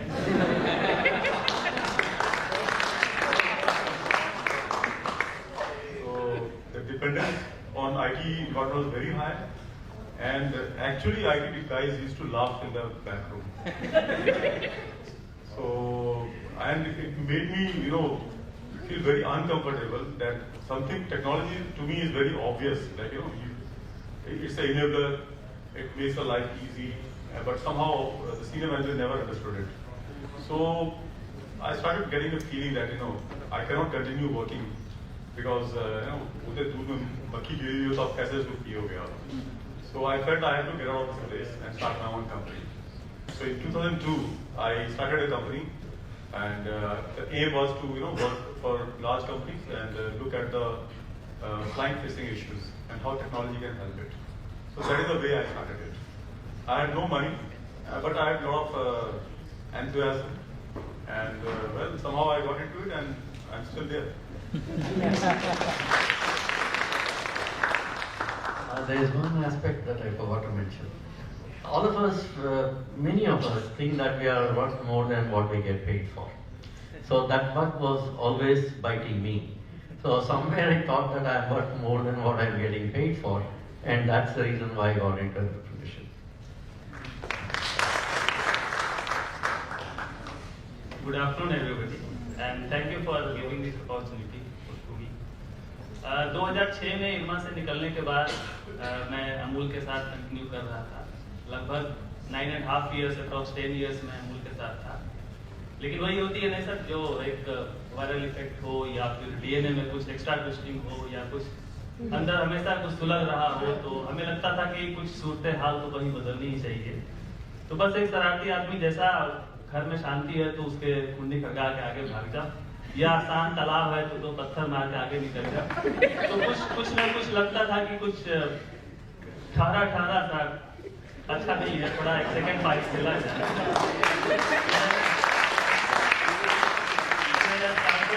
Not for profit section 8 company better wealth foundation. हमने ROC को apply किया. Actually 5 नाम देने होते हैं, जो startup start करेंगे उनको मालूम होगा. 5 नाम देने होते हैं, उसमें से एक वो चुन के भेजते हैं कि ये आपके लिए अप्रूव्ड है, अवेलेबल है. हमें ये नाम चाहिए था. हमने 4 नाम वही दिए जो ऑलरेडी रजिस्टर्ड थे. उनके पास कोई चार्ज नहीं था.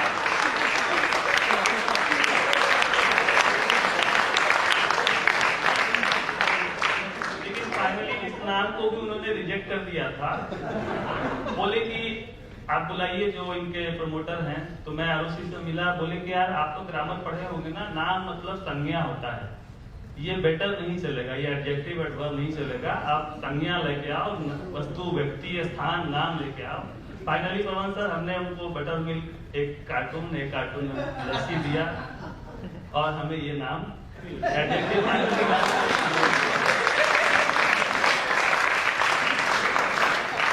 और इसके बाद 2 साल तक हम इतने पैसे भी नहीं बटोर पाए जितना हम अमूल में साल भर में कमाते थे। तो आगे की कहानी आगे बताएंगे।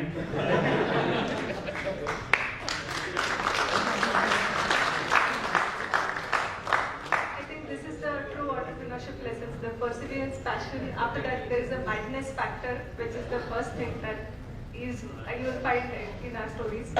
So for me, during IRMA itself, being a part of startup was a plan. And that's where I interned, and next 3 jobs were all related to startups or working with very small teams, only to find my idea. But then I had ended up marrying an entrepreneur himself, so the passion bug was passed on to me, and I had to be a part because he started first, so I had to join forces, and today we are building that company, and hopefully I'll make enough money or use the tech that we are building to my own rural startup. A rural-related startup in future. So, I know a lot of you are doing a lot of innovations, either product innovations or process innovations as well. So, what kind of challenges have you faced bringing those innovations to the market?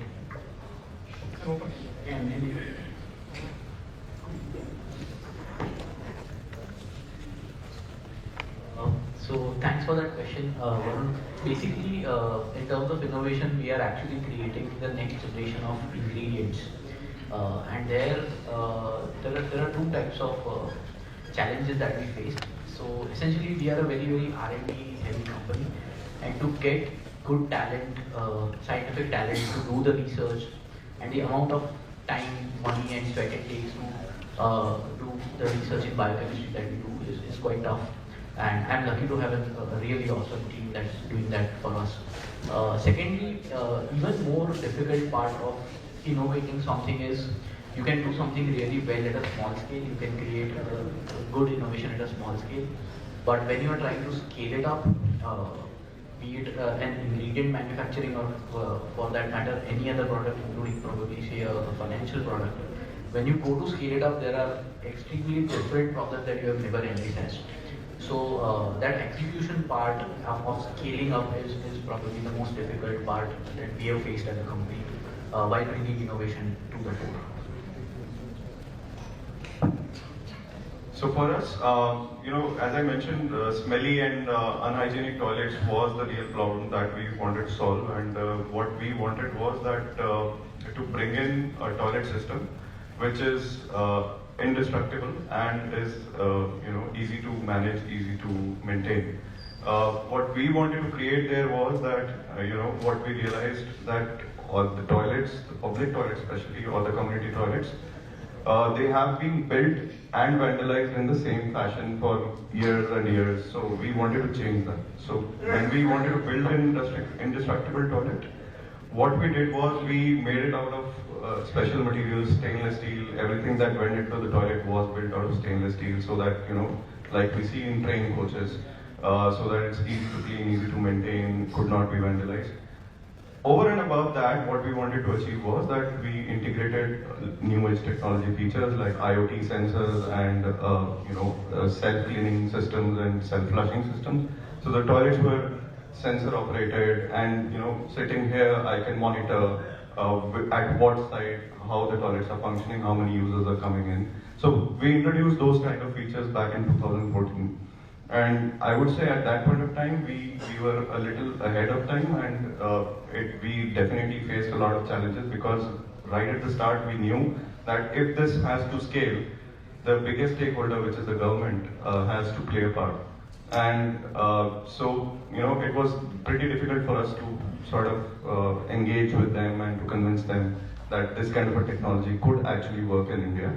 And we got outrightly rejected for at least 2.5, 3 years right at the start, that no, it's not going to work. Pilot kar do, pilot kar do, pilot kar do. That was the thing that kept repeating. After a lot of successful pilots, no one was willing to, financially commit to it. Then another challenge was definitely, like I mentioned, the funds were a challenge. Who was going to sponsor? And eventually we got a few projects going with CSRs, NGOs, and then the government also realized. Now we see that each smart city project today has a specific project for smart toilets today. And as we sit here today, we have installed more than 2,200 toilets. So, today more than 200 million services we have provided. And the concept is being appreciated. So these are the challenges that we faced with. Thank you. So, in terms of innovation, product, process, there has been a lot throughout the journey, but one of the challenges I feel that has been immense is like जब हम यहाँ में पढ़ते हैं IRMA में हमको बहुत motivate किया जाता है tribal and rural artisans youth women के साथ काम करो, they don't have opportunities again, but setting up an entrepreneurial livelihood model with them has been a very big challenge. You set up a workflow, they produce, they supply the plates, they earn, and then they will not produce again till they spend it. So it doesn't like the models that we think of, that we discuss, doesn't work you think if you're bringing them sources of income and livelihood, it will work. No, they have their own schedules and own ways of working. So it took us almost 10 to 12 years to refine, to do various trial and errors, and set up an entrepreneurial production model where they are able to earn enough income.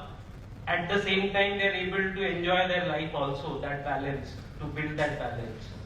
And that has been the greatest challenge, like not like we always think from an economic perspective that if you work out the economics well, it will work. No, there are various other factors and local sensibilities that work that you need to factor it in, then only the model will work. And that took a lot of trial and error, and finally I think we have reached where it has worked well. It has sustained 2 years of COVID now, and it can be upskilled at a very mass level. I think people can answer. You want to skip, but there are more questions coming, so up to you. So for us, it was more than on the technology front. It was more about simplifying the entire thing, because 60% of our audience is vernacular, and to a lot of people we when need to tell in initial stages that cross button is to close the window. People didn't even know how to close the window. So X button बताना पड़ता है, इस पे click करो तो window बंद होगा. So for us, it was more about how we can simplify the UX and UI for the users who are writing in vernacular languages. And on a bigger level, the acceptability of the idea itself was a challenge for us, because every third person used to tell us, "आज के दिन में लिखता कौन और पढ़ता कौन है?" But so that's something which we have listened throughout our journey. But today, with 1 lakh writers writing on Story Mirror, and today, if I rough number that we have in India is probably there are at least 20 million writers in India. And if you look at numbers globally today, China or US or other markets of the world, the literature industry is so grown up there. China has 6 companies which has gone through IPO in the literature space. India, we didn't even a single company which has gone through IPO space in literature space. So that's the gap we are talking about, and bringing up that idea to a level where people start to accept it, that reading and writing is something which can actually be rewarding, which can actually help in nation building, which can actually empower everyone. That's something probably is taking us more time, is something which we are trying to address.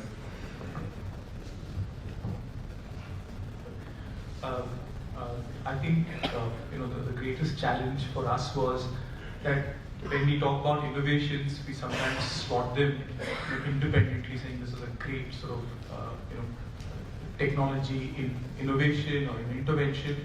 The challenge in the rural space has been for us to try and embed an innovation in the current reality of your customer segment. So when we talk about, say, a mobile app and say, it can do great things, that the moment you talk about smallholder farmers there, it's an innovation, great, but it doesn't fit into the reality of your segment that you're working in. So how do you make sure that you are able to build innovations which are embedded in the reality of your own working?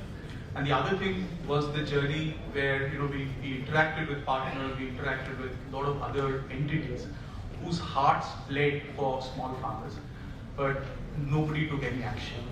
So that journey of saying that you go to a bank, go to the MD of a bank, he would always, or he or she would always be willing to come out and say we want to do great things for the smaller segments. But when it came to the local branch manager, he would never do it. So how do you make sure that you traverse that journey to say that whatever is there in our hearts actually translates into action for all the stakeholders that are involved in our working? I think for us, those have been two challenges as we traversed our journey.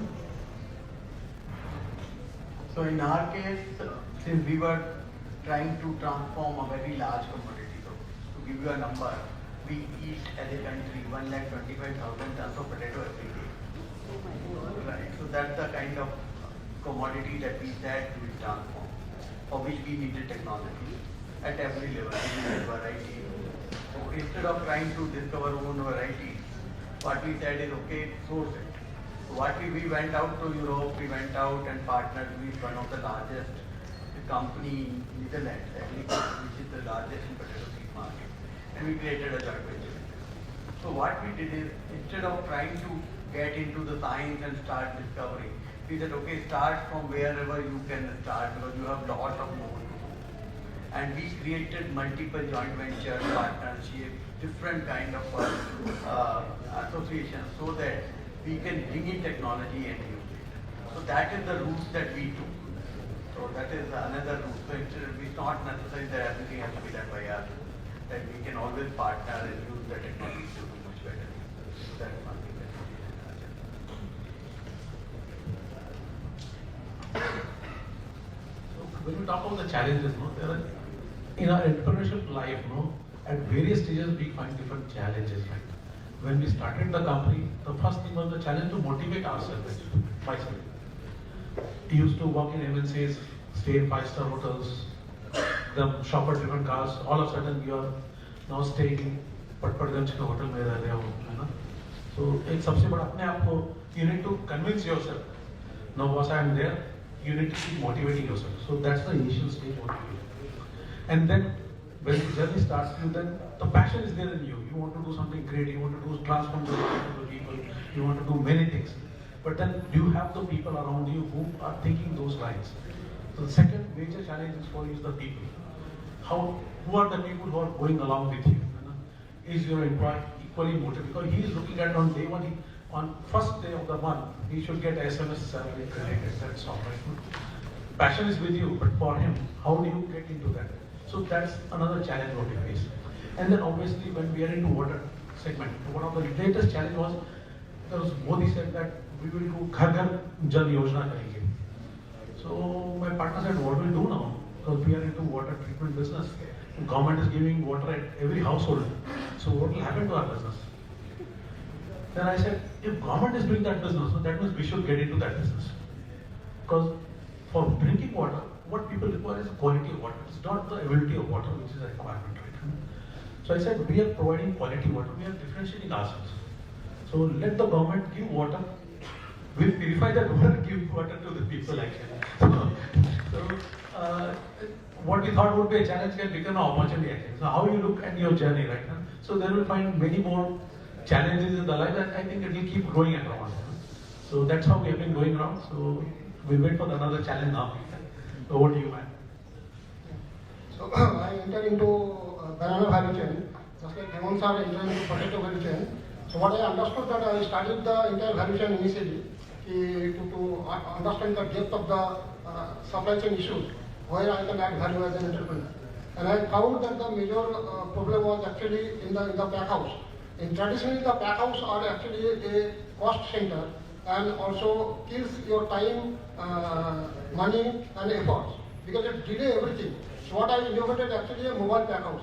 So what you do, banana directly packed ready-made into a carton box at the field itself in the same day within no time and directly goes into container.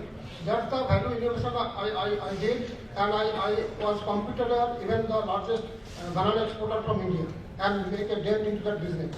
So any IRMAns actually wanted to enter into entrepreneurship, I will suggest choose any product just like I chose or Hemant chose, and you can be an entrepreneur within no time.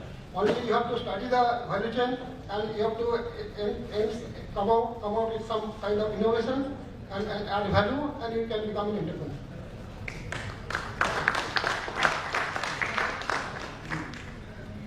So I will take a step back because we are so new that we still have to face a lot of challenges. I had 3 observations when I started working with women. So I was working in a space where we provided a workspace, and women from the community, they came together and they started working at 10, they worked up till 6. So my 3 observations were within 1 year of work, staying there, was that women, their income stagnates at 4,000, 5,000 per month. And you will not see them, apart from the bubble that I was in, if you go outside that bubble, if you look at the weaving clusters in India, you will not see women doing the job of hand weaving. They would do all the other work that was not remunerated, but they wouldn't set up the loom and start weaving. That was one problem. And the third problem was that you wouldn't see any entrepreneur from amongst the weaving community. There was a traditional structure and people followed that structure.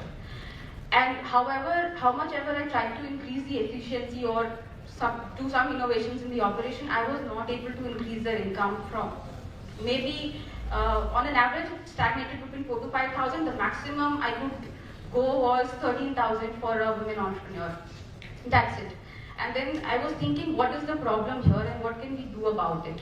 And I realized that 0.05% of people in the community of 7 million artisanal community in India, they can become entrepreneurs. And then I realized if we can create an enabling ecosystem so that people are making use of that ecosystem, in that case, probably we'll enable a few people from amongst the community to become entrepreneurs, to increase their income. And we started a pilot project which was called the school, the hand school, where young generation weavers came and they started getting trained into aspects such as social media, weaving, color theory, design. So they got this understanding, and the result, the outcome was that a lot of them were able to increase their income. They were able to break free from that traditional structure and be able to perform and become equal negotiators in the market. So these were the problems that I was facing, and the challenges were immense because nobody wants to break from the traditional structure. There are a lot of people who are unhappy, who are upset, and that is one of the major challenges that we are still facing. When it comes to training of artisans, people do not want to spend more than 2,000 rupees a person. How can we expect a wholesome education in 2,000 rupees? We spend 14-15 lakhs for our education, but when we talk to CSRs, when we talk to government, they are not ready to spend more than that. And a person who has ended a formal education at 5th standard is expected to gain a wholesome education, become an entrepreneur by just spending 2,000 per head. So these are the challenges that we are facing, and we hope that someday with this digital inclusion, with the technology, we will be able to improve this number. This 0.0, of I thought it's 0.5%, it's actually 0.05%. So we hope that we will be able to increase it to 20%. If that happens in my lifetime, I'll be very happy. So amongst the students here, anybody aspiring to be an entrepreneur? Can you please raise hands? No, not everybody. See? Oh, great. Lots of them. Thank you. Been waiting for this. Like every entrepreneur, you try to identify a space where there is a problem or a challenge, right? So what Verdendum, how it started is with a basic observation that everybody talks about social impact, social responsibility, but there is a huge void. We are not so serious about social responsibility. Why do I say that? What is the credibility of the claims that are made? Let's say you declare 100 crore net profit in a corporate scenario. There is an audit, and the audit is reasonably thorough. I'm not saying that the numbers are not subject to manipulation or ironing out a bit here and there, but there is a limitation to that. In corporate social responsibility or any impact that people claim, what is the credibility of the data? Is there a record for it? Is there enough identification that you can trace where things have been made, happened and all that? That's problem number one.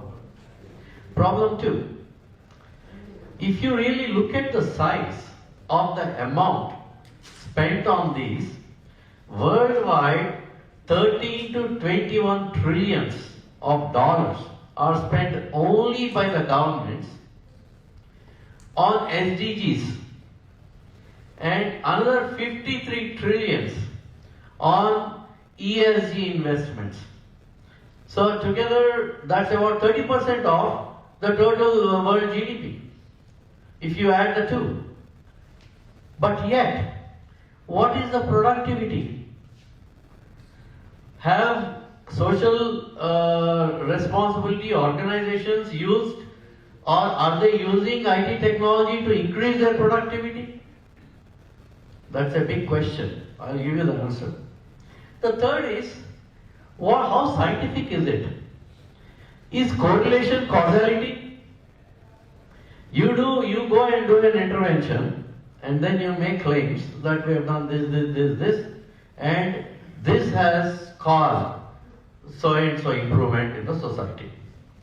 I'll tell you, if you run a correlation, if there is an increase in drinking in say India and accidents in California, I bet there is a high level of correlation. Does that mean that drinking in India is causing high levels of accidents in California? Where is the causality?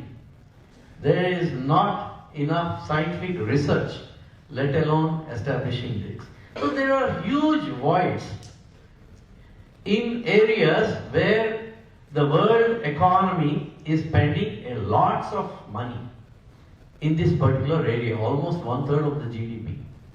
Therefore, it is observation of these gaps that led us to make a small beginning. So Vatetam is all about using technology for measuring social impact and influencing social impact. So how are we doing this? So it has to start right at the grassroots level.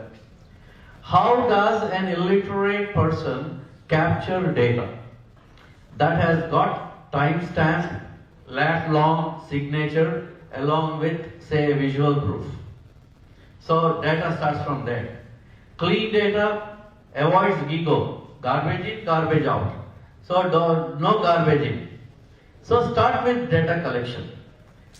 And then once your data, within data, then again you have got intervention data and task related data. Which is task related data is about organizing the projects that improve the performance of the projects.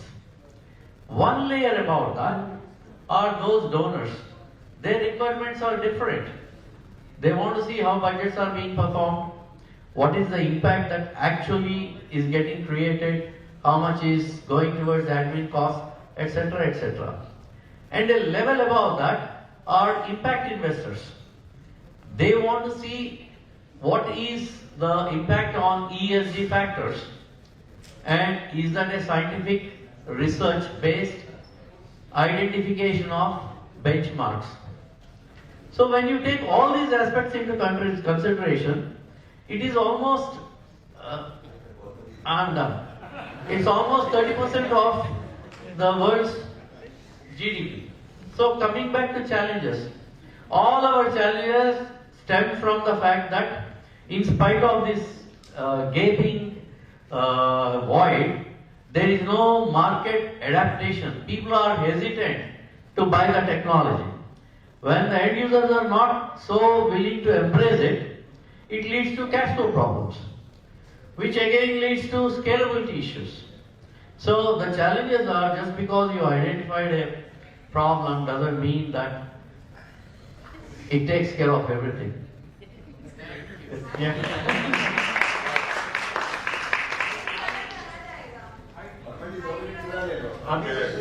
will be very brief. He asked about the challenges. I will answer it in a very different way. The biggest challenge, I started in 2002 when the term startup was not there. The entire startup ecosystem was non-existent. Anybody starting a business was already self-employed, but he has started a new business. There's nothing called entrepreneur. These words were not used at the time. So my perception about this journey of entrepreneurship is slightly different from somebody like him who has started now, when there's a good supportive ecosystem. So irrespective of that thing, one thing I'd like to tell to all the budding entrepreneurs is the life of an entrepreneur is a very lonely life. And it's full of frustration and a lot of failure is there. And the tragedy is that you cannot share with anybody because most of the time you feel that whatever wrong is going on, it's a sign of your masculinity that you are not able to do it. If you're not earning money, you are a failure. If you're not able to solve HR issues, then something is lacking in you. So there's a lot of self-doubt, there's a lot of, this loneliness issue is a big issue. So like, now I'm around 20 plus in this company, and what I learned is that there are 2-3 things I missed out, which I should have done.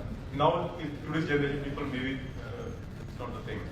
First thing is that technology entrepreneur tends to sit in front of the computer all the time. Social networking is not there. We don't interact with people. So that is why the loneliness issue comes. My recommendation to all the budding entrepreneurs is that to find out mentors. It's very important to find mentors. Mentors means somebody whom you can talk to, somebody who can guide you something. Because it makes you avoid a lot of mistakes that you will do. It will take up a lot of your time. It is very, very important. If I have to start the whole thing again, the first thing, maybe 6 months or 1 year, I will spend on finding a good mentor. It's very, very important. From that perspective, I will say to the IRMA Alumni Association that they should create a panel of mentors who should be available readily to the budding entrepreneurs.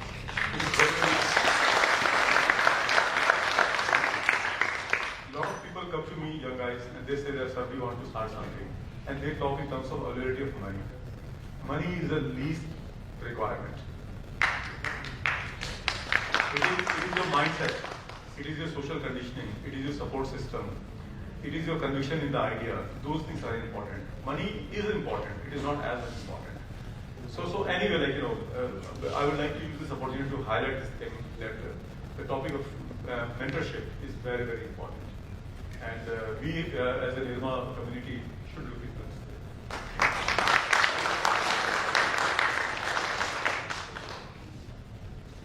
मैं फिर अपनी बात वहीं से start करूंगा जहाँ पे मैं रोका था।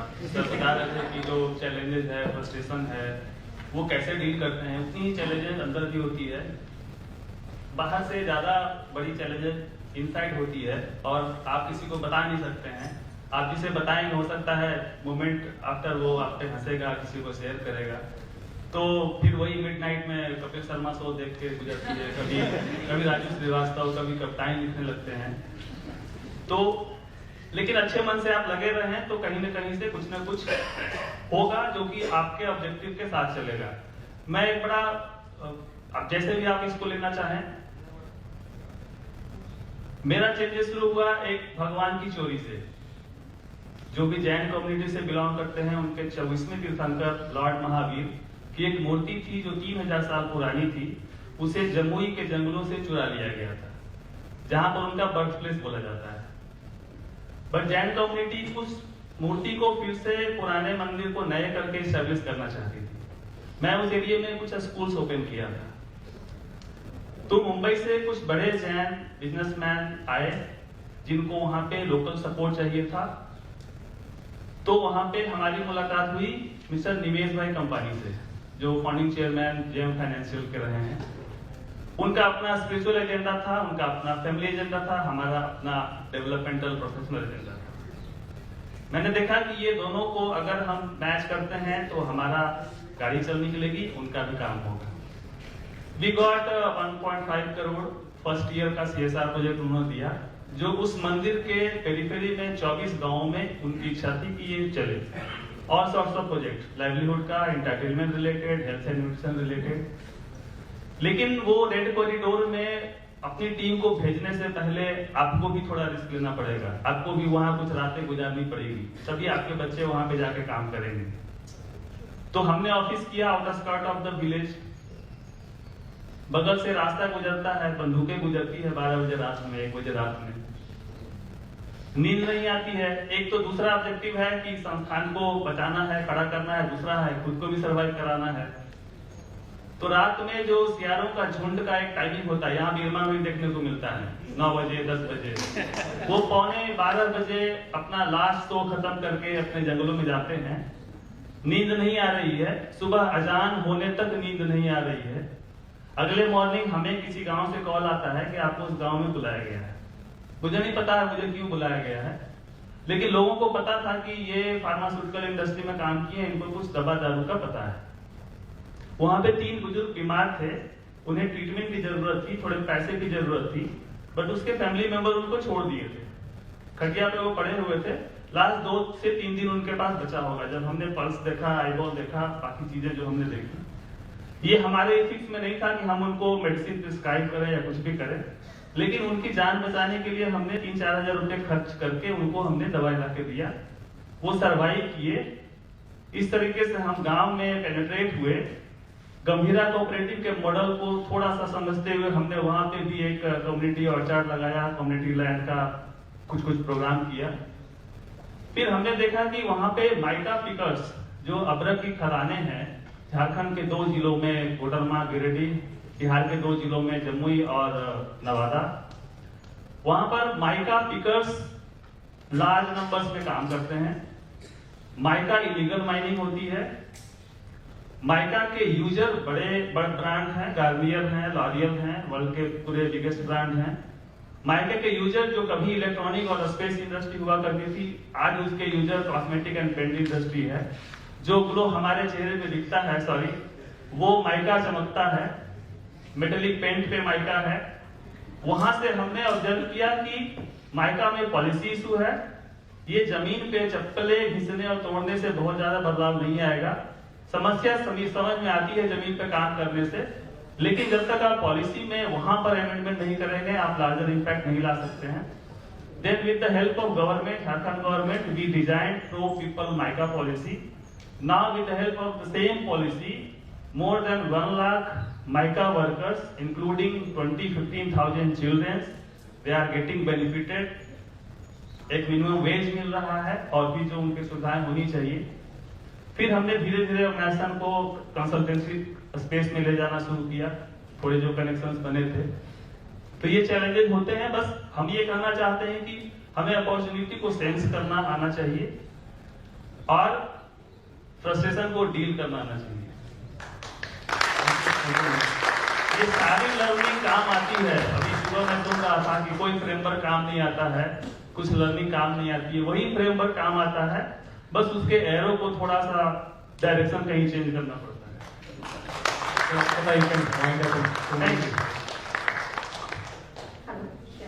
It's all about being in the right place at the right time. But when we are entrepreneurs, you don't know how many iterations or how many chances you can give yourself, or the world is going to give you to be there at the right place at the right time.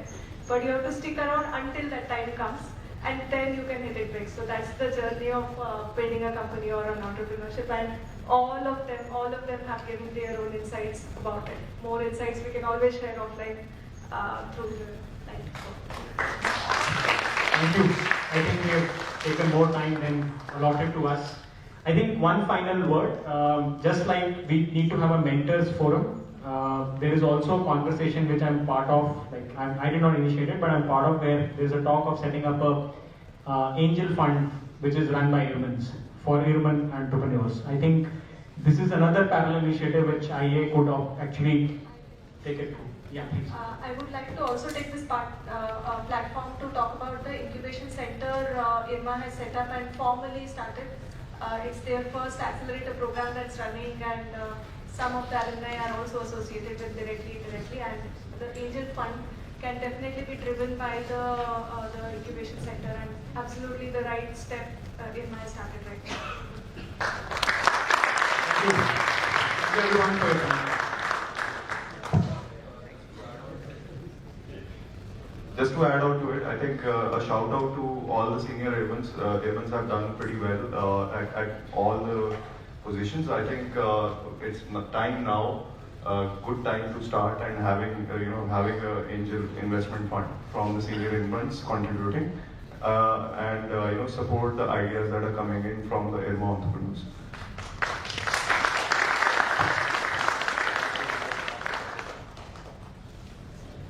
I'll just take a few more minutes over here. We are making the best of the opportunity given to the committee.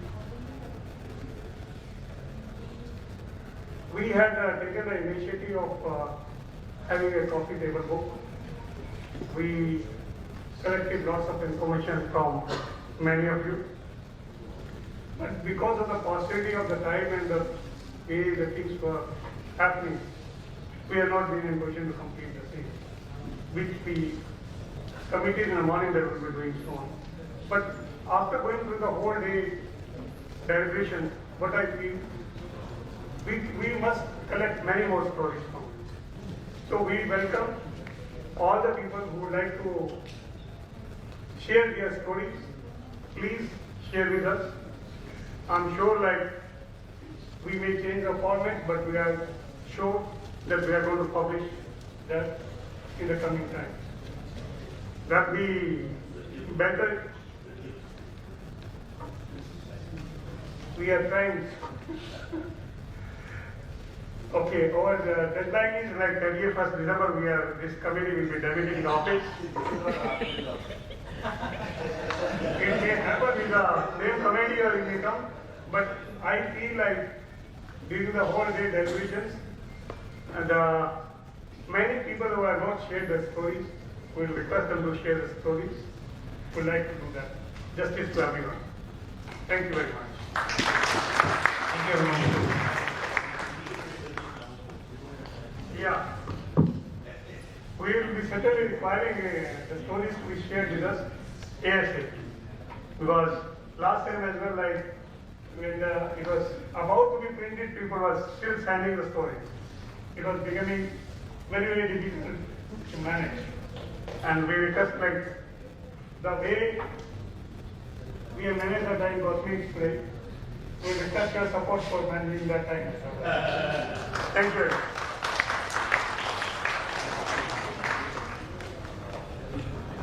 Thank you so much, ma'am, for inspiring with the journey of your grit and passion. I believe today the 3 T's, time, trust, and technology is just right to prove the value. Thank you once again. Shreyanshu, इसी बात पे कुछ याद आया है? गौर फरमाइएगा, अर्थ क्या है? इस बेफिक्र दुनिया को खुल के जी लेते हैं, सब काम छोड़िए, पहले थोड़ी चाय पी लेते हैं। Before we break for the ID, I request Mr. CP Mohan and Mr. Hidesh Sharma sir to felicitate our guests.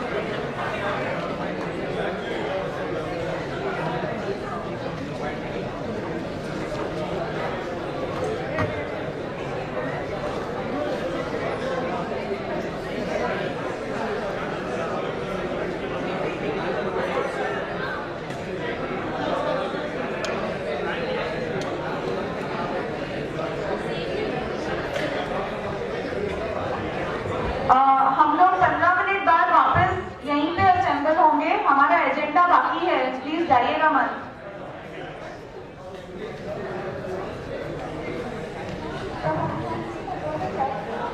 There is a Q&A panel. Let us assemble back in 15 minutes, please. Sharp at 6:05.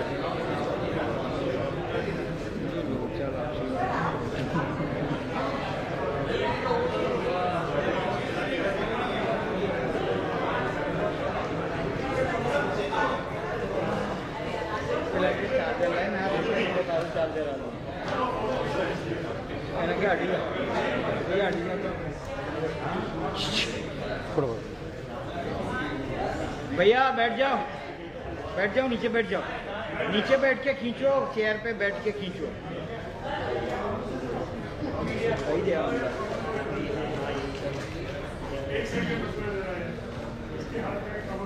Tally કરીને બધાનું face બતાવી દે,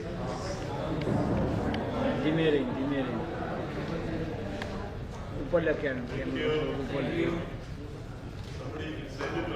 હજુ તો Tally ધીમે રહીને ફેરવી દો, ધીમે રહીને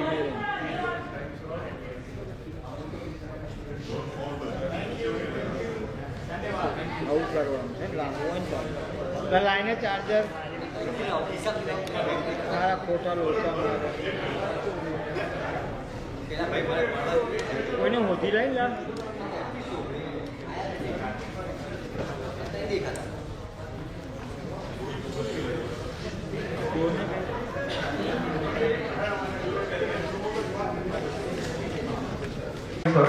Artistry, Varun Singh.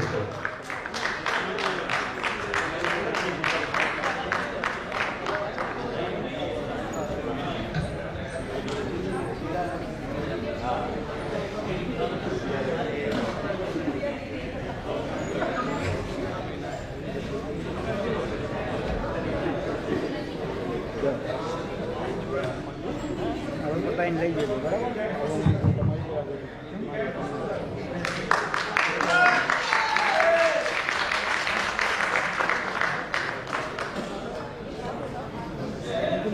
Good evening, folks. Very slender audience, huh? Yeah, I know. You're going to make it up for it. So, very slender audience. And before I lose the slender audience, let me know this Q&A.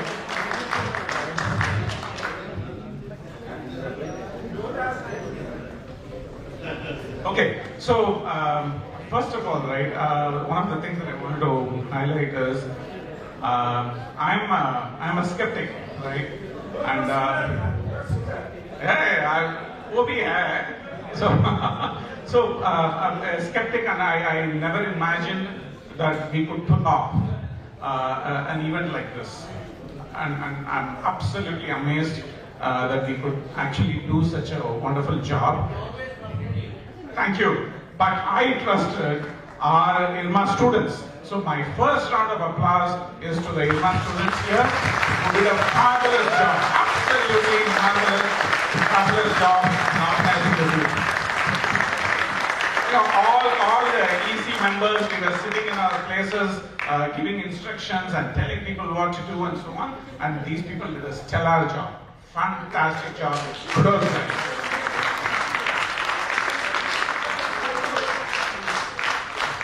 So with that, let's get started with this Q&A round, right? And I'm going to drop lob a couple of grenades, and let's see how this goes, right? So the first question I have is for the development sector panel. There's a lot of discussion about how we are powerless. We can't fight the system and things like that. In the consulting world, there's a joke, right? The joke goes like this. IBM does it for you, Accenture does it to you, Capgemini does it with you, right? So my question is, as NGOs, what do you do? We spend time, we pass time. But seriously speaking, NGO is like an intermediary in the business. Actually, the business is of the community. People have to come, develop it, their livelihoods are there. They have to do. Somebody who has the ability to do is Bada, the Sarkar. They should do policy, they should retire, they should give them rights. Constitution is there, parliaments are there, etc. Budgets are there. No, but where I was trying to drive that is, right, Dr. Kurien derived his power from his stakeholders, who are the farmers, right? Yeah. So why don't you derive your power from your stakeholders? But I get there now. The fellow within the tribal remote village has to, how does he know the text? And then how does he empower me to do whatever he wants? So there is difficulty. So if that's the case, then I leave the time of Dr. Kurien, 50 years. I don't live in that world. We are one Kaka has done for him already, the entry for him. But for me, the Tribal Kaka is missing. So therefore the answer to us is that we need to go a hybrid methodology. We say this is possible, I am available. Do you want me? Yes. Then I will give you this. But the government is not giving you money, CSR is not giving you money, market is not giving you money, but will you give me? Yes, I will give you. Or you take commission from me. There are communities saying, we will give you money to do what the work you want. And Kurien used to tell us, if you remember, Kurien used to tell us, no farmer organization has given less to their CEOs and their staff. They give more than the corporates, many a time. So on the topic of money, right, and folks here, please feel free to ask your questions. I'm just getting you started, right? So ask. We're warming up. Yeah, we're just warming up here, right? So on the topic of money, right? Finance, BFSI, right? You guys do such a fantastic job, targeting the individual, right? You use technology, you use a lot of slice and dice, you use data, you target the micro segment and so on and so forth. You are targeting the individual and you're reasonably sure that they'll pay you back, right? Why don't you fund collective initiatives from NGOs? One is obviously funding NGOs and existing in NBFCs. It is not there in memorandum. It's not there in articles. It's a different business.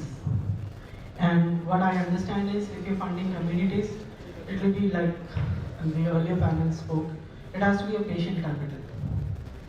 NBFCs are there because you have to deploy, get money, so that you pay the money back in return. Because the money is not ours, and the capital will be whatever 15-20% as overall capital mix, or fund mix. The rest 80% would be debt, and that debt is very costly obviously for smaller NBFCs. And like I have done a bit of a journey with say like microfinance or whatever the journey I've seen with Yes Bank itself in its heydays. The funding goes down as you keep on growing larger, and if you're deploying the money in community, the money coming back, the cycle is larger, then you have a larger time frame to grow big, and the cost of fund will take that much more to come down. So that is one. So first is obviously it's not there in the memorandum. Second is the cost and the time doesn't allow. And the third is who will understand, because here in a financial thing, you're giving money either to buy or to create. I mean, either they will go ahead and create a house or buy a buffalo or a cattle. Typically, I'm talking the financial inclusion aspect, not the corporate funding. So, in community, what will they do? I mean, how tangible is that? At times, okay, I'll educate 100 kids, then what? Okay, you're achieving your goals. Fantastic. Teaching 100 kids, taking them all the 3 hours through class 5 to class 8. I think you'll do wonderful work, right? You'll change the entire village, and the result you will see in their income levels 10 years down the line. Okay, I'm not, coming from IRMA and working in the rural space, this is what I understand. Correct me if I'm wrong. But then how do you measure this? So it's all about those measurements that we get stuck around because of how it is structured. So let me ask you another question, right? So would you give a loan to buy a smartphone? There are fintechs, there are entities which are doing that, yes. And what is the premise behind that?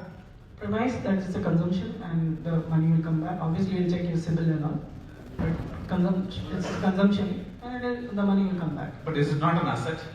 It is an asset in the consumer hand because they're using it for a service. Yeah. Any other questions? Anybody wants to ask questions? No, just a couple of additions. See, either it is the duty of the government to fund the communities. Don't they have a budget? Don't they have a duty? And we have to tap it. It's our fundamental issue. Why community has to pay for every damn thing? Sarkar is taking a lot of things from us, they have to pay. That's one. That's the reason NRL 3 lakh crores, and the budget will budget. The government is giving. National farmers are asking 3 lakh crores. And we are expecting the government to fund that. Similarly, market makes money. They fix a artificial MRP, and they make money, and why are they not giving us the money back? They make 1% of the turnover, right, and not 2% CSR or profits. If they give 1% turnover, it's a very different game altogether. They bloody hell have to give that money to us because they're making money out of us. Correct. So in that sense, is your role a facilitator between the government and the communities to make sure that the money that is allocated for programs reach these? So how do you fund yourself? Therefore, we fund for the services we give. So the government can give us the money, and the bazaar can give us the money, and the philanthropists who made money by some reason. They may be feeling guilty, they may be feeling service motto, there may be 100 reasons why they give money, but they're giving us money. And I'm telling you, we made 5,000 crores last 5 years. From this world, government and bazaar. They're able to give us. They feel important that they have to give the money. They feel unhappy about it otherwise. Any questions? Use voted gun to track where you are spending. Any other questions? That is a debate between us. Guys, Laivana asked some questions. I can't just keep lobbing the grenades. I have When sir says that philanthropists are very limited. Philanthropists are very limited. Not everybody is keen to give away their money for any reason, right? So if somebody is making turnover or doing a business, be it underlying whatever umbrella they put it in, social cause, commercial, or whatever you call it, why would somebody give money? Simple. Why not? My question is why not? Repeated question to the world. Why not? You are making money out of us. Give us the money. Out of whom, sir? Out of the people at large. And I want the money for the people at large. See, not Not only for your business. I have a question. No, not a question. I have the answer to this. Yeah. The answer to this is when COVID started, we said COVID anyway is a threat everywhere. Same thing is applicable. Poverty anyway is a threat everywhere. That we need to recognize.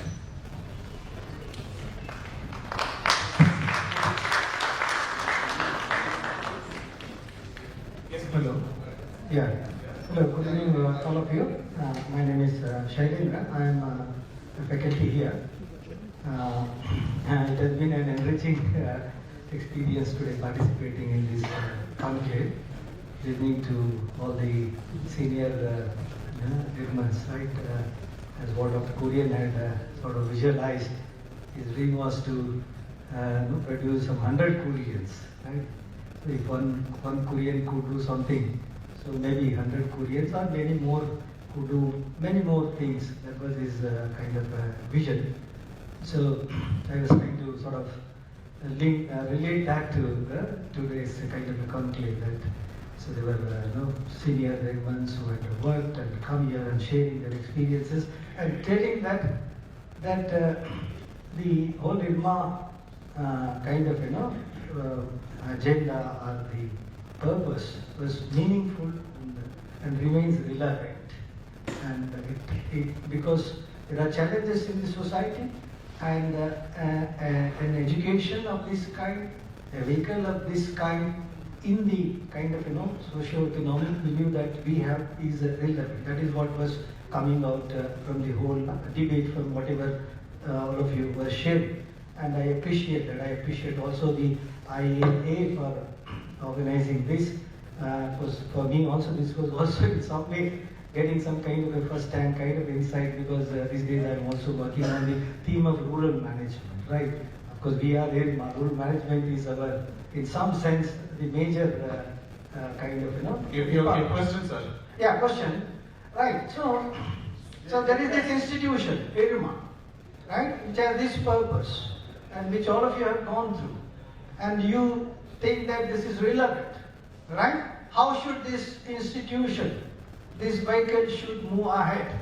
If there are challenges are there, so of course it's not necessary that that question should emerge, answer should emerge now, but I being here and having listened and also been working on that, I want to pose this question to all the IRMAns, right? If the purpose is relevant, if your education has been relevant, so therefore what do we do with this institution? How do we take this forward? Absolutely. As a social, Dr. Kurien started it as a social enterprise. We were discussing today in the evening the whole issue of social enterprise, etc. This was one such experiment. But for various reasons, we have moved away from that, right? We charge 15 lakh to our students and still expect that they won't participate in ventures where they can make difference. There's a huge contradiction.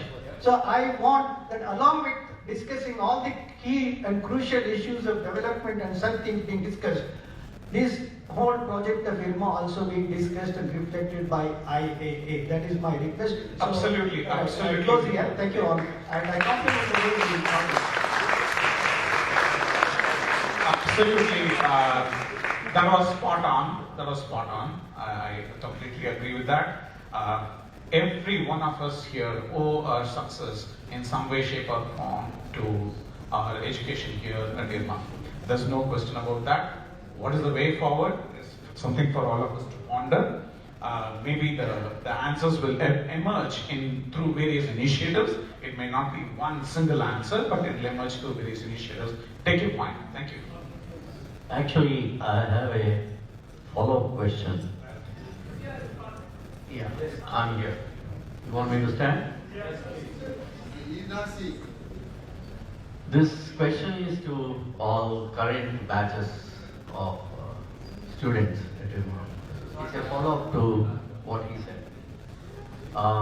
It's clear that there are more speakers here, if not more, just at least as many speakers as the students. In fact, on a serious note, maybe less of you, more of us. So the real question is, why is there a disinterest? Clearly, there is a disinterest. Some of you are roped in either because of your volunteer or whatever be the reason. So let's first understand from your point of view, why is there a disinterest? I would really be interested to know.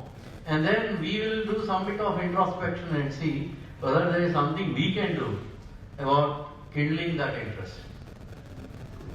Okay. So, any of the students here, you want to answer that question? You want to share your perspective, maybe? You can share your perspective. Maybe one of you can be with the mic this side, some of you will hear. You are giving it. CP marks, guys. This is your chance. CP, Mohan sir. Okay, let's continue the discussion. Think about it. You want to ask a question? You want to ask a question? Yeah, go ahead, answer that.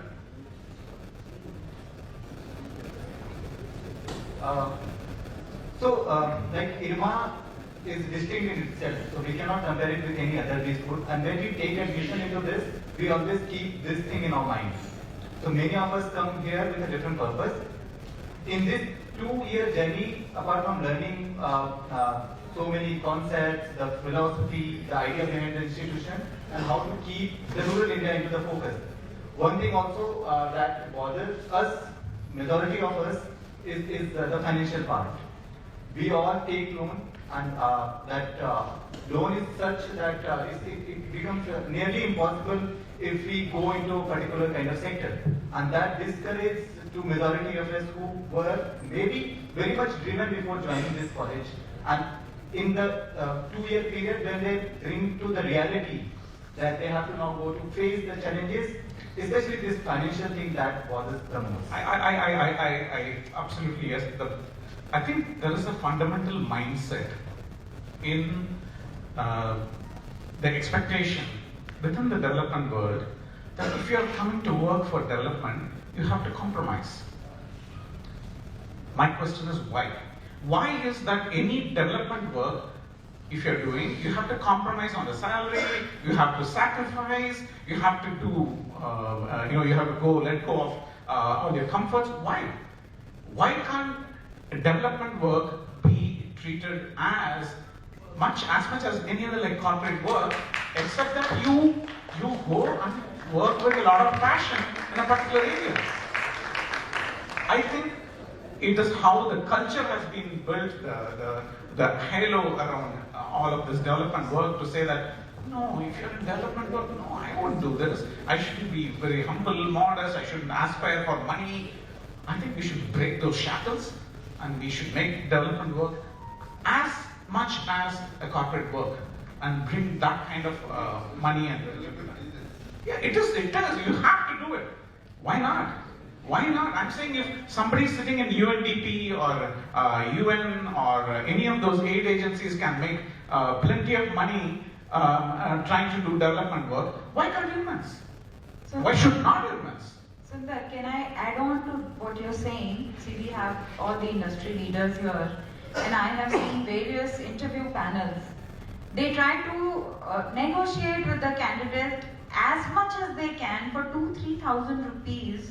They want good candidates, best candidates, but they negotiate down, put their hands down their throats and bring out that number that they are looking for. Why can't you look at giving good salaries and getting good people and get your work done? So if you're looking at any sector, why only development sector? I'm talking about my sector also. I have seen that we want to do some good work and we are looking at people, but then we want them in 15,000 rupees. How are we looking at overcoming this barrier?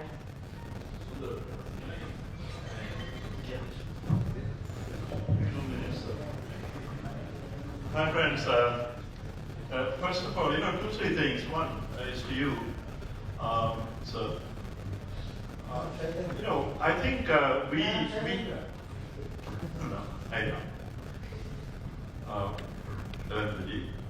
it's not that I don't know the name. I'm just. What I'm saying is that we need to really brainstorm very intensely and purposefully on the question which he asked. And if the institute can take an initiative of reaching out to the alumni, we are willing to come more than halfway forward and participate in the discussion and come to quite a lot of creative responses to what you said. That's one thing which I offer. The second thing I want to tell everybody is, Murali, pardon me, let us go back to the drawing board of IRMA. Where did IRMA talk about development sector? And what is development? We talked about producers and markets. We talked about good remuneration to producers and non-exploitative prices to consumers.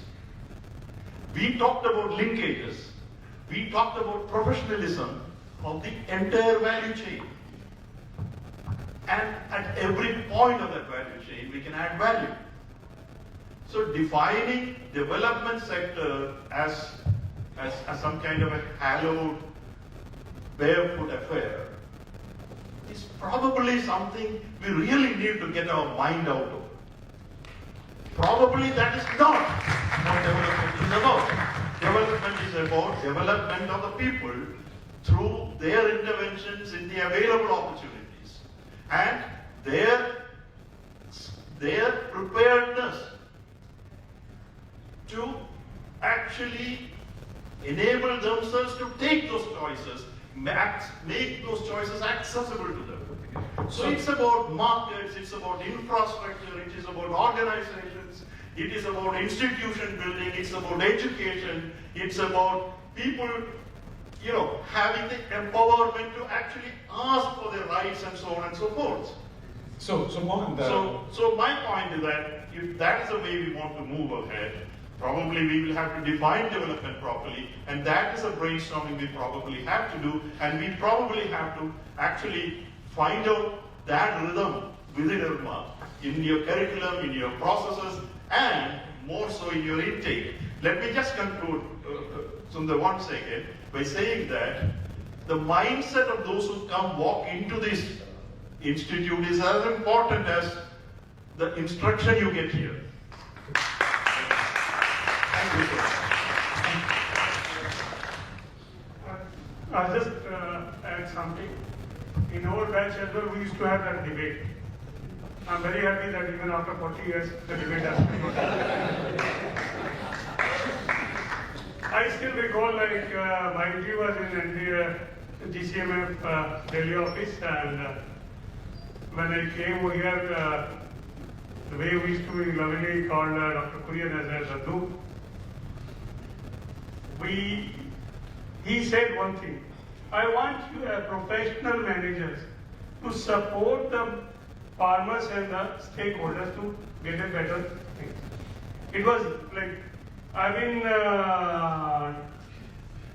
we have been debating a lot about it. Why should we look for the lesser salary or development for that matter? There is a difference between the rural management and the development management. This institute was created for managers for the rural enterprises so that they make money as competitive as the corporate world. And I really feel good about the way Amul has beaten everybody hollow. I feel good about it. There are other organizations who are doing it. So we need to really look at it. The development is different and rural management is different. That's all I. Thank you. So my takeaway from both the statements that you made, right, is that so long as the development sector that we're talking about, not the rural sector, but the development sector that you're talking about, is dependent on grants to fund its initiatives, the professionals from here who apply for those jobs will always be underpaid. If those development initiatives are self-sustaining initiatives, then they will be able to pay market salaries, and we will also get market salaries. The challenge is they are dependent on grants, and they will always negotiate. That's my take. Leave it there. I think if we are to work on rural management as the Institute's focus is, we cannot avoid social development. That's been my experience over the years. How much we are paid is a whole different question altogether, but the two are so interlinked, I do not see how to separate the streams on its own. Grants, yes, there are many people who dictate how much salary is paid. It's grossly unfair, and someone needs to raise their voice against it. Thank you. So I have just an answer to Professor Lindra. IRMA has to go three things to transcend the rural. You just can't say I will be rural. Rural is changing. The way rural in 79 is not the same rural. You have to go much deeper, different, and transcend that. And you have to transcend management. You have to go into leadership. There is no choice for you. You require leaders, and we have generated leaders. We need to take us through leadership. That's the second. The third is we need to transcend poverty. We need to talk about prosperity of the poor. We need to talk about prosperity of the marginalized. Prosperity of the people who are vulnerable. We need to talk about prosperity, not so much poverty. So those are three dimensions that will come in, and IRMA has to find its way in this. And we are mentioning to us that it should become one of the big five on the consulting front. If we are not doing that, we are missing out experience of the world here. You need to be big five, one of the big five. IRMA is not doing that much. Got it. Yeah. So let's lighten up this a little bit. I haven't lightened. So let's lighten. So startup team. Okay, so here is the question, right? There's a lot of talk about, you need to have passion, you need to have ideas, you should persevere, you should work hard, you should stay the course, and all of that. I have a question. My question is, I'm very passionate about my idea, but what my idea is a stupid idea. How would I know?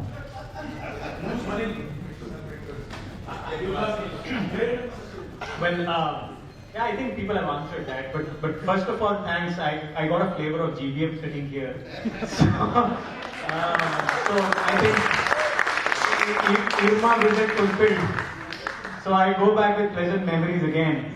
And I guess a lot of placement-related conversations again, you can see like 40 years back, it was the same conversation still continuing here.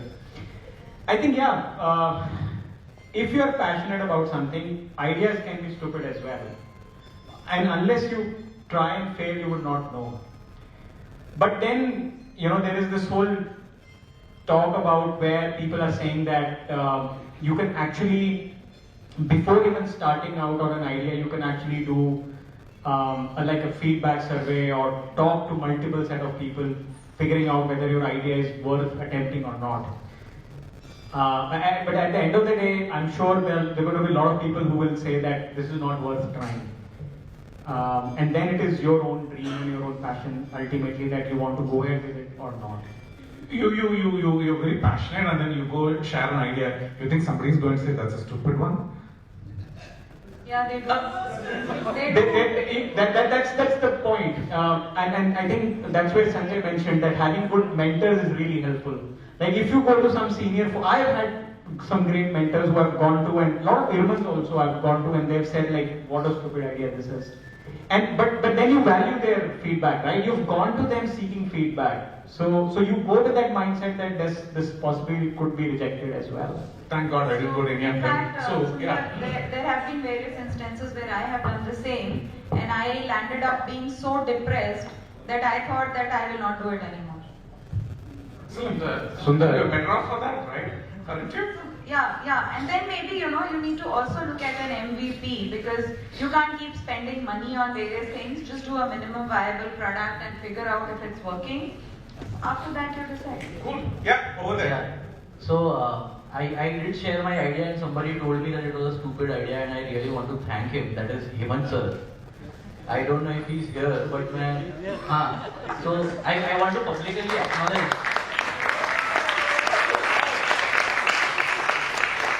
Sundar. Today, whatever we are able to do, it was because he told us that what you are doing is in the wrong direction. You need to change tracks. And as Varun said, if you are taking feedback, you absolutely value that feedback and you work on it. So one important thing is, if you are very passionate about the idea, at the same time you have to be clear-headed to be able to detach from it if there are enough signals that it's not right. So thank you, Hemant sir. Excellent. Thanks, Sundar. 30 seconds here. This question comes not just in the startup, it also comes in the NGOs. There are people who have approached me with ideas, they want to start this type of NGO, etc. But what actually they want to do is a social entrepreneurship. But someday they get advice that no, you start an NGO, that is when you get CSR grants. And they neither become NGOs nor become social entrepreneurs. They become a kind of a mix of both and doing nothing. It becomes a kind of a confused organization, neither here nor there. So that becomes an issue. But going back to the earlier topic, Sundar, I just want to, I know it is not... He closed it, we'll have No, this is a common issue which Professor Shailendra has raised. Okay. And that's an issue which is going to be asked us to introspect. So I know it is not going to be popular, but I want to make this statement. IRMA also needs to introspect, do a critical analysis of their own costing, how they are doing the pricing for the course, and have to become more transparent about it. That's very important. And it is very necessary that they have to have an efficient utilization of the funds which we are raising. So unless the self-introspection is required by the IRMAns, it is equally required by the IRMA also on how they are pricing the course fees. Great point. I think IRMA is ready for it. Now, I don't want to stand between you and very sumptuous dinner. So the last question to the first panel. None of you are asking questions, so I'm asking. So, one last point. Wasn't Steve Jobs told his idea is stupid? Wasn't Steve Jobs told that his idea was stupid? And he persisted, huh? And he persisted. Oh my God, yeah, that's inspiration for me. Thank you. So sir, I want to have an example from the sector. When I wanted to join my after 89, I wanted to tell somebody told me, I don't think it will be fit here. And I said, they clean it, and they clear. Yeah, go ahead, yeah. On this idea being stupid or not, see, in my view, even having a mentor cannot help you till you know what is this idea for. See, whenever we, and this is my personal opinion, whenever we get an idea, at the back of our mind we see a problem, okay, this can be done. Why we pursue an idea, why we pursue a job or anything, is to make livelihood, right? And it should have an impact. As long as that idea is scalable enough, that at least this idea can feed you, that idea is good, it's not stupid. गोलगप्पे बनाने वाला भी गोलगप्पे बेच के अपना घर चला. I console myself saying I'm ahead of the market, so let the market catch up. So that's fine. Okay. Excuse me once. So I'll give a little perspective of. I've spent around 30 years in the capital markets. I've done fundraisers. I've worked with startups. I've looked at everything that is there in the industry, and I sympathize with the entrepreneurs that were sitting out here. All of them were lonely. Every single one of them was lonely. The community sitting here has done nothing for any of them. And when I sit with entrepreneurs from competitive institutes, the kind of support system that they have built for the rest of the entrepreneurs is amazing. Irrespective of the kind of quality of idea that is there, I have noticed that they stand up, they support him, they open doors, they end up making sure that the idea becomes successful, they'll navigate. If you're going wrong, they are available. And this is not mentorship. This is also making sure that you get it inside the system. IRMA has not managed to end up doing that for the last 30 years plus. And neither have IRMAns, I suppose. So that's feedback to you, Mohan. Take it a point. How do we create that ecosystem? How do you create that, the facilitation, right, to help entrepreneurs grow forward and so on. Okay, so the question to you, right, and Jen, watch out. So here's the question, right? Yeah, are you trying to take badla for what I did to him? No, not at all. He is my friend. Yeah, but okay. So the question is, the topic was around supply chain. The topic was around disruption in supply chain. The topic had a context around pandemic and the war in Ukraine, right? I didn't see any of that being discussed in any detail in that conversation. So my question is outsourcing, offshoring threatened? Is there a relook in how that is going to be done? Are there strategies that people have to relook to anticipate and manage a multipolar world where things are very uncertain? So how do you manage your supply chains in that kind of a context? I didn't get an answer. Any thoughts? Yeah, I think let people answer. Nice, that's very nice. So that's why I pointed the giant. Come on. I think there are two things here. So supply chains in manufacturing and supply chains in services sector is what Yes. So if you're talking of the context of manufacturing, I'll let somebody else answer. Manufacturing का मैं बताऊंगी, ऐसा नहीं कि मेरे पास answer manufacturing expert है इधर, but so though I'm into finance, here I'm sorry. So though my contextually here was for rural part of the business which I look at, but there is a manufacturing business also, and we are literally facing.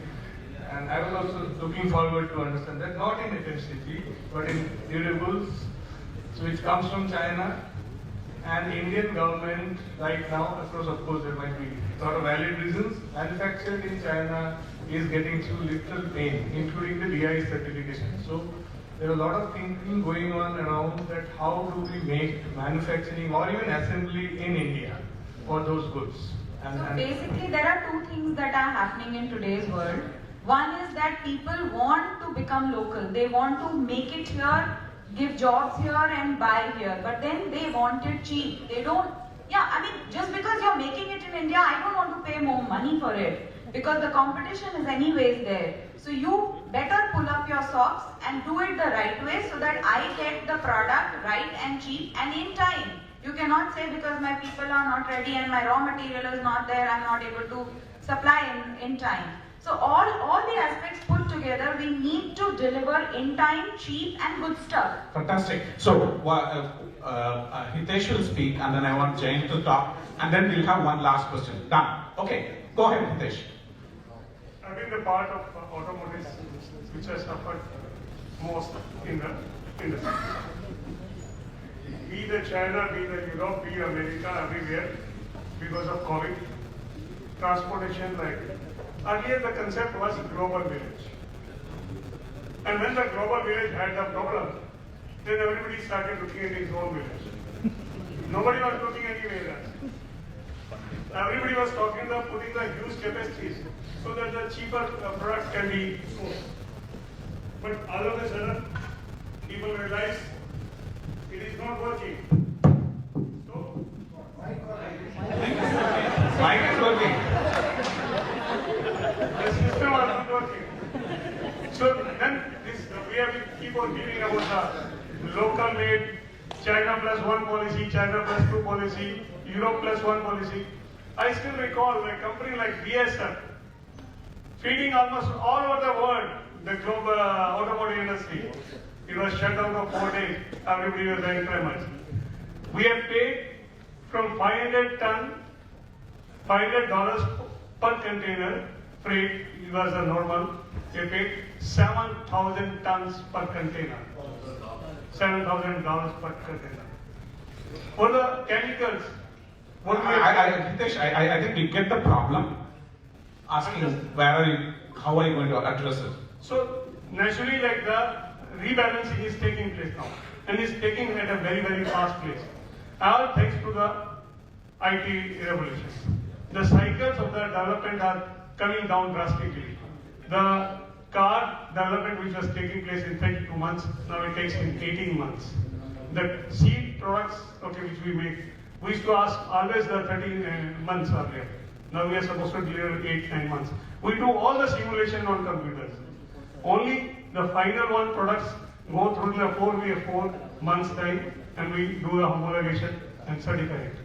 So the things are changing. People are going to make the best out of the, when the problem is there, this tendency is there, how do we overcome it? This has been a true test for the humanity, how we have changed it. We all of us started working on the Zoom. Nobody realized that we always thought going to the office is very important. Everybody delivered without going to office. So you're saying the solution is evolving? Yes. Okay. Jan. I will just throw another line. So we are into making food processing machinery. Earlier our competition was from China, which was on the we are into food processing machinery also. So all the potato processing machinery is what we do. We were facing competition from China, which was doing cheap machines. A lot of people used to go there, anyone was to buy cheap in China. And anyone was to buy very good machine was going to Europe. And we were finding ourselves left out because we were not able to compete on those ends. Suddenly, what has happened is no one wants to go to China because once they are not alive, they are afraid whether they will get anything or not. Europe has become their Q cost. Right. So presently what we found that a lot of our partners are coming back and saying, can you produce? Lot of our customers from Southeast Asia, from even Central America are coming to us. So the shift is happening, is what you're saying, right? The shift is already happening. Opportunity. It's Yeah. not a difficulty, it's an opportunity. Okay, excellent. Very nice. Jen. Sundar, the time is 7:15. You guys will go away tomorrow. I have to stay in Anand. You don't want to tell your strategy. That's your problem. Okay, I grant you that. Last question. Okay. Let's close it. So I just, this is a disclaimer because otherwise my life will be difficult tomorrow. Okay, the Manish is already giving dirty looks and all that. The point here is, see, opportunity, it has become actually we converted a crisis into opportunity. I can only tell the whole story. I worked every day from office, not a single day work from home, sir. But we worked harder, we worked smarter, and the entire team, right from Village Cooperative Society to the distributors and retailers in the market, worked very, very hard and sincerely to see that the supply chain was intact, and we sold the product and also made global supply chain point of view. It converted as an opportunity for India because all the importing countries in the neighborhood were buying all the way from US, Australia, New Zealand, Europe because of high cost of shipping and all. They realized India is a good source for dairy products, and India exported record quantities of dairy products. And so that's, more people tried Indian products. I'm not just Amul, and that is what the benefit we're going to get in future. So all said and done, we can convert a crisis into an opportunity. It was a bad crisis, everyone suffered, but still, if you put your heads together, things are there. And I think that I would quote, and जैसे सुबह था ना बात के जो सीख के आए हैं, रट्टा मार के आए हैं, वो तो बोलना ही पड़ेगा. So I end with a quote from Dr. Kurien, which is in his book I Too Had a Dream. He says, in every crisis, you look carefully, you will spot an opportunity. My insistence on finding and seizing that opportunity has often been a source of annoyance for many of my colleagues because it means that unlike most people, I never try to sidestep a crisis.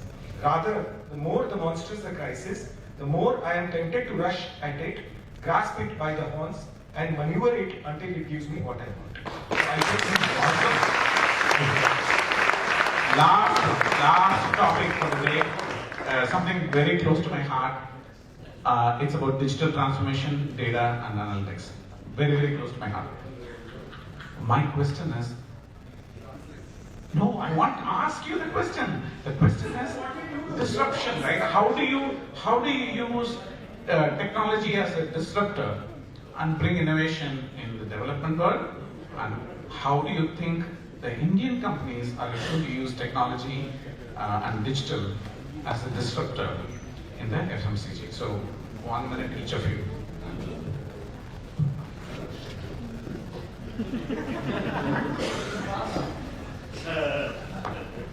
Well, I think at least on the digital transformation side, it is heartening to see that there are a lot more product companies coming out of India now, which was not the case earlier. And increasingly, there are businesses which are also adopting IT systems from these SaaS-based companies. Zoho is a very good example. Like, a lot of people talk about Zoho, but then there are many similar stories in every sector. Like, you talk of a restaurant, there's a restaurant management system. You talk of an AC services, they have a system. You talk of mobile repair units, they have a system. So there are very small niche things which are percolating right down to the smallest segments of the economy also, which is a good thing happening. So while the big companies obviously have the budgets, but even the smallest players can now utilize IT to more efficiently manage their business actually. I have just 2 points. One is the extension, knowledge transfer. All that has changed thanks to COVID, but digital disruption has really put on a new outlook, where we are able to talk about changed ways of knowledge transfer, knowledge traceability, value chain traceability. All that has changed for us. We may get a new ways of doing it. May not be total digital, but may not be conservative LA system, but a hybrid system is emerging. I think that's the big thing that is happening for us. Do you want me to answer? Sorry. I would like to take it back. Yeah. So basically, I think no business can stay away on digitalization or the technology that is coming up, primarily because in today's world, time is the critical factor. You want everything fast, you want analysis fast, you want data in front of you. I mean, in Mohan's words, he will say, where is the dashboard? So, you want everything in front of your eyes any moment you want it. And that can be done only by digitalization. You cannot do it manually. So digitalization is the only way to go. There is no other way.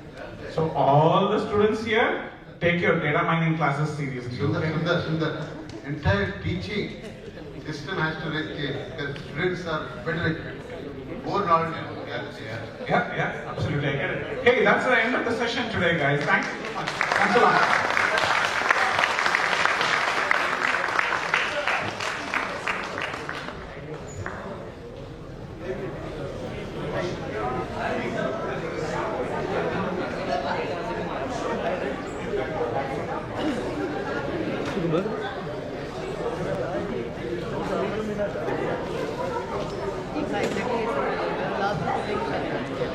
Please wait, please don't go, we are just doing the vote of thanks.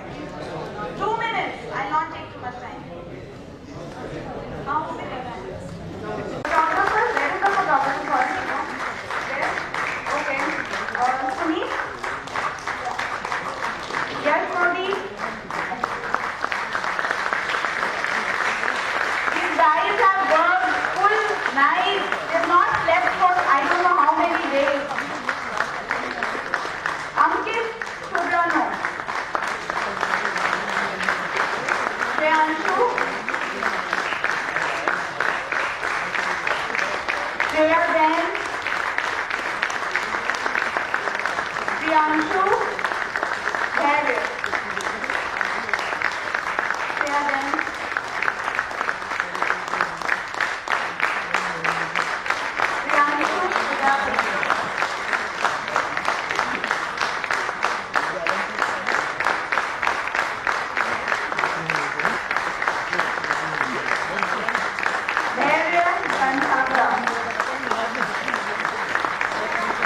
There are many more. We have 80 volunteers who have been working with us day and night.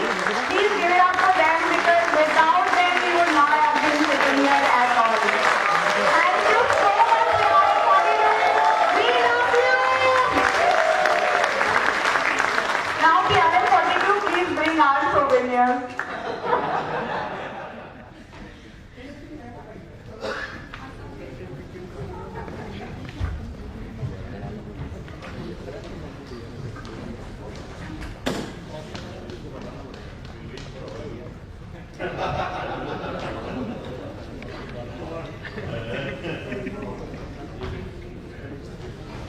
We are waiting for our group. It has been a very, very exciting day. All thanks to all of you. The kind of love and support that we've received from all of you is stupendous.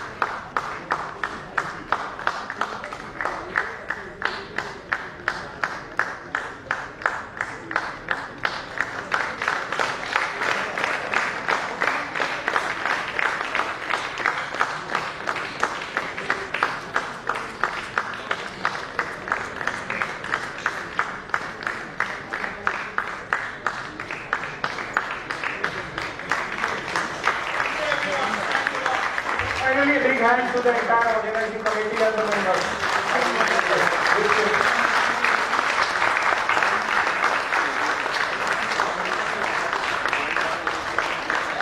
And with this, let me call the conclave to a close. Let's meet outside. Thank you, everyone. I'm sure for a long while, this hall hasn't heard so much of applause. Thank you everyone for wonderful cooperation. Thank you so much for being with us. Stay with us. Hello?